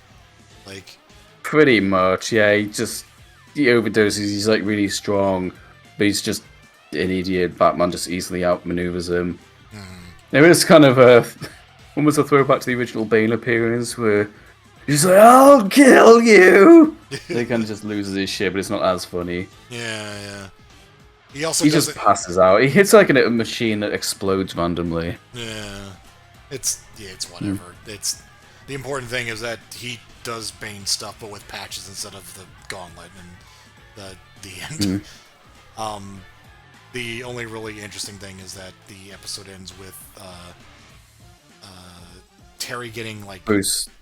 Yeah, like drug like, test. Yeah, drug test comes back. It's like, oh, he's not on drugs, so his mom has to be like, well, you're telling the truth. So, and Bruce like vouches for him. So yeah, that's good. Yeah, because Bruce is kind of like a little bit like resistant the whole episode. Yeah, he's being typical old Bruce, like grumpy old Bruce, but he does like help Terry in the end. And then you just gotta. Oh, and there's a news broadcast of like the coach and the players all being arrested. Right. Yeah. Yep. I think that's when they say something like oh, why did the coach do that? He's just like, well, he just wants to win. That's the name of the episode. Yeah, the winning edge. Yeah. That's kind of it. Yeah, Terry Yeah. falls asleep. I'm like, oh, Terry. That's it. Oh yeah, yeah. That episode was pretty weak. Yeah, it was. So Like the whole drug thing is but, not as bad as it probably sounds on paper. Like it doesn't sound. yeah. It might sound like it's like, oh, it's too preachy or just kind of trite, but it. It's I will just, say, having watched it as a kid, that scared me off slappers for life. I've never used a slapper. that's good. Venom is. I mean, I've never even found one, but if I do, if someone invents them, I'll stay away. Someone invents Venom, then you know not to take it in any form. I take heroin all the time, but I know to stay away from slappers. Yeah, cocaine is way better. Way more healthy for you. No, cocaine is shui. That's a C. That's a C. I don't. The lack of a major villain, it really hurts it. Honestly, I might. And they split it again. It should have been the coach at the end. I mean, you're kind of splitting up, and already you're splitting up two kind of underwhelming characters. I feel like if you combine them, you may have gotten something decent. But just these two random guys, they're not even like super villains. They're just kind of. I mean, I They guess could have done something more interesting with that. devil's advocate. Then why would they be buying drugs if the coach is making them? But whatever, it doesn't matter. They're just the plot, I guess. Just Yeah. these supplying them. Sure. I mean, I guess I wanted to show the scene with they're having withdrawal symptoms and they're struggling to pay for it. That's why they're stealing shit so they can finance their drug habits and they like to get high. They like to get high and win. Yeah, I had to get that referencing before we moved on. I suppose it took so long. Yeah. Yeah, but I feel like they should have combined. This is like really childish, but I almost think like even if the orderly had like a fucking mask or something on, that would have just made him just a little bit more memorable. You know, if he had like a costume, but he's just some guy with a goatee that voids out. That's kind of it. Yeah, he was. And the coach is like, I wrote down here like coach is just like the coach character. You know what to expect. Yeah, it's Like, am I working you ladies too hard? My grandma can hit harder than you. And I think I said you'll get her on the team then. I do like. This is one of the episodes I remember was in a much different order than what is aired, because the first 4 episodes are the same, and then this is the 5th episode that they produced. And I'm like, yeah, I can see them pushing that back a little bit so they can talk about more interesting the things. stronger stuff. Yeah. Yeah. And the and needless to say the power doesn't show up, so it really doesn't make like an actual difference. But yeah, I can see why they push it back, 'cause this is definitely a little less interesting. Yeah. So But yeah, so that's it. Yeah, that's a C. I put it at the bottom. Honestly, Yeah. I think I like this one less than Golem. Yeah, Golem has like some cool visuals and stuff. Yeah, yeah. This isn't bad, but it's No. Yeah, like we gotta emphasize, this is C. This is not like we don't even have anything in these 2 tiers here because they're not yet. no, not yet. But there's nothing here that is as actively like, oh, I would avoid this episode. Like this one's fine. It's just fine. Mm-hmm. Yeah. On the Batman Beyond scale. Yeah. Episode 10, Spellbound. This one begins with our favorite Which one is it? school member, Chelsea. Cassidy. Yes. No, you're right.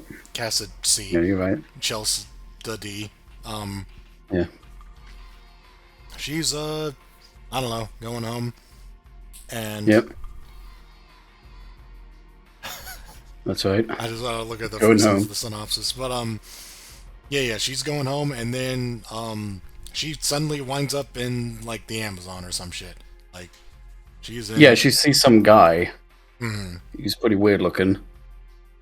Yeah, and then you see her like in like a forest or like a jungle, and she's doing Indiana Jones shit. She's going into a temple and getting past the traps, and then I think, Really well, yeah. yeah, I believe it's intermittent with her, like, what's actually going on, where Yeah.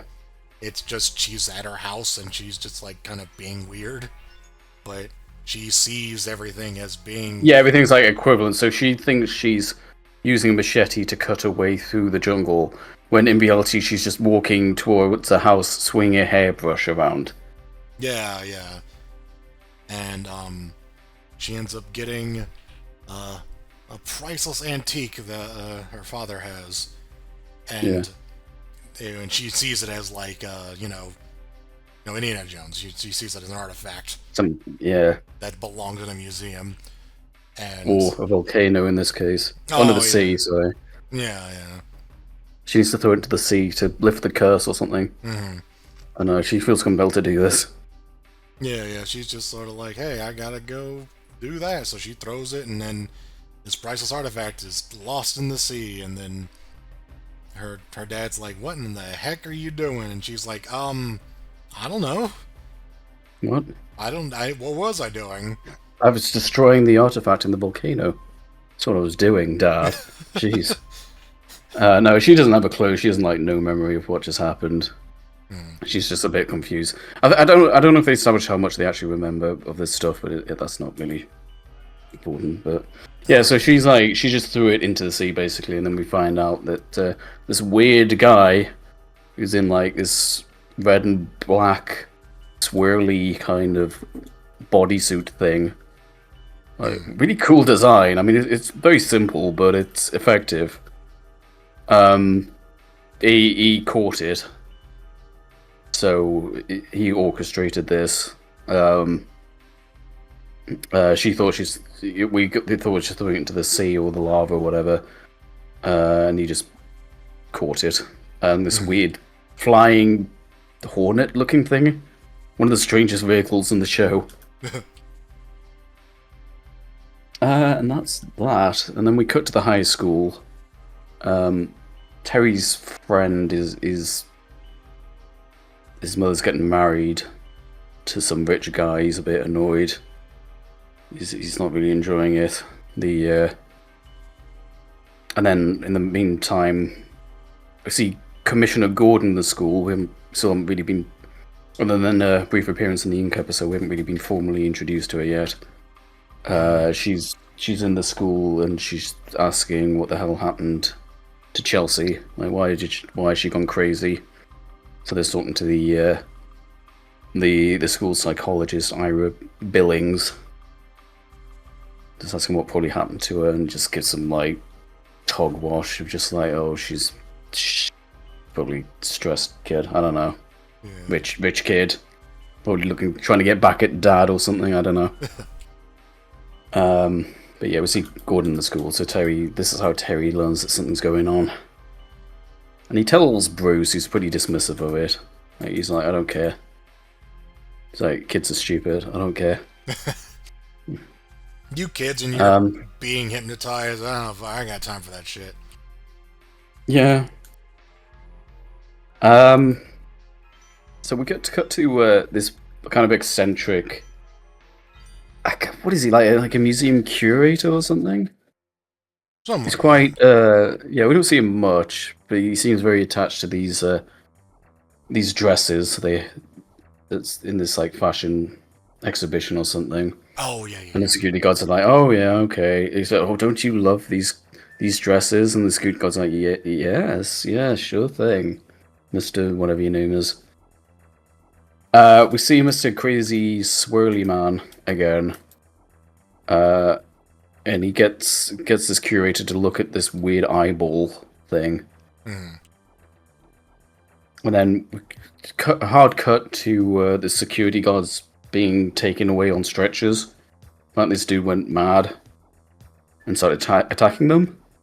Right. And Batman's there, and he's like, what's going on? And then the curator, I don't even know if that's the right term, the curator for was it a fashion exhibition, but whatever. Yeah.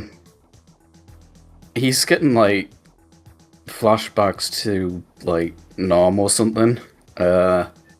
It's very clearly like future fictional war, but it's clearly got like this apocalypse now kind of vibes to it with like the helicopters and stuff. So he's freaking out. He's seeing all this. He thinks he's got his buddy like he says Johnny or something. I forget this character's name, but I remember the name of the dummy he's carrying called Johnny. My priorities are straight.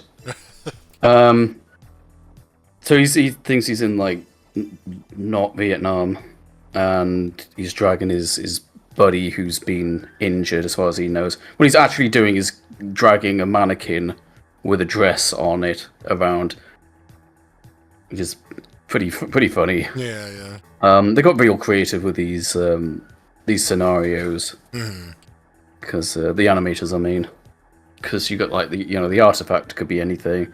I like this dress is a guy, his war buddy. Yeah. And he's constantly like consoling him as well. He's like, "Don't worry, Johnny, everything's gonna be all right." And he's lifting the dress onto the weird hornet thing that's being loaded away. And Mr. Swirly gives him a machine gun with a laser gun. Oh yeah. And like, defend me from Batman. So he sees like Batman as this enemy soldier. It's pretty funny. Yeah. I mean, it's really well done though. I'll say it's funny, but it's really good. It's good. It's good. It's very entertaining. And then Mr. Swirly gets away. And Mr. Curator has no idea what was happening.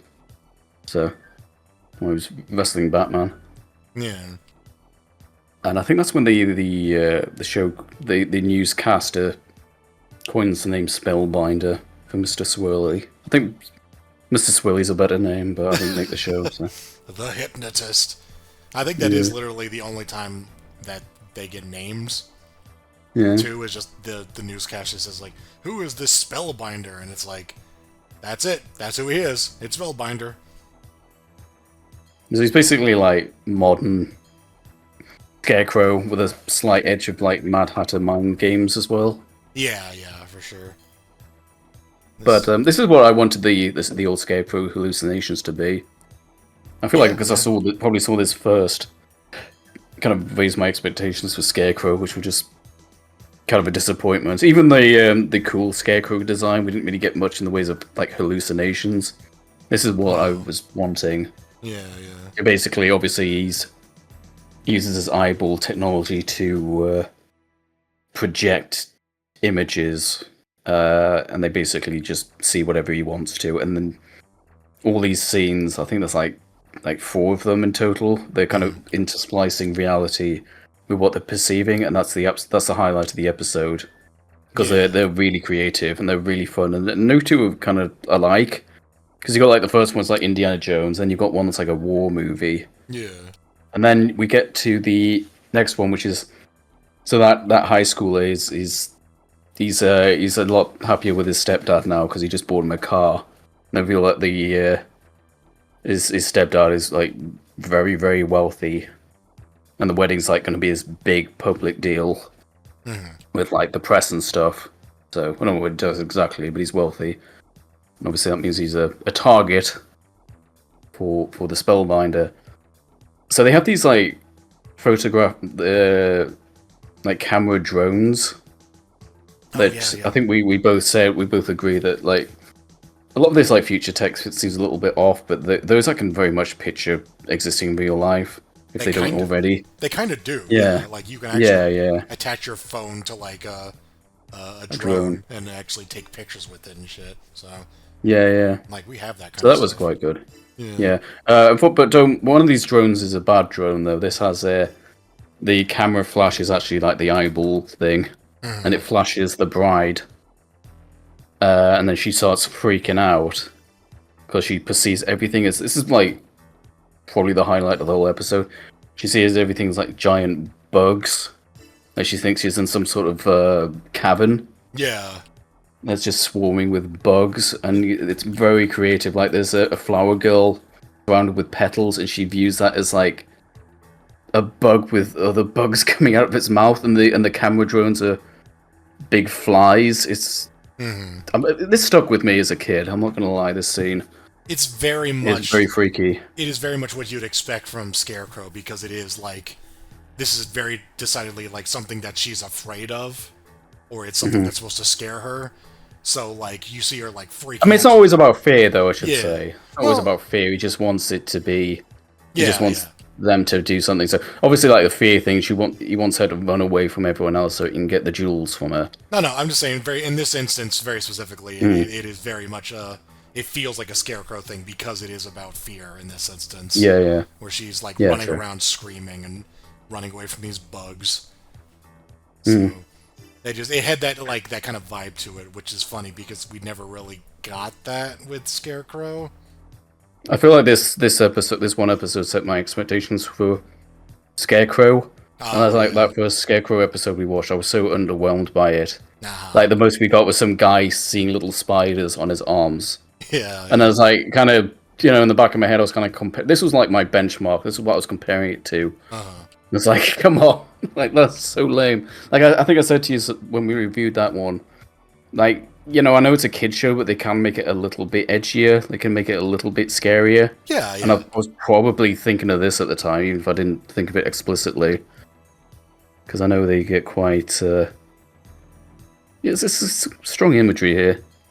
Like there's a bit where she thinks the jewels are bugs, and that's why she throws them off to be collected. Right, right. So yeah, Batman intervenes in that one as well. This made the Scarecrow episode seem worse, so I guess. Yeah. Yeah. Because this is pretty good. I had a lot of fun with these.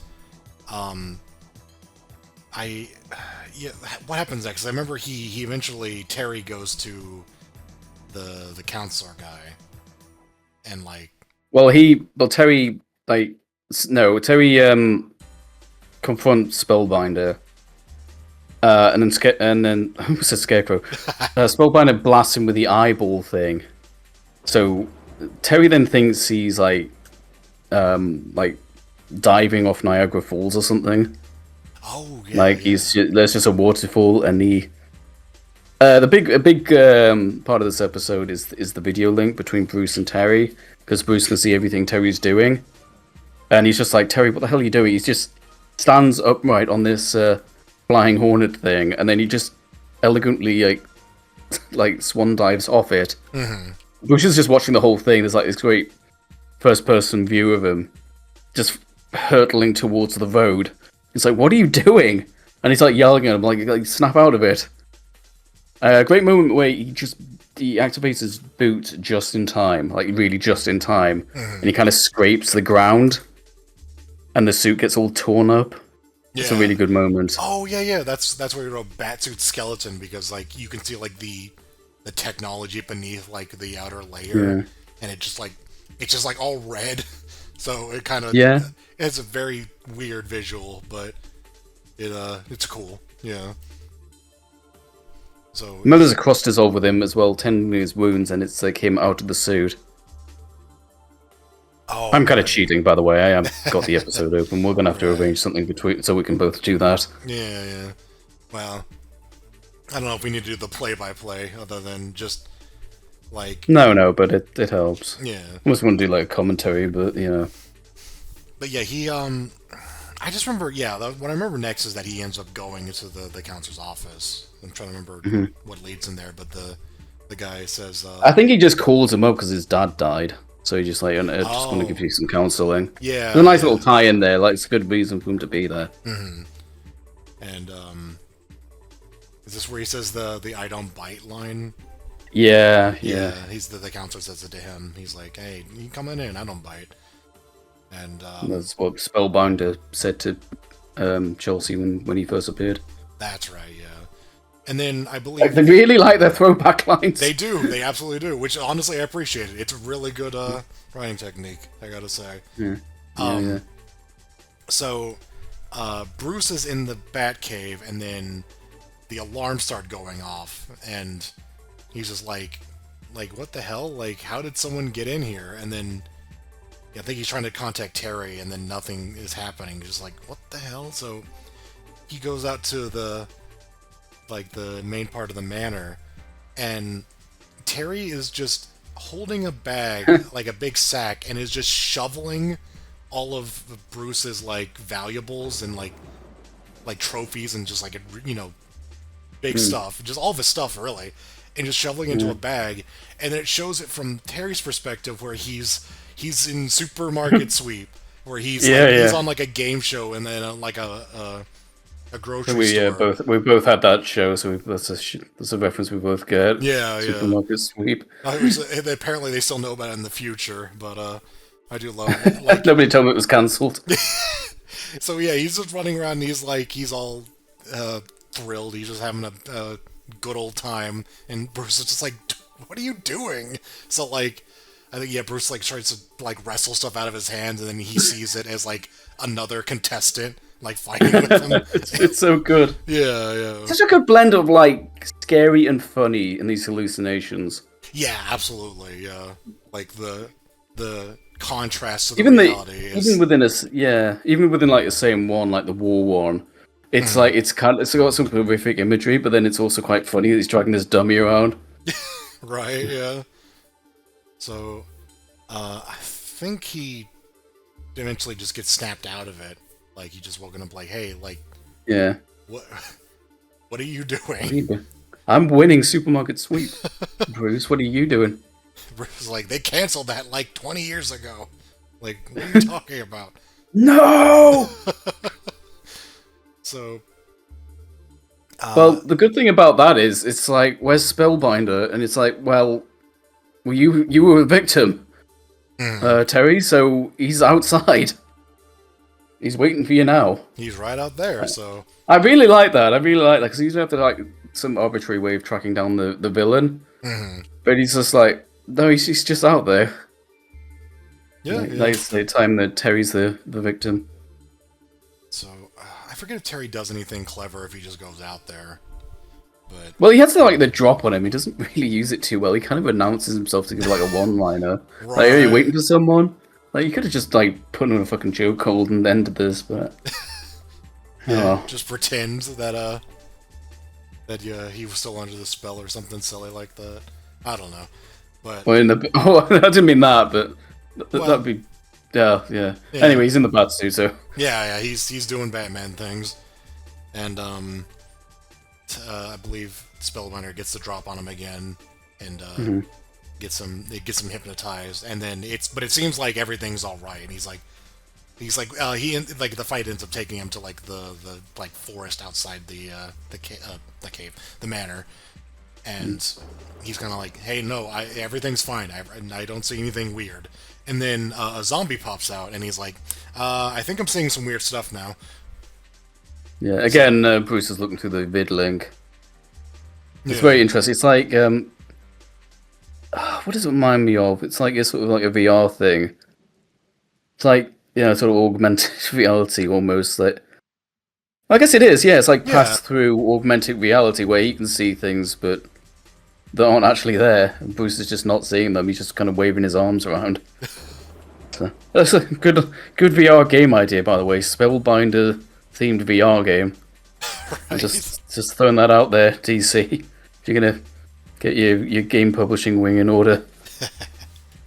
But anyway, really cool though. Like, 'cause Terry knows like what's going on, but he can't help but react to these zombies. Yeah. Again, I think the animators were probably having fun here, coming up with these designs and stuff, like stuff you wouldn't normally have in a Batman show. Right. Meanwhile, so he's like fighting off zombies, and like Spellbinder's beating the shit out of him for real. So that's how he is. I really like that as well, because he's not like this is how you give like a character who's not particularly physically intimidating an edge, you know? Yeah.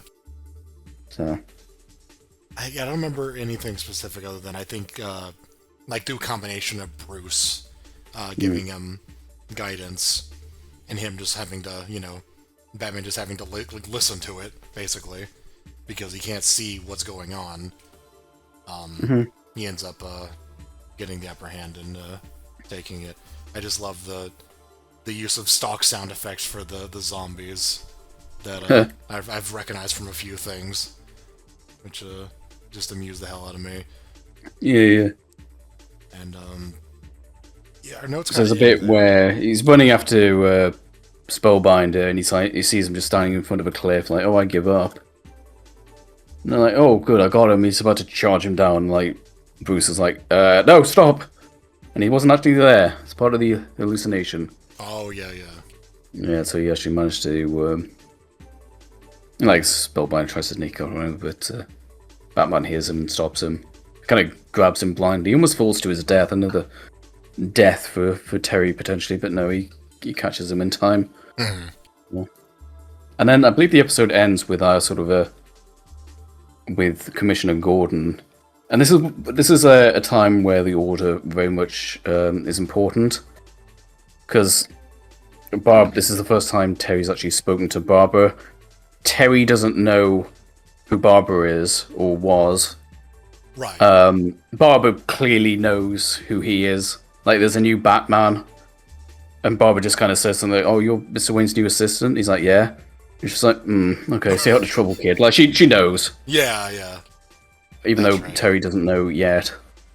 So Terry's a little bit ignorant here. He just kind of plays it off. He's like, does the whole Batman thing.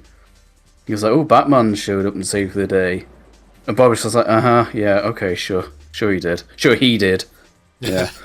There's So- establishing, like, it's very brief, but they do establish, like, okay, Barbara knows what's going on, so...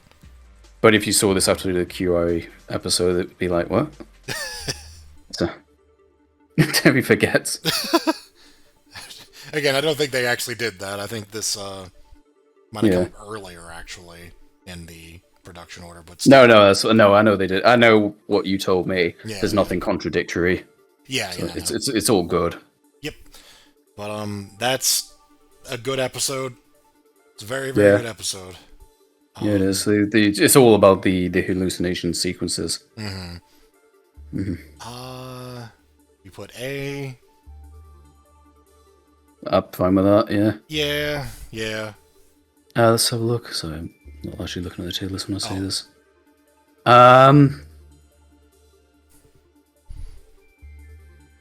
I can go either Maybe... or, but... I would put it above Ink. I really like Ink, and those two both have like really good animation. Yeah. I think the crazy kind of hallucination sequences might give Spellbound the edge. No, that's fair, yeah. That's fine. But, you know, they're both really good.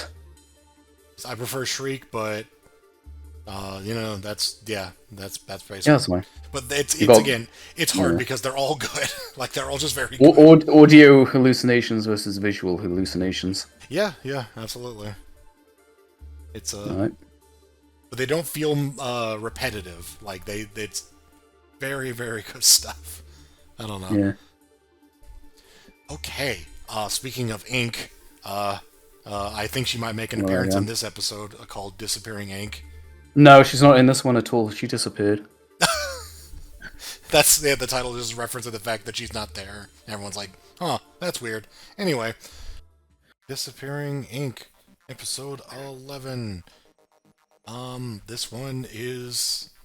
It starts out with, Ink was last seen frozen, and for some reason somebody put her back together again. But Well, I mean, she is a person.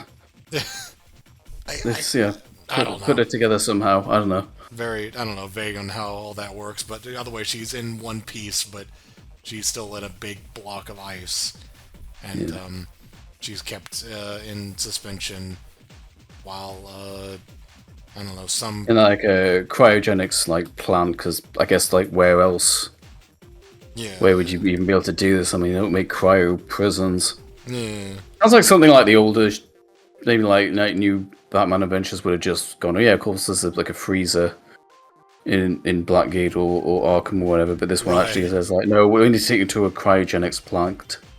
Because that's the only place that would really be able to refrigerate her 24/7 so she doesn't escape. It's interesting.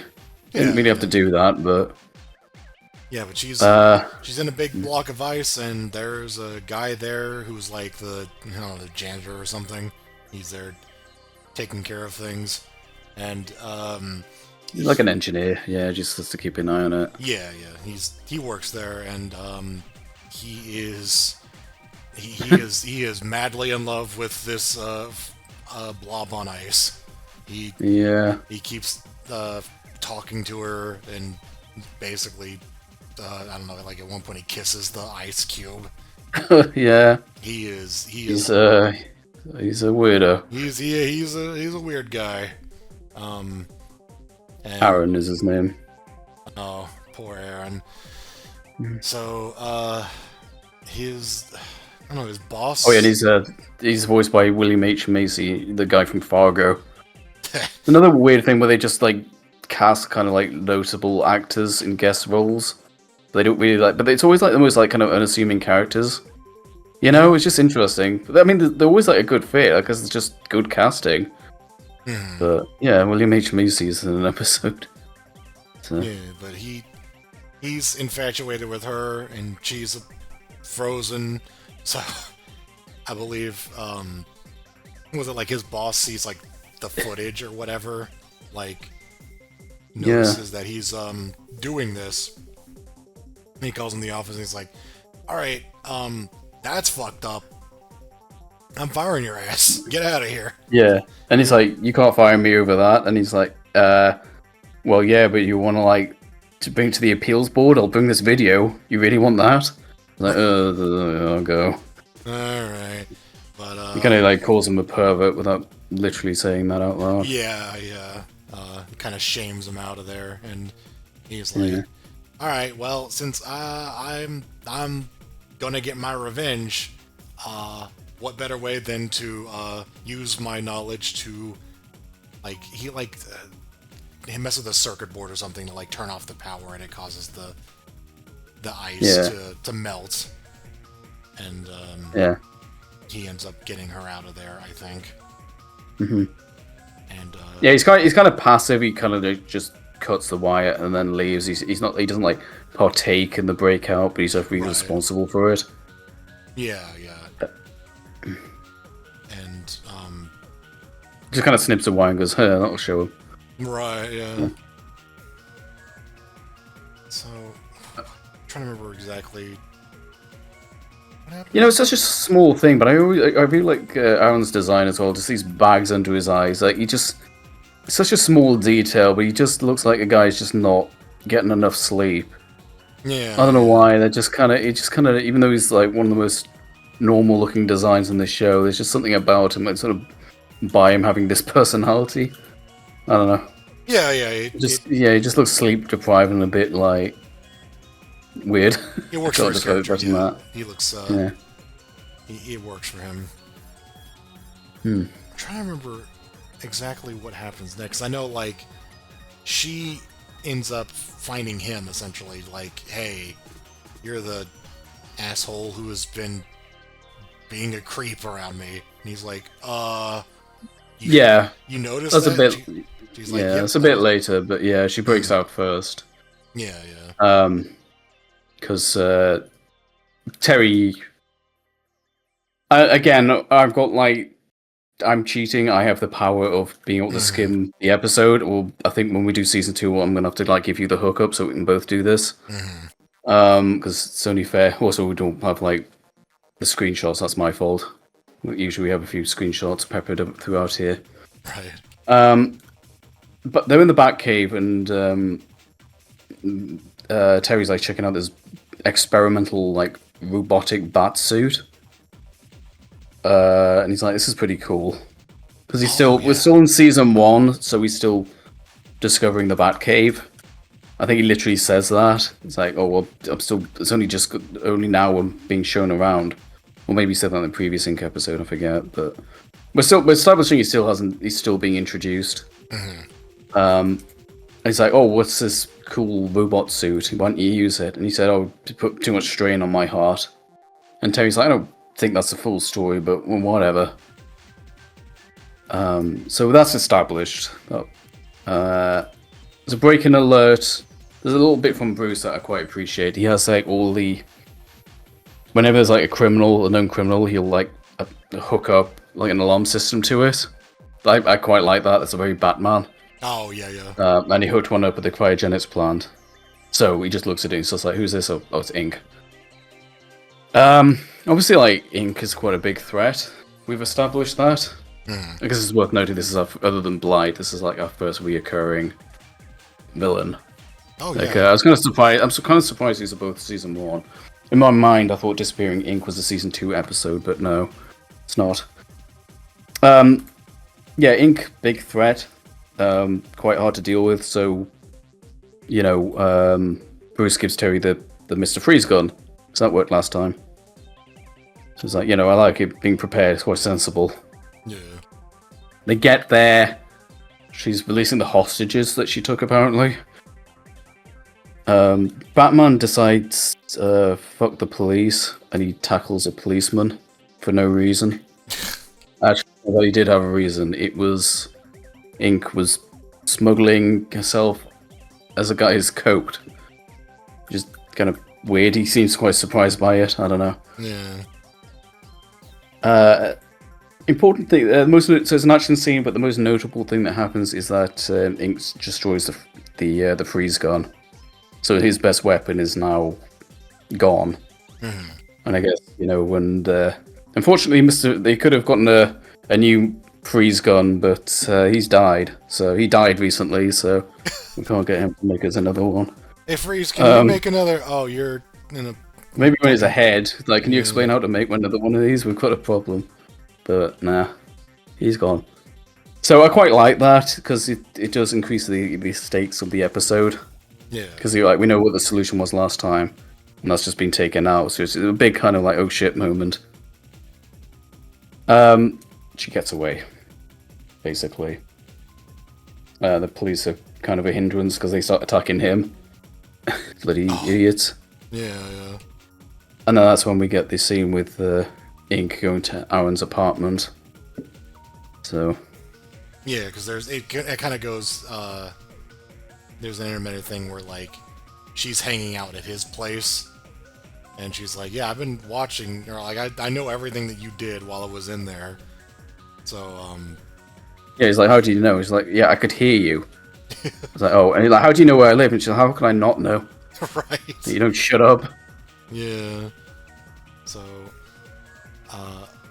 I just know that, yeah, like, it goes back and forth, and I think at one point they had to reestablish that she's weak to water, because he's like, man, you were like, was like she escaped to the sewer at some point, and so yeah, it's like, you were in the sewer for a while, and he's like, well, I can't take a shower.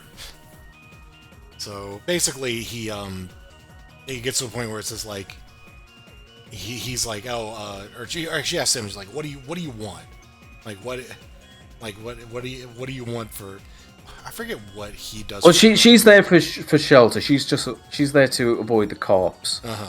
And I forget if it was before or after, but Bruce basically says like, "Oh, I figured out she can't maintain a human form, so she can't just like blend into society." I mean, she's still in a human form. She's still like jet black. It's kind of weird, but it is worth noting that like she doesn't go into that human form at all in this episode. No. Like, yeah, I don't think. Yeah, well, at the very end she does, yeah, but yeah, that's the plot. The plot is she being frozen. Bruce says it damaged her, and she can't freely go into a human form anymore because he says like, "Oh, why don't you just walk out with the other guards?" Oh yeah, and there's yeah, so she's at the apartment for shelter, and he's like I hate to use this term, he's like a simp or something. He's just like, "Oh, I'll do anything for you." Yeah. And she's like, "Yeah, I know you would." So he's just he's infatuated with her. She has this like, I think it's because she has like a DNA's damage. She has this in this episode. I forget if it was in the original, but she has like a whip hand. Like she can't like form it properly. Right. Just a small thing for this blob design, but I quite like it. I think it adds a lot. So yeah, so they're in cahoots, and then in the meanwhile, Terry's kind of freaking out. She's like, "Shit, Inque's loose," and you know what Inque knows? Inque knows where the Batcave is, and Bruce is like, "Nah." Like she doesn't know where we are, and Terry's like, "Nah." He's got like a blowtorch. He's like sealing up the door and stuff. Oh, right. So yeah, he's like freaking out, and Bruce is just like, "Yeah, she don't care about here. She don't care about us." So, and that's when he does his own investigating work, and that's when he finds out that she can't go back into a human form. So her motivation at the minute that Bruce deduces is that she probably needs a cure for, so she DNA is damaged, so she hasn't got her full powers. So she probably needs a cure for that. So that's her motivation at the minute, and that's how they run into each other. There's also the fact that one of the things that, like, she needs the guy's help because obviously she can't like just take on a form that is inconspicuous. So and she's like, well, what do you want? And it's sort of weird. It's like, oh, you think he's gonna say something like perverted? And he's like, I want to be like you. I want to have your ability. She's like, okay, well, that's convenient because she needs whatever it is that made her in order to fix her issue. So she's like, you get me that stuff. You're like, you get me there basically, and then I'll make you into a blob person. Sure, as you do. Yeah. And so, like, I remember he's like he's trying to mess with the wires that like in the back of the building or something. Because trying to hotwire the door. I guess that's how future doors work. Yeah, like the keypad or whatever. And he's kind of a dork, so he's sweating under pressure and nearly inspirating him. Yeah. I think there was some bit where like I think they fake making out or something. So, yeah, it's like, what are you kids doing back there? And she's like, just trying to get some privacy. So she tries to like pretends to like hug him to try and just get him to go away. Mm-hmm. Oh, we're just looking for some privacy. And then Aaron takes it like probably like a little bit too far, and he does kind of wrap his arm around her, and she's like, "Don't fucking." And then as soon as he leaves, she's like, "Don't fucking touch me, you fucking piece of shit." Yeah. What the fuck are you doing? She's like, "I was just trying to help." It's just like, "No, you fucking loser. I hate you." Yeah. So. Yeah. So they eventually get in there, and I forget. It's just like there's a compound or something that like she chemical plant or something. It just injects it, and then it turns her into what she is. So, but by the way, like she's there to steal some of that. Batman is aware of that, so he meets them there. He's there. A fight breaks out. There's at one point there's like the bit where she's like the Clayface bit where like Batman ends up inside of her, like.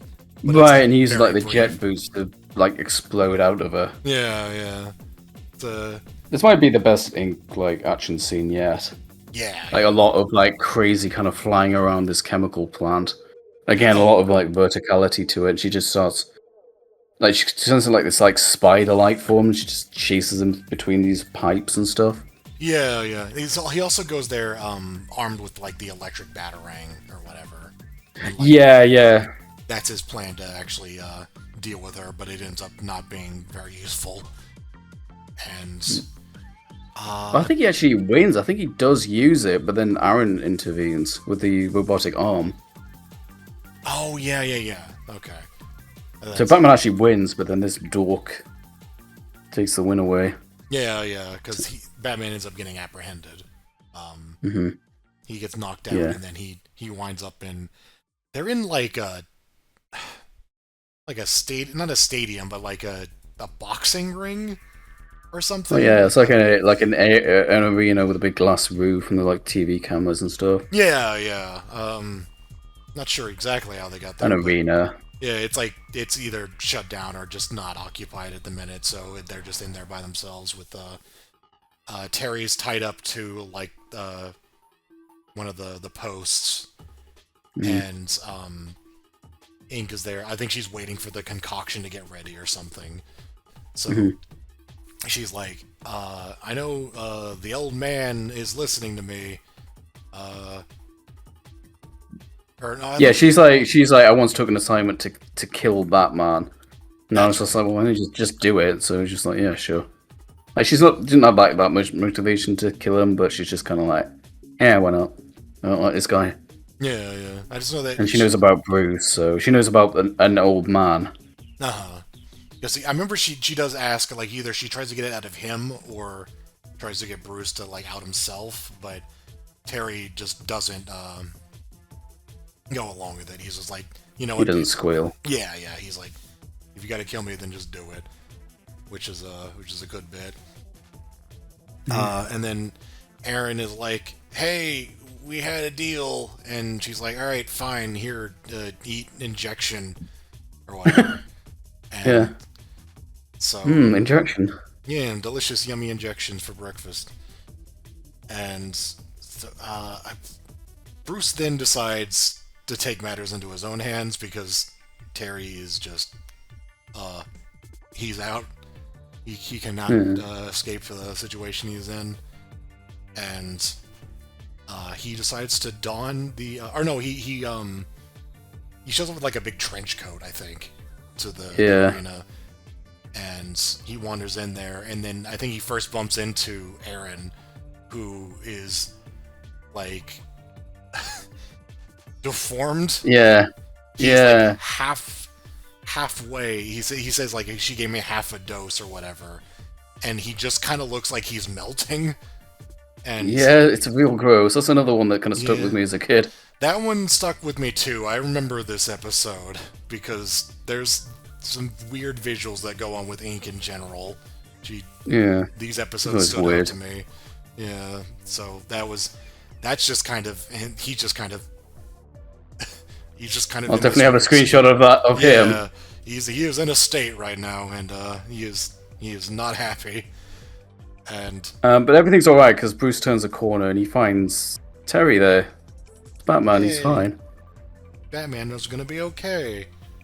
Yeah. And then Inque, well, she's better. She attacks. She's the new Batman. Yeah, she takes. Oh, that's I'm right. the new Batman. All right, I forgot about that. Yeah. It was like, oh hey, like he's standing there. He's like, he's okay. Yeah. And then like he opens his mouth and then a bunch of ink starts spilling out. It's like It's a really good shot. Yeah. A screenshot of that. It looks really weird out of context. Batman's sick. Terry, what's wrong with you? So I wrote down, well, flush of the Batsuit is that? Like, it's interesting. But no, yeah. It's Terry, what happened to your red logo? I like how she can masquerade as him though, because he's like mostly just black. So. Yeah. But yeah, obviously, yeah. So she took his form to fool him and attacks Bruce. And I believe this is where it's revealed that Bruce has the that experimental suit on beneath the coat, and he starts fighting. This is my favorite scene of the episode, and one of my favorite episodes of the entire show. It's so good. It's like 10 seconds, but it's so good. It's a really good because he starts fighting, and it starts playing the old Batman like animated series motif, like the one you hear in the title, and just in general whenever Batman's doing stuff in that show. Yeah. Like that lead motif starts playing in the music, and it's a really cool bit. It's very brief, but it was really powerful moment. And I like it even more having watched the original show now as well. Like just knowing it's like, oh, that's Bruce Wayne, you know? Yeah. That's like I knew he was like the original Batman. I was just appreciating it more with that music and everything, having watched every episode up to this point. Yeah. It's a great bit. It is. And it doesn't work though. No, but so what's happening is that it's raining outside, and there is the glass ceiling, as you mentioned, and I actually don't remember who does it, but Bruce is defeated. He's like dead to rights, and then Aaron kind of wobbles in. It's like, you promised. She's like, you fucking loser, get out of here, you freak. I don't like you. And then he like just as best as he can kind of like merges with her. There's a big distraction. They have a scuffle. That was a weird bit, yeah. Yeah, it was, because he's like, it's even gross on him because he's like flesh-colored still. Yeah, he still looks like him, but he's just kind of droopy. Yeah. So I think in the process, again, I've got the power of seeing the thing. Yeah. They knock over the ring in the scuffle, so Terry's got an arm free. And yeah, glass ceiling with rain. It's kind of surprised it's taken us 2 episodes for water, like the water weakness, to be the big downfall. Yeah. But it's finally paid off because he smashes the shit out of the ceiling with a batarang, and she dissolves into the drain. And we don't. I don't know if there's another death, but I have no idea. Like if that's. I mean, I thought it killed Clayface when that happened to him, but no, he's fine. no. Well, But yeah, no. She goes in the drain and she's just gone, and then the episode ends with more or less basically where it began, where Aaron in his weird state, because he has like no lines in this scene. He's just in like a little tank, like a little like pen, basically. yeah. And then a lady walks in, who I swear she has the voice of Alice from the first Mad Hatter episode. I think she does. Yeah, I think I stumbled across that previously. she certainly sounds like her. And Probably a daughter or something. but yeah, the lady wanders in and it basically just starts doing the monologuing thing. Like she's in there talking to Aaron, who's just kind of like Talking about how the doctor looked at a boil or something. Yeah, or war, and then It's like- fades out. yeah, it's like, oh, she's being gross, but she's also like, she has like an entire meal for him, and then she like mashes it into like a big stew, and then pours it into like a funnel in his mouth or something. Just very weird visual. I like she's dressed the same as him, but I mean that makes perfect sense because they're both. It's like the uniform of this place. Then again, why is he in the cryogenics place? He's not frozen. Whatever. Right. Thinking it.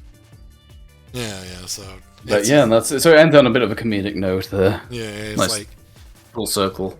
it's like poetic It pans justice. to it pans to a camera, and then it's like, here we go again. Yeah. It's very silly ending, but that was. I guess I feel like they did that just because his fate was so fucking horrific. We might as well have a little bit of make light of it. I don't know. Certainly it's a weird thing. I'll just say that it's weird. Yeah. But it's a good episode. It is. So yeah, our initial tiers are not proving as useful as I thought. Like usually they're usually kind of spot on, but we've actually made a lot of changes. I think that's an A. I know it's getting loaded up there, but I don't. I'm trying to think if that's better or worse than the first Inque episode. I like the fan servicey stuff in 1, but I feel like 2, the dynamic with Aaron I think adds a lot. We get, she gets a bit more dialogue, she gets a bit more flushed out relatively. We get a bit more of a personality. The treachery with him is a good moment. And if I emphasize it enough, the bit with Bruce is amazing. Yeah, it is. Yeah. However brief it is. Yeah, sure. So. That's fine. I agree with all that. So. Alright. Alright. Next. Episode 12. A touch of Curaré? Curaré. Yeah. Alright, yeah. You take the lead on that one. This one's the. So, Commissioner Barbara Gordon is out with her husband, the district attorney Sam Young, and they're just having a nice walk in the park, and then they get attacked by a masked woman who kind of looks like she's got light blue skin, and I mean we'll have pictures on, but Yeah. like she's basically kind of looks like sort of like a Middle Eastern ninja. It's probably the best way I can describe her. She uses they describe it as a scimitar. I mean, it doesn't look like curved or anything, but apparently it's a scimitar. It's slightly curved. And she's there to assassinate someone, but they don't immediately say who. Thankfully, Batman's around. It's one of the more kind of random Batman appearances. He's just there. I don't know why. She does radio for help pretty quickly, so I don't know if he's like tapped into the band. Oh, maybe. But he's the first one on the scene, so maybe. Or Bruce is. I could see that. So this is going to be a tough one because this episode is really cool. Like, just not to spoil anything, we like this episode. It is like is a lot of it is action. I would say it's entirely action because we get some stuff with Barbara that helps elevate it a bit. But there's a lot of action. 3/4. A lot of really cool of it. Yeah, and it's good action. And it is. we both made a note of this, and I noticed it even more when I was looking for like the screenshots for the title card thing. Like just lots of really good shots. Like it's really well directed. There were so many stills of this that just make for cool images. But it's hard to describe action. It is, yeah. I mean, I've got the power of being able to just check this out, but a lot of creative things with the sword. I remember there's like the cops eventually show up. They start firing at Batman, and Bob is like, "He's not the priority here. Stop that. Get the woman." Yeah, like that guy's fired. So yeah, Batman foils an assassination attempt, basically. So we go to the Batcave and we learn who Curaré is. There's very little information about her. Just basically an assassin. She's part of the Assassin's Guild or whatever it's called. Yeah. I don't know, League of Shadows. I don't think it's literally that. No, but it's yeah. She's just a faceless, nameless assassin. Well, she has a name, but there's. I'm sure she's not literally. She wasn't christened after a poison. So either that was good career choice. Yeah. And so, Bruce is explaining all of this to Terry, basically, and then Barbara shows up. And he says, like, oh, why is he targeting Barbara Gordon? And Barbara Gordon says, she's not the target, her husband is. And she's just standing there in the Batcave. And Terry's, like, freaking out. Terry's it's a good moment. You've... the truth comes out, I'm Batman. Wait, hold on, that doesn't work. I didn't know who you were. Don't watch this after don't watch this before Spellbinder. Yeah.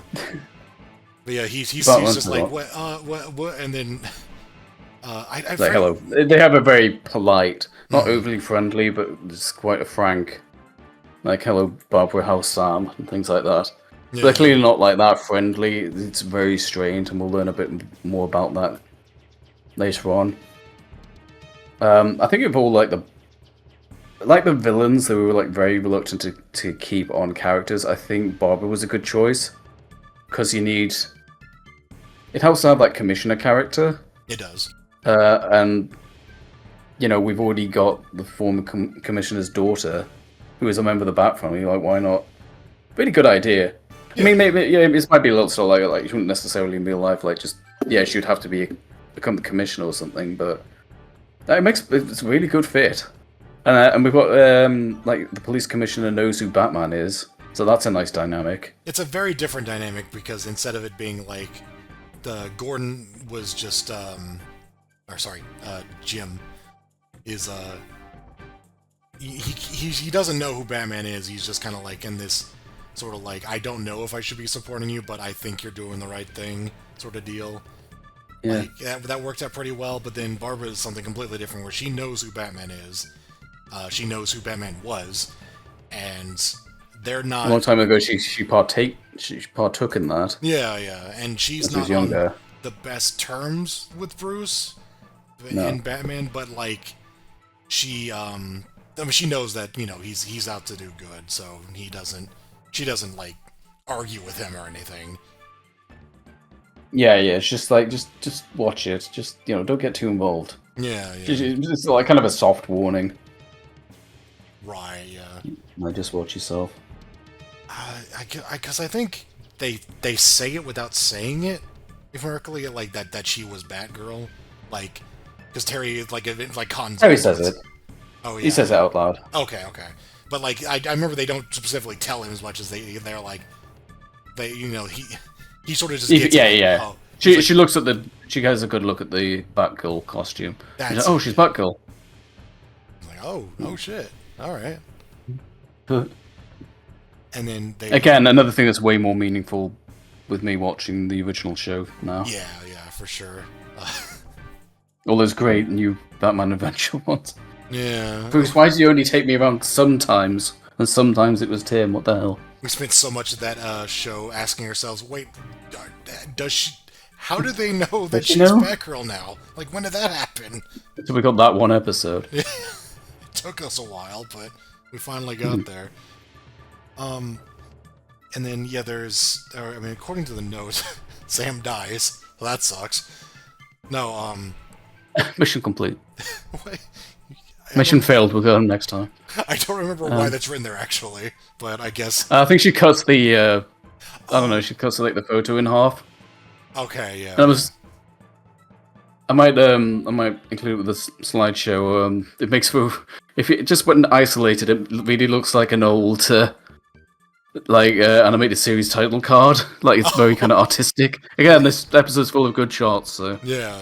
that's a good one because it's just on like it's. So she's being berated by the League of Assassins or whatever it's called. Like she failed the mission, so she needs to try again. And she cuts like this photo in half, which is symbolic and stuff.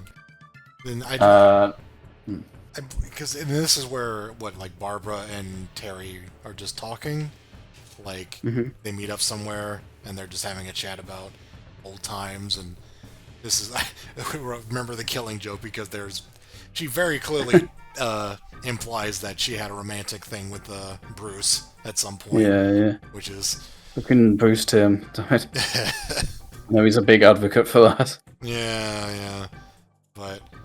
And then Terry's like, oh, okay, and it's just a character development moment where I don't remember. Yeah, they get to know each other. This is after there's like the second assassination attempt that there was like a sting operation, but Terry partially fucks it up, but just by being there, even though she told him not to be there.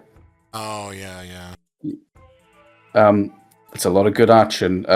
Curaré unmasked for like a second, but we don't see what she looks like on camera. Although there is concept art of her, if you're really curious.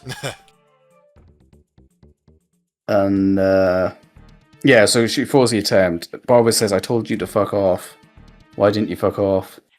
And he's just like a little back and forth. He's kind of like, "Oh, I'm sorry," and then they kind of, I forget what he says something to sort of patch things up.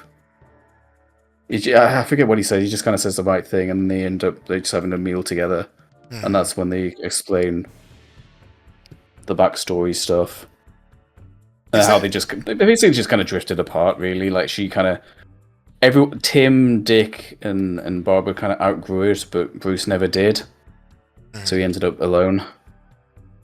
Like he kept fighting to his like last breath, almost. Yeah. And she doesn't really. She says, "I don't like what he's become, a bitter old man," which I do like. That's another thing I really like about this show and kind of the DCAU in general. It's like the quote good guys don't all just kind of get on. I also like this fate for Bruce Wayne where he's not just like all happy. You know, I kind of like him just being kind of miserable. It makes sense for Batman specifically. You know. Yeah, and it's crazy how much like character development you get in this like kid show. Like this was specifically made for like, you know, Batman as a teenager. It's for the teenage audience. It's for young. Almost like preteens. Yeah. Like 12 to 13. I don't know what the exact demographic is. I don't know. I could think about it too much when we're watching it. Well, it is crazy. Like, but it's good. Yeah, you would expect it to be compromised because of that, but no, it actually is more serious at times than the animated series was. Like, yeah, it is impressive, and honestly, like, I guess whenever they're doing, you know, new Batman adventures and they moved into more action oriented and less serious, like, this is what I was expecting, or not what I was expecting, but what I wanted, you know, where they have a nice balance of character development and action. And I feel like this episode in particular really showcases that power, like what they've achieved where it is mostly action, but it's got really good character dynamics. Yeah. So, Hmm. yeah, just gotta throw that out there. Is this was the scene before? Was that the one where there was like a Sam dummy? Yeah, that's right. That's okay. So I think that's why I wrote Sam die, is because Ah, yeah, the yeah. dummy gets like his head like chopped off or whatever, and it's like, oh, it's just a dummy. Like, oops. Yeah, yeah. So That that looks was as the photograph got. yeah, yeah. Curaré thinks mission complete, and then like the assassins have to tell me like, no, that didn't count. Oh, Right. oh yeah. I forget when it's said, but the punishment for not completing your mission, if you remember, if you're an assassin, is death. That Yeah. will be important for the very last scene. Right. Uh, so they've had their talk. The final assassination. I forgot to say that the reason Sam is the target is because he's the district attorney, and he's going to give like, it's not like evidence. He's it's something like that. He's giving. He needs to provide, I don't know what you call it, like a testimonial against a mob boss. So obviously this mob gang has hired Curaré to take Sam out. That's the specific reason why they're trying to assassinate him. So obviously this is the final chance for the assassination because he's on his way to the court or whatever it is. So like this is Curaré's third and final chance to get the job done. So they're transporting him there by train. It's like the Gotham kind of like overhead, like say like monorail thing that we've Monorail. established. So a pretty normal train system.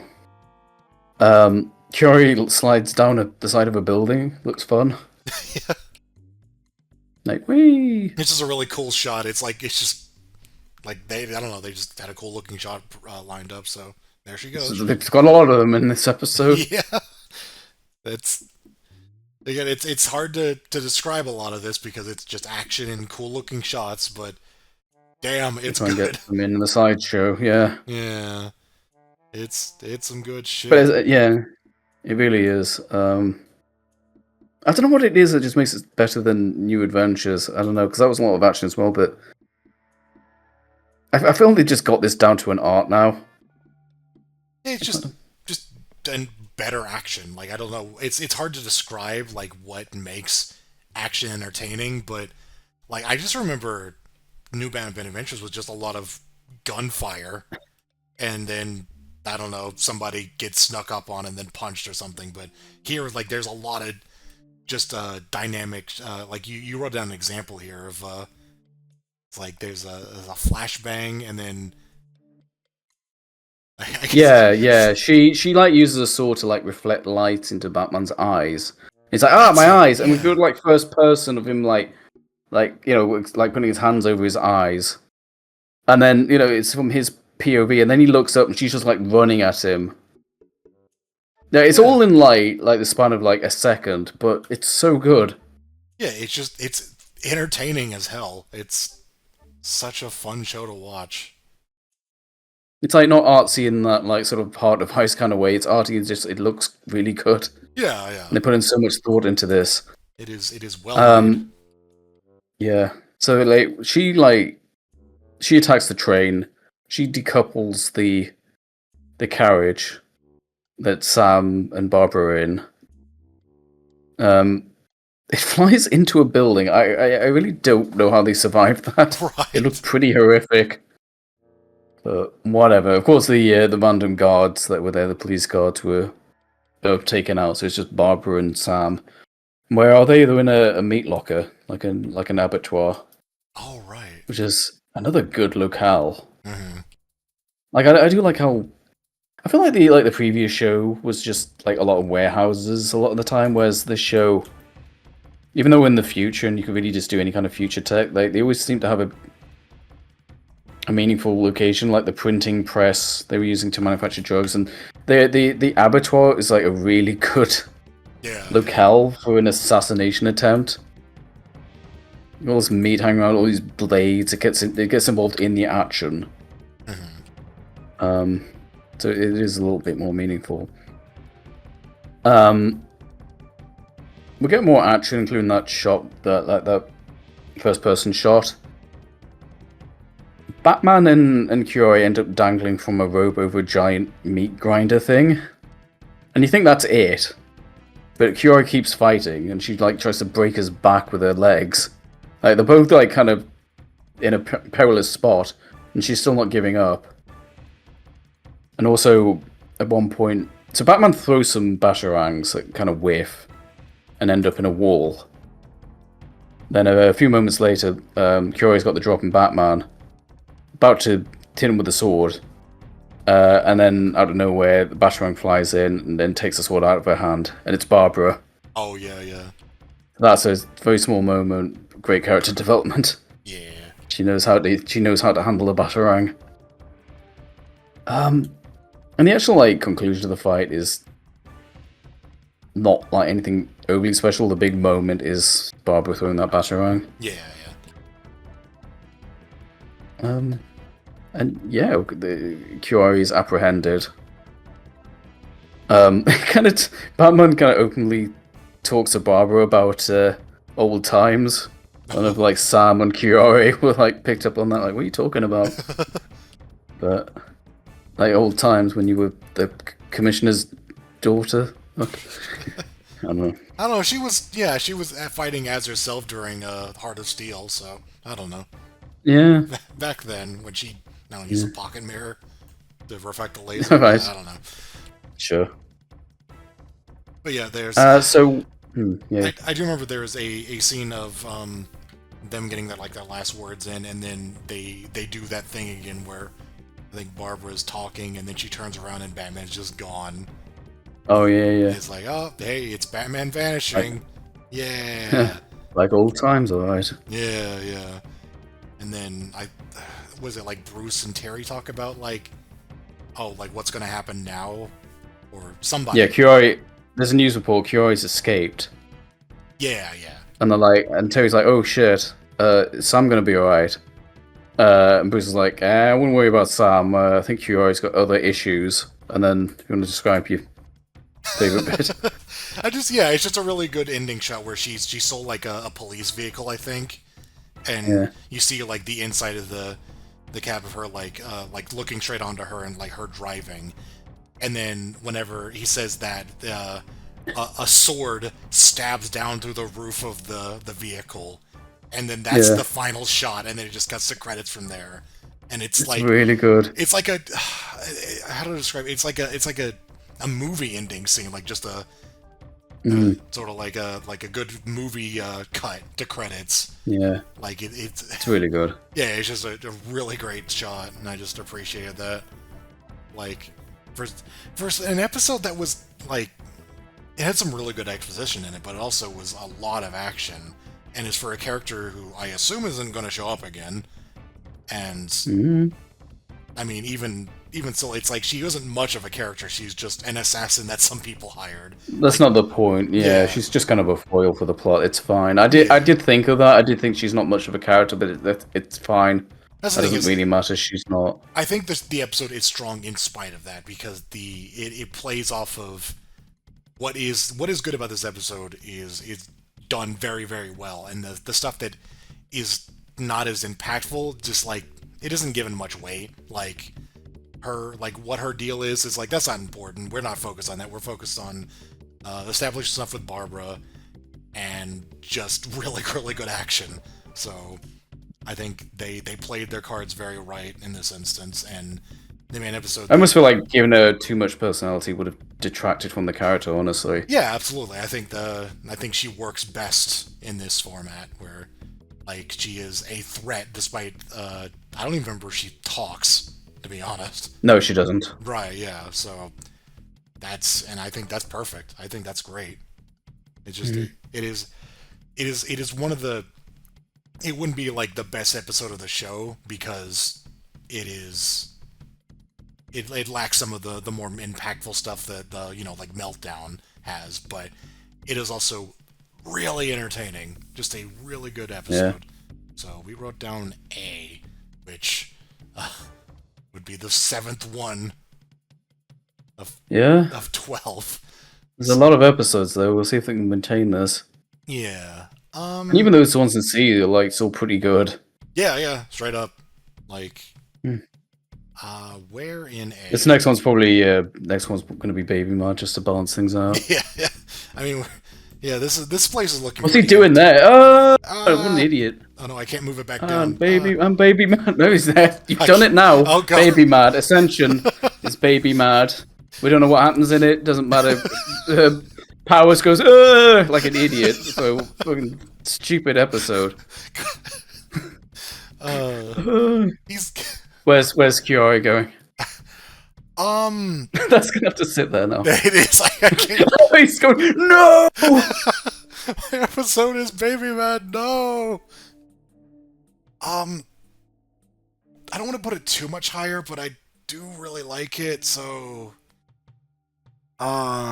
We get some character development. That's always good. Yeah. I want to put it there. Fine. I think. Yeah, I think that's solid. Fine. All right, so let's talk about this shit ass episode. This fucking Baby Mad by default. Yeah. So this is the series finale, the season finale. It's 13 whole episodes this season, which feels very brief after 65 from the animated series in season 1. Jesus Christ. Oh my god, we reviewed 65 episodes after watching all of them. That was a mistake. But, yeah, as you can probably guess, this one is centered around powers, the dynamic... 2 of them. Yeah, actually, 2 powers. 2 whole... So, what is happening here? Powers' son is... Yeah. Son Paxton is getting... So, Batman... Yeah, so Batman's like... So, Blight is, like, stealing stuff, and I believe it's, like, the plastic kind of... It's basically the artificial skin is the ingredient for the artificial skin that Powers needs to live a normal life. He's running out of the stuff, so he's there. This is Blight persona. The skeleton form to just undersee the theft of this chemical. He's it's like the first time we see him just kind of getting hands-on, but I guess he's getting kind of desperate for this stuff, so he has to attend it in person to make sure the job's actually being done. And Batman's there. So Batman intervenes. They have a fight. If we haven't stated this clearly yet, because we've only seen so much Blight, we just was it like Mr. Freeze last when he was full on Blight? Yeah, I guess so. Yeah. It isn't. Terry doesn't know Blight is powers. Right. In case we haven't stated that already. So Batman, I remember he uses he has like a CO2 canister to deal with fire. That's how Blight gets away. He's busy putting out fires, literally. And I think, so I'm cheating here again. I've got the advantage of skimming the episode, but there's a guy's wallet, and it says Wayne Powers Security. So it's like, oh shit, these are like Wayne Tech employees. Like, these aren't just random thugs. So that's suspicious.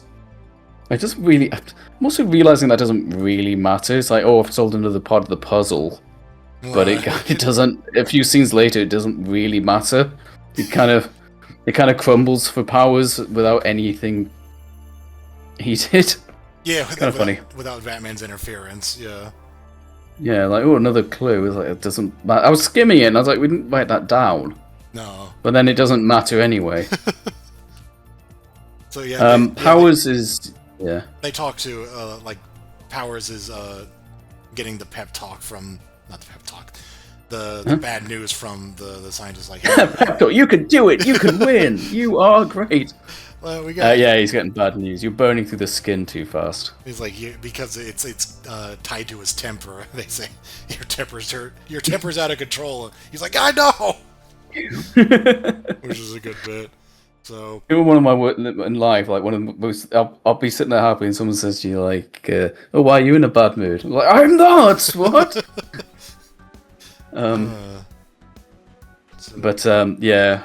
He realizes he can't keep living like this, and he can't even acquire the materials he needs because fucking Batman, that dick, keeps spoiling it. So, yeah, he decides it's time for Ascension. It is time to think about moving on, retirement, perhaps. So, we cut to like South America, like a Spanish-speaking country, and Derek's son Paxton Powers, who is basically he's like in charge of this foreign branch of Wayne Powers, and it's basically implied that it's kind of a shit job. He gave him kind of a shitty role just to get him away from like the real serious business. Paxton is voiced by, how do you pronounce it? Carrie Yules? Carrie Elwes? Carrie Yules, yeah. So, fucking guy from Jigsaw, the guy from Princess Bride. Right. Yet another just kind of random guest star who's like quite a notable actor, but you would never guess it's them. Especially when he's not like using his normal accent. It's just interesting casting. He's good, isn't it? I just don't get like William H. Macy and Linda Hamilton and these kind of tertiary roles, but it's neat. Yeah. Another thing I appreciate as an adult as well. I'm like, oh, yeah, I know that actor. Right, yeah. I recognize him as Dr. Gordon from the first Saw movie, which is not to be confused with Jim Gordon. Just interesting to see him there. Yeah, so he gets a flight back to Gotham, and his dad has a heart-to-heart with him. He's like, I'm going to give you control of the company. And he's like, I'm not stupid, what's the catch? And Derek reveals his condition to him in the limo. So he's just like, I'm giving you like a small role, but yeah, I can't keep doing this. Like, I'm desperate now. So... Paxton isn't very popular. Apparently, he's like that country he was in, he was kind of polluting it. So there's a lot of protesters outside, and obviously Bruce is there because he's like one of the chairmen or whatever you call it. He's a stockholder, whatever. I'm not too business savvy, but he's there for the transition of power, like the big meeting. So Powers is Derek. I'm gonna start using first names. Derek is giving the addressing everyone. It's quite a public thing as well. He's like being broadcast to people who can't make it in person. They're like on tele screens, so it's a very public announcement. He's saying, "Oh, my son's going to take over," and I distinctly remember Tress MacNeille being very shocked. Just remember Tress MacNeille going, "He's putting his son in charge." So he's given this formal announcement, and then like some Spanish-speaking guy breaks into the boardroom, and he says, "I need to speak to everyone. I'm a fisherman, and these Paxton. I want Paxton to come to power because he's polluted our rivers, and obviously Derek's temper starts to flare up, literally. Yeah. He's like, all these fish, they look like Joker now, and, wait a second. We want a patent. These fish violate international copyright law.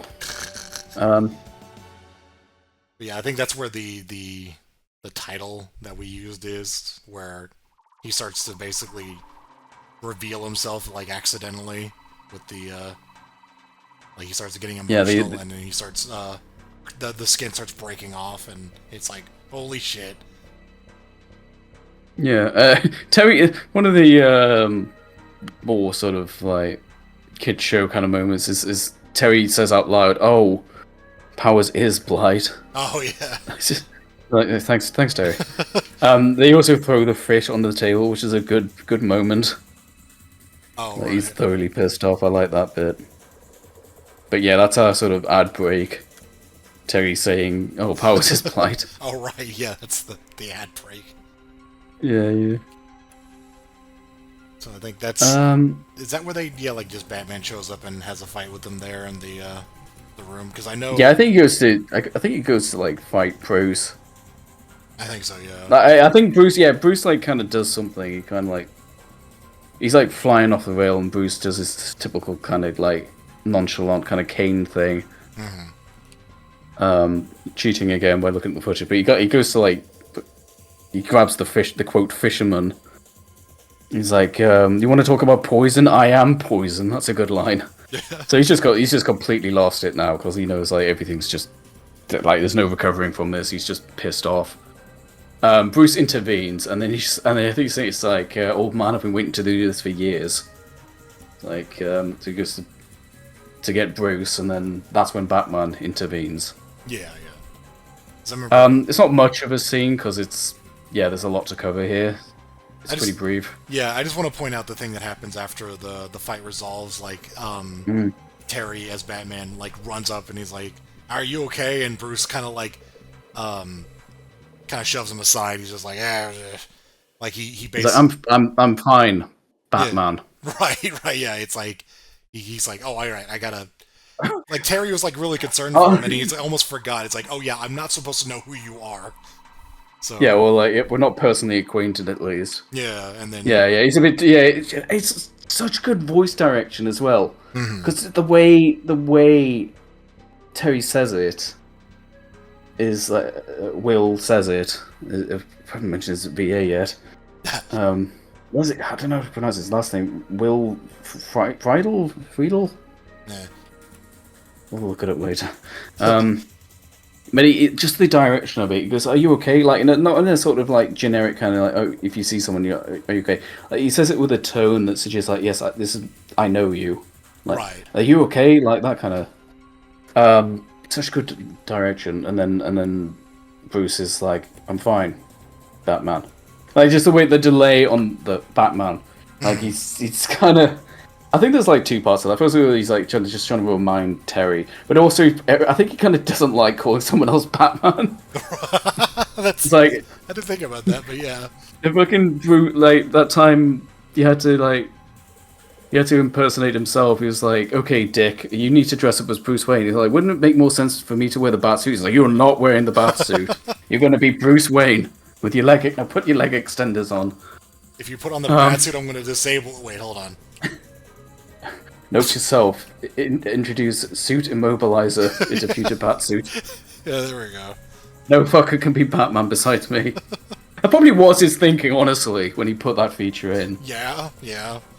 Wouldn't be surprised. But anyway, but yeah, that's such a good moment. Yeah. And Jerry's just like, oh shit. Oh yeah, sorry, Bruce, I completely forgot. Yes, I don't know you. I am going now. Me, Batman. A man who has no familiarity with Bruce Wayne. So there is, and I just with the notes here, like I guess the next thing that happens is there's a bat signal. Yeah, there's again, I'm cheating. I just I want to be clear because I'm like, oh, Bob, no, really, he's got a good memory. No, he does not. He is cheating. Anyway, little news broadcast. That's when they said like Terry says like, how did he end up this way? And Bruce did that. Well, the nerve gas from before, the treatment for that would have been radiation. And Terry's like, oh, I'm the one who threw the canister at him. So it's like, oh, you did this. So it's kind of a conflicting emotions there.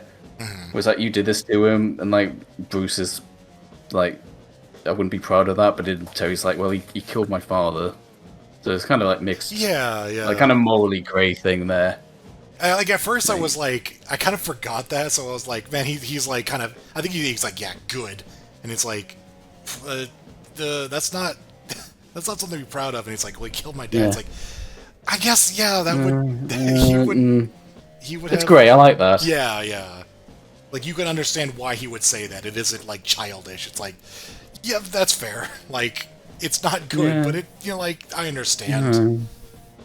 Yeah. I don't approve of it, but... Yeah. But, and then... So Blight contacts his son using his landline video telephone. And he wants help. And Paxton's sort of like, yeah, there's not really much helping you. I'm going to just send doctors. And Derek's like, you idiot. They'll arrest me. So, yeah, it's all the ball's kind of in Paxton's court now. He doesn't quite know what to do. So he's like, he reaches out to Batman, but how do you contact Batman? Like, it's not like he has a phone.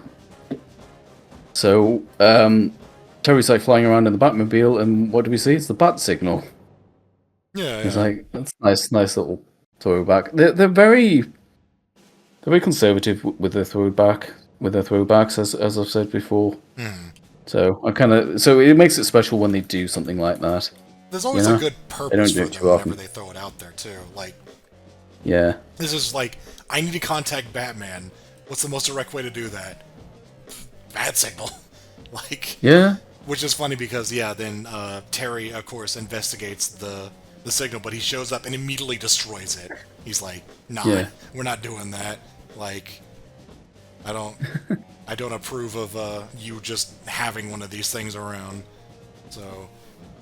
next time use email. So Paxton is like, I've got a little proposition for you. I've got this machine that'll absorb my dad's powers or something, like subdue him. Yeah, radiation. Yeah. So, he calls it like a sponge. Right, yeah. He's like, he'll vacuum up all of this radiation and make him, subdue him. So, I'm trying to remember what. Like, he was just trying to get him back, I think was the reasoning. I just want my dad back, and Batman's like, but I don't know where he is, and so that's where you come in, and Batman's like, I don't like you, but, just have to tolerate you, because I want him brought in, you want him brought in, different reasons, but... Yeah. So, yeah. So like a sort of a weird... It's kind of a weird... He, like, employs Batman, kind of, Yeah. Like, it's like a mutual, goal, essentially, but they're not friendly in any way. No. And, there's kind of a weird sequence where it just kind of shows Blight as hanging out in a sub? Like a... Well, there's also a little bit where we reveal that the quote fisherman wasn't actually a fisherman. Right, yeah, He was employed by Paxton. So Paxton's not quite... It seems he takes after his father more than we probably thought. So he orchestrated that when he learnt of his condition to sort of see his power. Right, so that's a nice dynamic as well. Because Paxton's a piece of shit as well. Yep. And, but yeah, like, they just show, like, what's Blight up to? He's hanging out. He's eating a sandwich. He's eating a sandwich and taking a nap on, like, the sub, because it's, like, lead-lined or whatever. So, yeah. It'd be hard to detect, his radiating body. Yeah. So, and then he's got, like, a secretary or something that, like, is just kind of running errands for him while he's... I don't know what she's named, but she's very distinct looking. Yeah. She's shown up before, but I don't think she ever speaks. Yeah, and then Batman just finds them eventually, I guess. I don't remember. Yeah, they don't. The details on that aren't clear, but he tells Paxton to meet him there with the radiation sponge. So gives him like a GPS coordinate. The actual, I think the idea is, I don't know how he found him because that's not important. It just kind of happens. I remember that. It just sort of like, all right, well, he found him. He's in a sub, and he's just, I don't know, chilling. Like, he isn't doing anything. He's having a nap. he's sleeping. Yeah, you interrupt nap time. Yeah, Batman goes over the PA.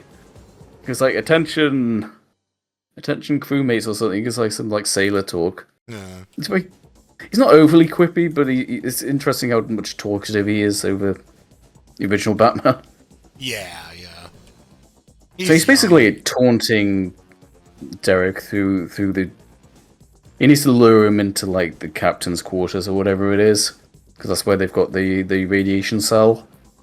So he basically just taunts him throughout, and then we get one of the most famous lines of the entire show.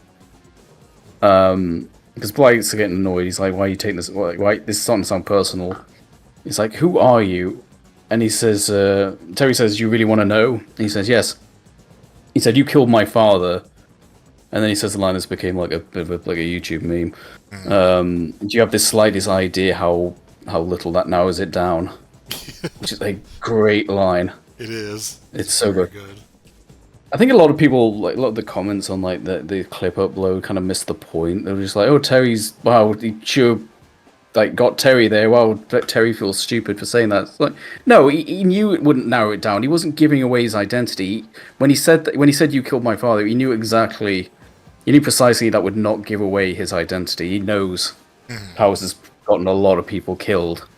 So no, he's not stupid, but it does give a really good line. He said that with perfect awareness of the implications of it. He wasn't like, anyway. Yeah, like that's You get kind of my the point is that Powers won't. It doesn't know anything. Like that's just he is just another person that Powers has ruined the life of.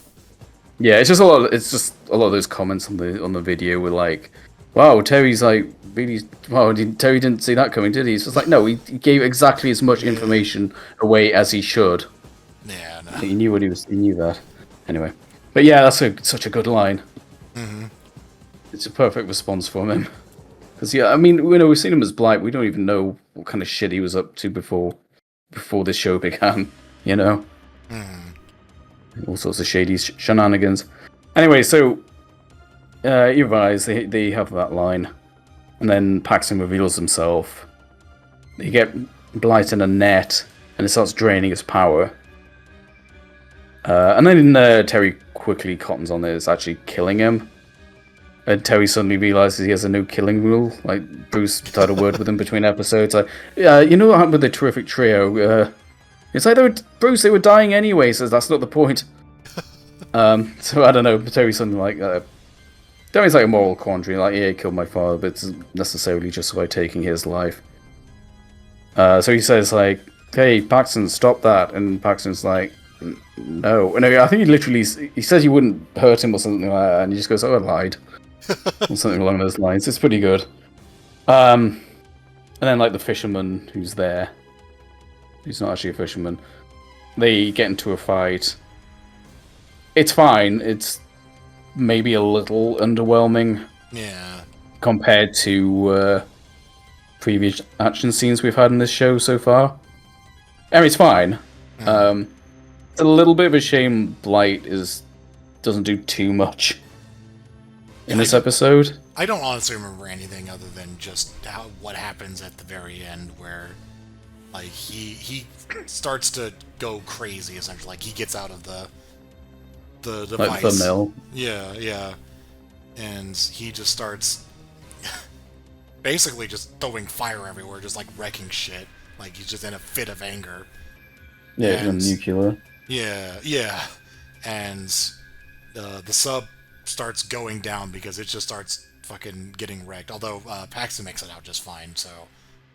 I guess, like, yeah, as they ever said, his power is tied to his rage, and being betrayed by your own son probably pissed him off or something. A little bit. He's a little mad about that, but yeah. I just remember the sub goes down, but I think the only person who goes down with it is Derek.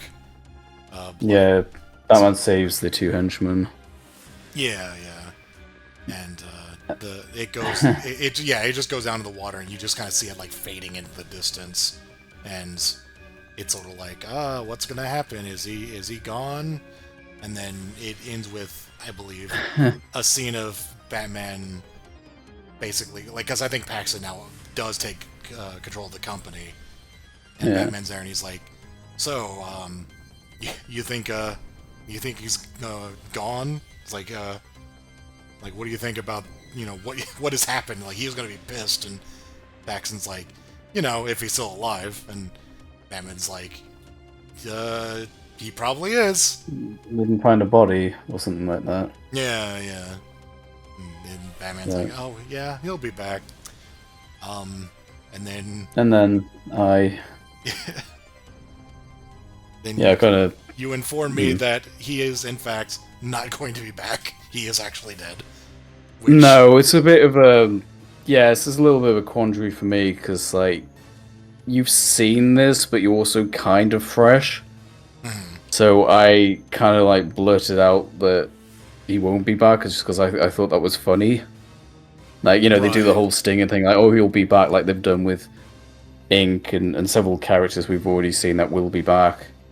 And they kind of did it with Derek Powers, but I know for a fact he is gone.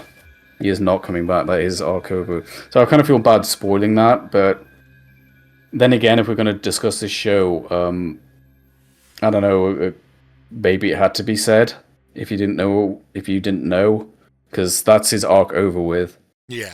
Like he's Powers is the unifying thread throughout all season 1. Season 1 is the Blight arc, you could say. I don't think there's anything like that in seasons 2 or 3. Like that's the continuity was mostly concerning him. I think it makes sense. Like, I think it's a fine way to close out that arc. I think it's not like, oh, I want him to come back. It's like, no, that was a full arc, and it was a well done one. So I don't have any complaints about it. But it is still extremely weird to me that they're like, oh, but maybe he'll be back, and then it's like, no, he won't.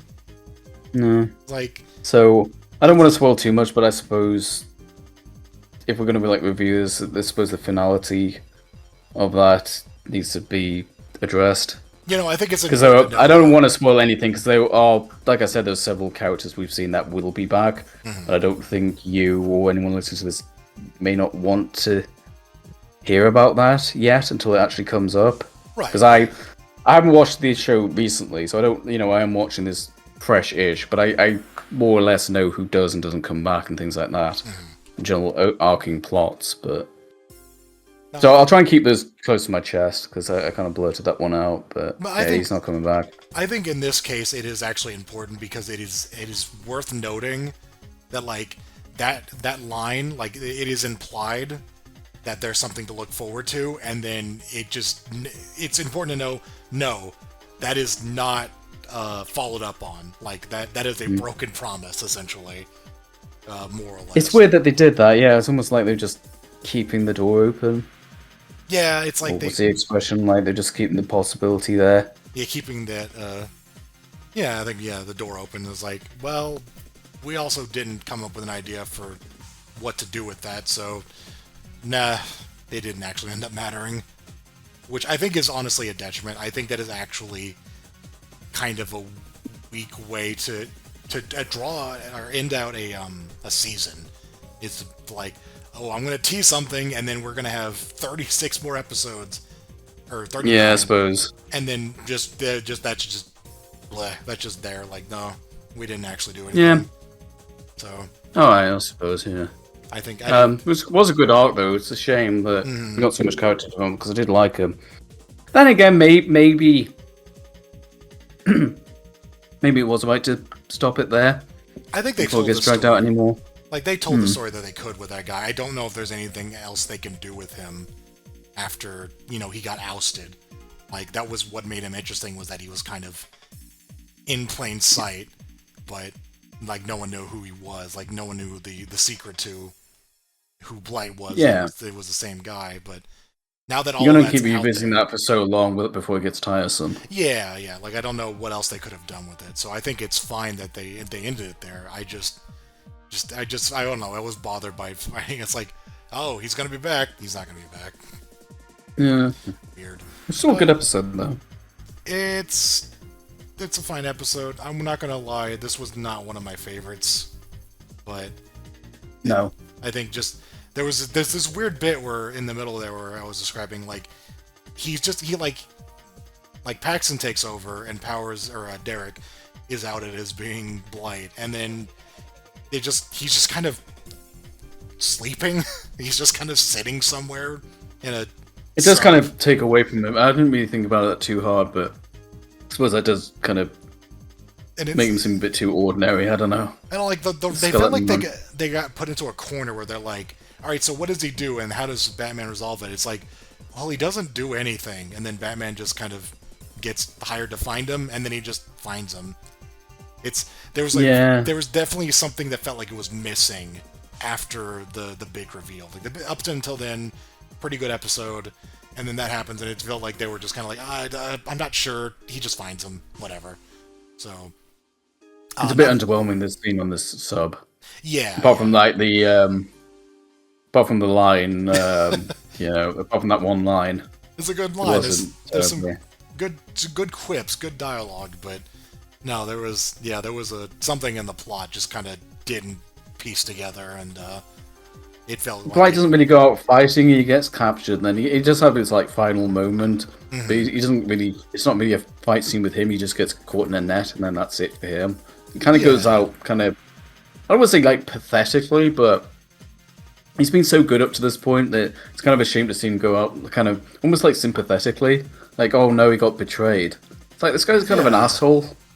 I don't know how much sympathy I feel for him.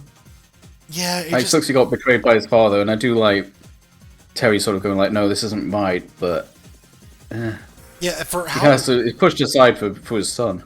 I think for how strong the rest of the writing is in this show, like as for all the A tiers we've got and the S tier, like that one was just sort of a series of things happening, and then the big villain of the arc just kind of goes out, like kind of randomly. Like he just gets mad and sinks the sub he's in, and essentially it's a shame. Downfall. Yeah, I feel like it was the first half pretty good. Second half, just kind of whatever. Yeah. Like it really fell off. I want to mention this is our first, like, this is debatable, but this is the first one that was absolutely, definitively made as the season finale. Right. Because it's like a culmination of an arc, like the other ones were like, what was it, like Worry Men and things like that?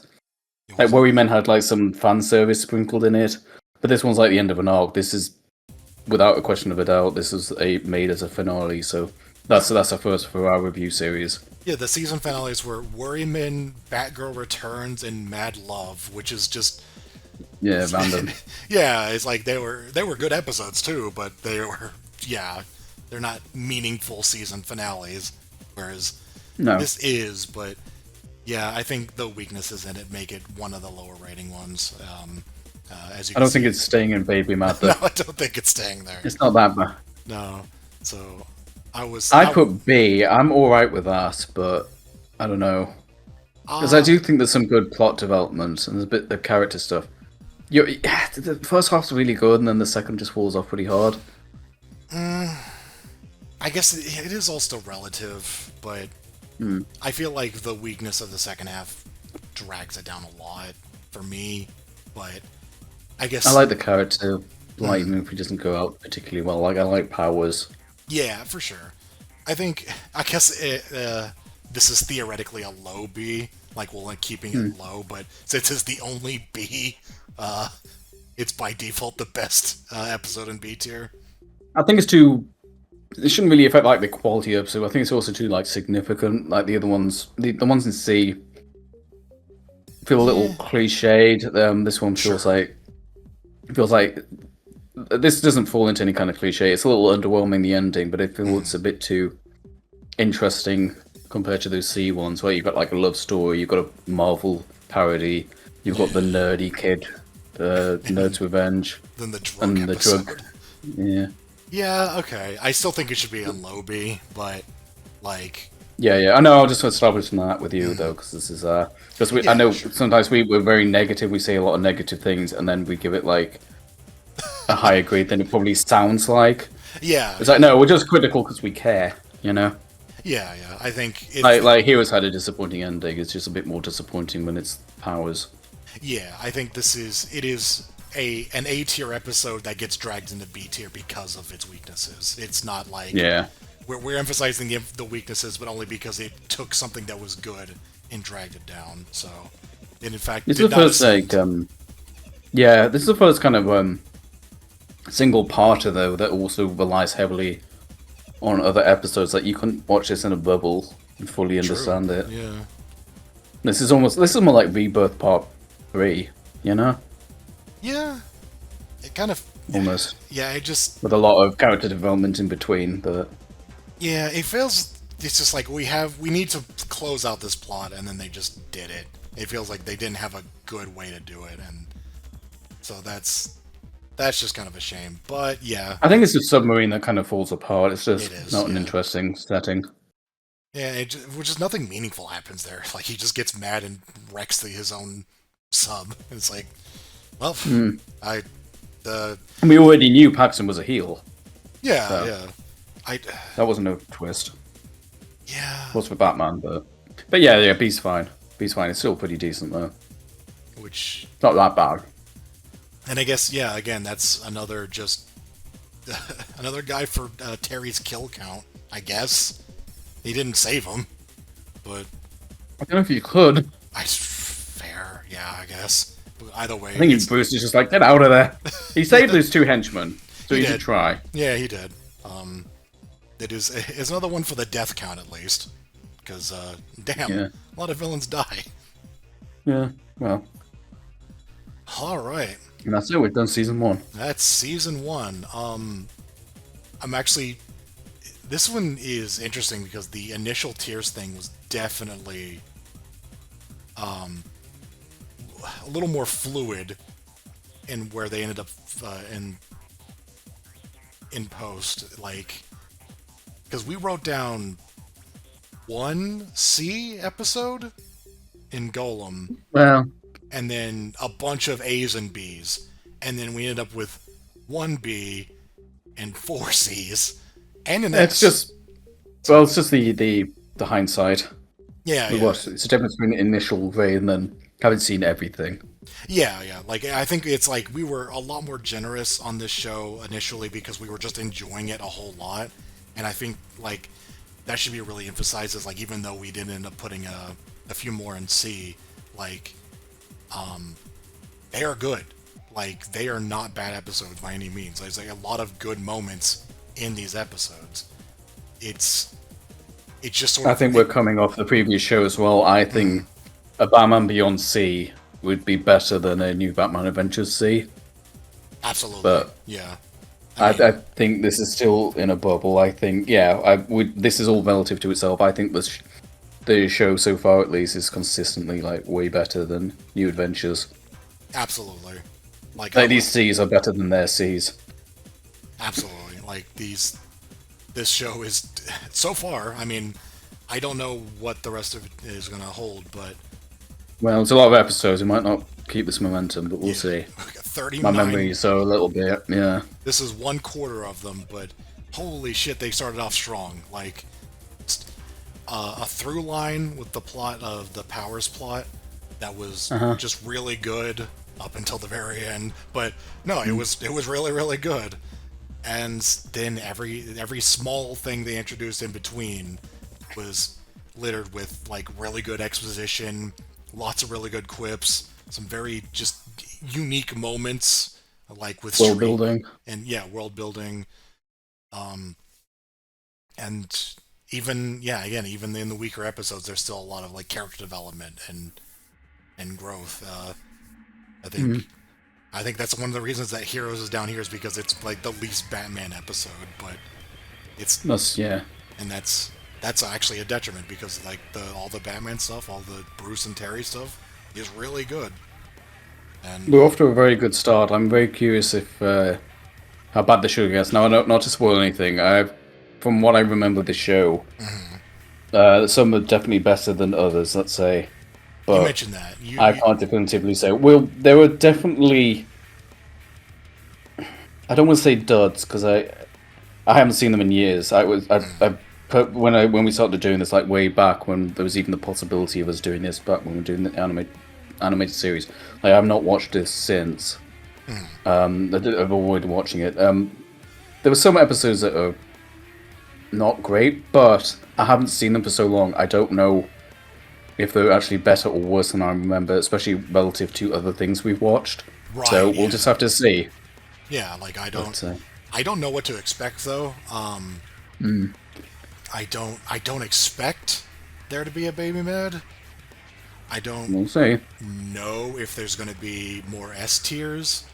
Like I feel like that's the S I'm tiers. not sure myself. Is what I'm saying. I don't Yeah, really know. I remember there are some episodes that are a little bit not great, but I can't remember just how bad they are. So I don't know if they would get into our baby mad tier. So we'll just have to see, or maybe they're not even bad at all. I can't remember. yeah. It's like But because the thing has changed. Like your perception will definitely change even from just watching the rest of the series, like or the other series, I should say. So yeah, yeah, we might. We'll just have to see. right. I guess yeah. Like the most I say is I don't expect it to be that bad because like just in Mm-hmm. general their quality is at the very least decent, if not good. I don't know if they can reach that high again with like some of the S tiers that we've seen so far, but Mm. I I wouldn't be surprised, I guess. Mm-hmm. So yeah, I'm looking forward Yeah, to seeing more. watching more. Yep. Absolutely.